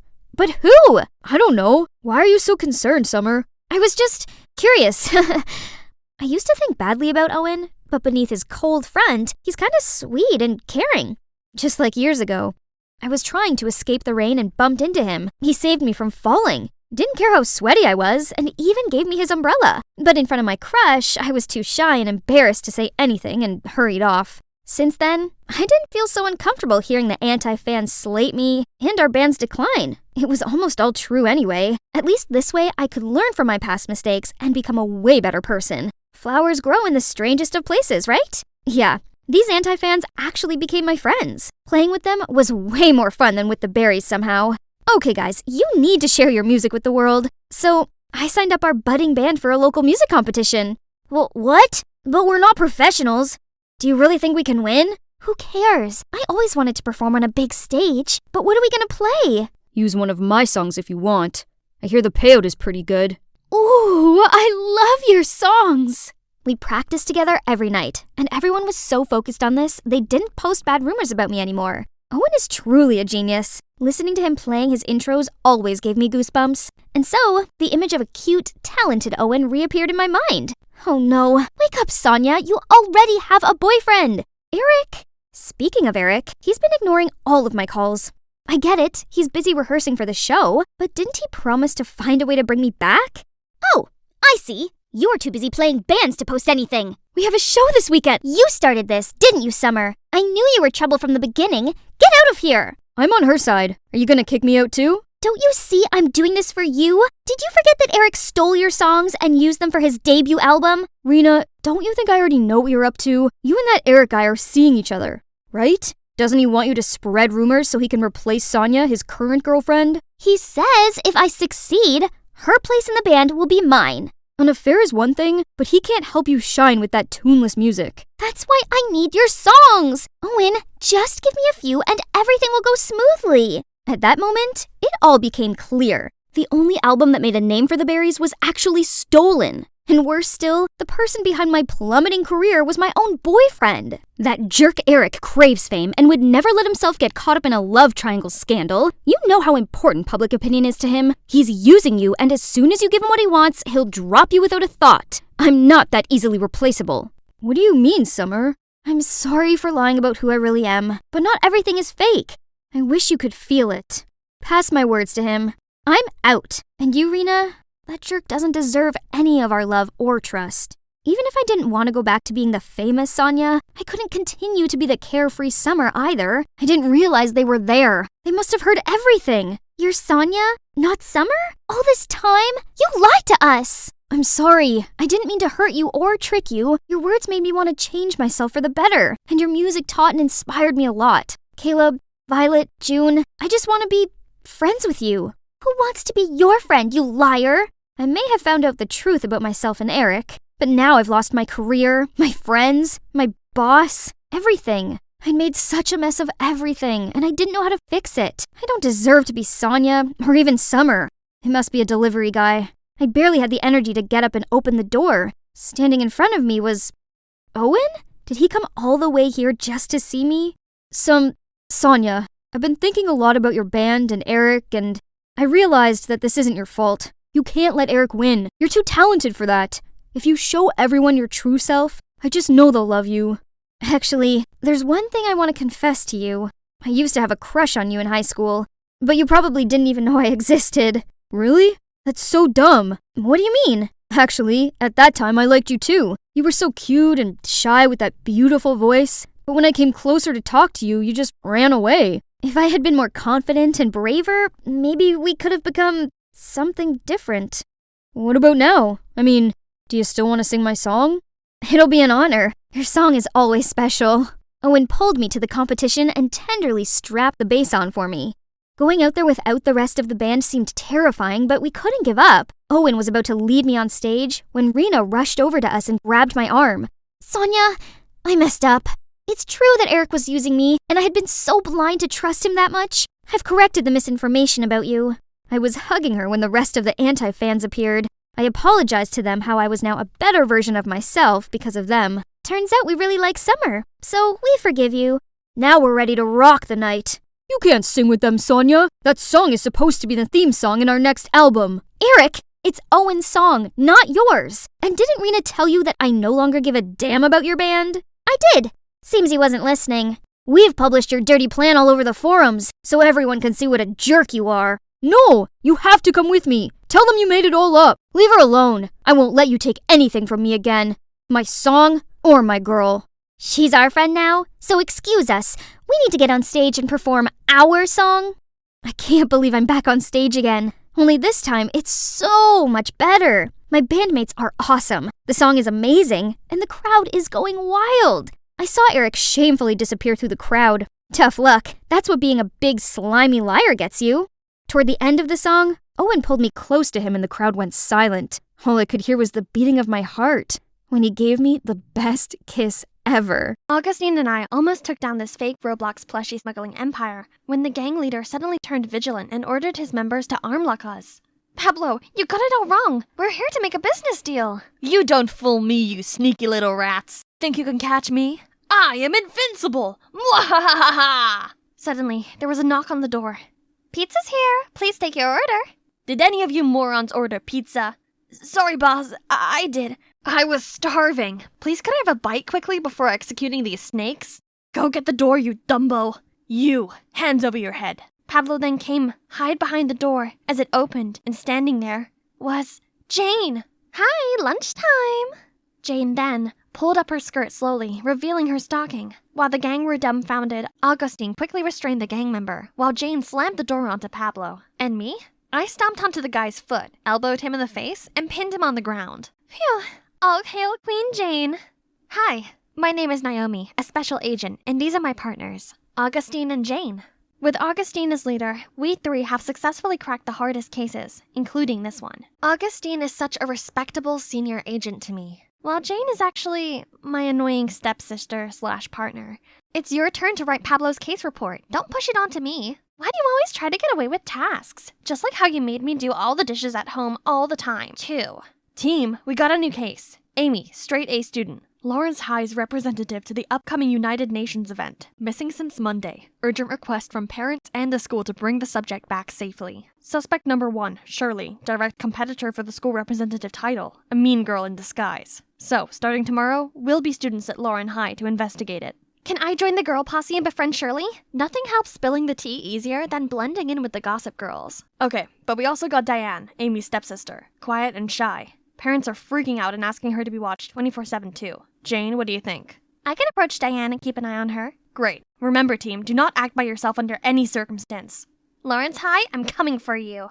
On the first day of school with my excellent disguise, I confidently strode to the classroom. My mean girl covers quickly got everyone's attention, including this guy. Hey, cutie. Let me show you around, and you could show me the way to your heart. Marco, Lawrence High's jock with a notoriously long list of ex-girlfriends. Meanwhile, Augustine's also taking a good chunk of the ladies' hearts, including Shirley's, my target. So, I purposely walked past her, showcasing my $200,000 Hermes bag, and... Hey, you! Yes, take the bait, fishies. You seem to have a sensible fashion style. Want to join our group? Sure, I'm Naomi. Right then, Jane passed by. In the shy, nerdy girl covers, of course. Hold on for a second, rookie. Did you borrow your granny's dress for school? Right, Naomi? I think... Oh, this hurts my eyes too. Who, in God's name, wears pastel pink in 2023? Shirley and her entourage were cackling, while Jane gave me a hostile look and stormed off. Oh, please. She didn't have to take it so personally. She should thank me for that instead, as now she can naturally be friends with Diane too.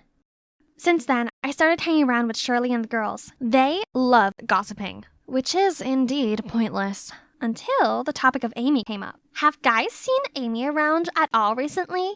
Amy? Who on earth? Amy Hayward, the one competing against you for the school's representative. Oh, that stupid contest. I couldn't care less about it, actually. Thank God it's over. I only joined it because my dad kept insisting. Shirley didn't even remember Amy, nor did she want to compete with her.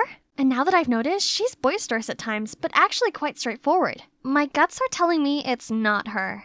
So I brought up my concerns about the case at our next meeting. I'm pretty sure Shirley is clear. What? Do you even think before saying? She's our number one suspect. Plus, from what Diane told me, she's always picking on other students. Yeah, but that doesn't mean she has ill intentions towards Amy. You need to stop judging people too quickly.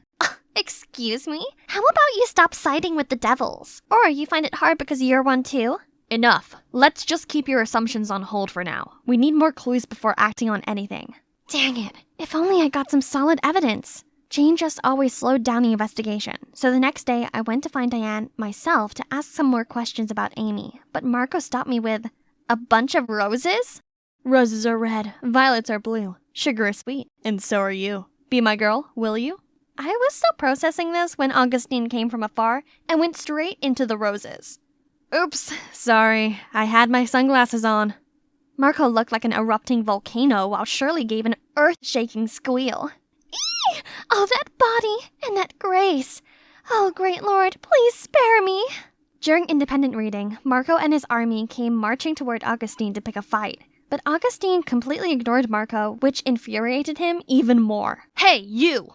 Turn your coconut head around and have some courage to face me. Augustine calmly stood up, returned his book as if Marco was invisible, and came to ask me to have lunch with him. He pulled me out of there, leaving Marco behind, grunting like a mad pig. It feels good living student life and having the boys chasing after you.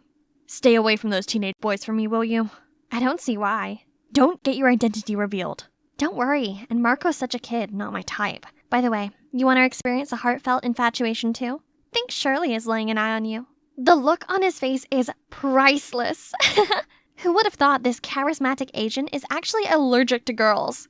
During PE, I saw Shirley purposefully tripped and fell in the direction of Augustine, but ended up on the floor instead. Augustine then dashed over to me for help when Marco stopped him midway. Still holding grudges with Augustine, Marco announced a dodgeball war. Oh boy, didn't know what he got himself into.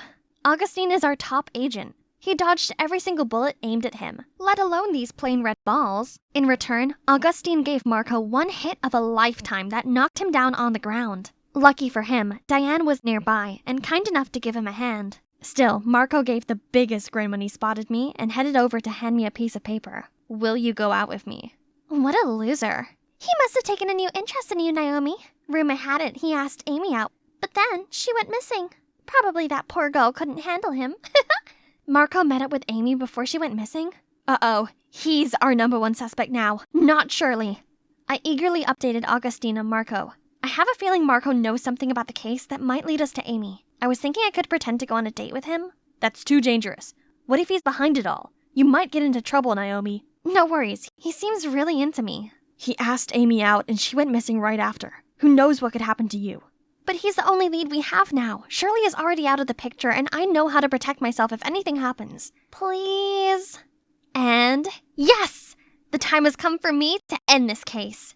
During the date, Marco was so caring, but I was dying to know what happened to Amy that day. So, I heard you and Amy were a thing before?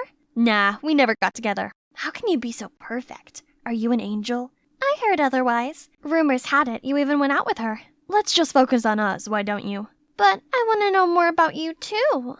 Fine. If you want to know it that bad, I did ask her out, but I never saw her that day. Her sister showed up instead. Sat there at a reserved table and said something about Amy wouldn't be around for a while. I thought they wanted to mess with me, so I just left. Diane knew Amy would disappear even before she went missing? Did Diane have anything to do with this? She might have been the very piece we'd overlooked from the beginning. I got to the office and saw Augustine fidgeting around. Are you okay? Did Marco do anything to you? I'm fine, and I got the biggest news. I then told Augustine and Jane everything and posed my doubts for Diane. Why Diane? She's just a vulnerable victim who gets picked on all the time. And you know by who? Shirley! She might appear vulnerable, but who knows what she's got inside. And you remember how she came to help Marco up that time? Now that I think about it, she was so worried for him. She obviously likes Marco. It's possible she might get jealous of her sister. Oh, stop. Not everyone is a jello like you. What? Team, this is getting nowhere. For now, let's just agree on keeping Diane close. Again, no one is to act by themselves. A jello? Just watch me nail this case before you do, Jane. The next morning, I saw Diane secretly watching Marco play basketball. I swear to God, Diane is definitely into him and involved in her sister's missing. But Augustine wouldn't let me do anything. That'd leave me with the only option, which is to keep Diane's activities on watch. Indeed, she's been acting very strange lately. She received regular phone calls and would get out of class, just to return with a troubled face. I decided to tail her that afternoon. She looked very suspicious and kept turning around to check if anyone was following her. She's definitely hiding something. We were walking for quite some time, passing a vast area of abandoned field crops, until she stopped in front of a shabby house. This is clearly not a building for residency. The whole place looked so torn apart, and even had traps everywhere. Thank God I had all that training back in the academy to spot these deadly traps. Suddenly, I saw a flashing shadow sprinting right across the room. I quickly followed and saw a door leading to the dark basement. Diane, or whoever was staying here, is not going to be simple to deal with. Oh no, it's a trap! If you dare move an inch, you're done. Now tell me, who are you? Are you from the Dixie Mafia trying to get back at me? Mafia? No, you got it wrong. I came to check on the electricity for this building. Please calm down. She's lying again, Mr. Gordon. I knew she was up to no good. Speak now if you want to stay intact. Oh, no. I should have listened to Augustine and not let my stupid adrenaline take over. Is this the end of my mission? The end of my life? Suddenly, there was a loud banging sound. FBI, don't you dare touch her! It's Augustine! FBI? What? No, what's happening? Are you not from the gang? Jane was there for me too. She quickly took the bomb remote and turned it off. Fake bomb, are you kidding? I quickly got out of the trap safely.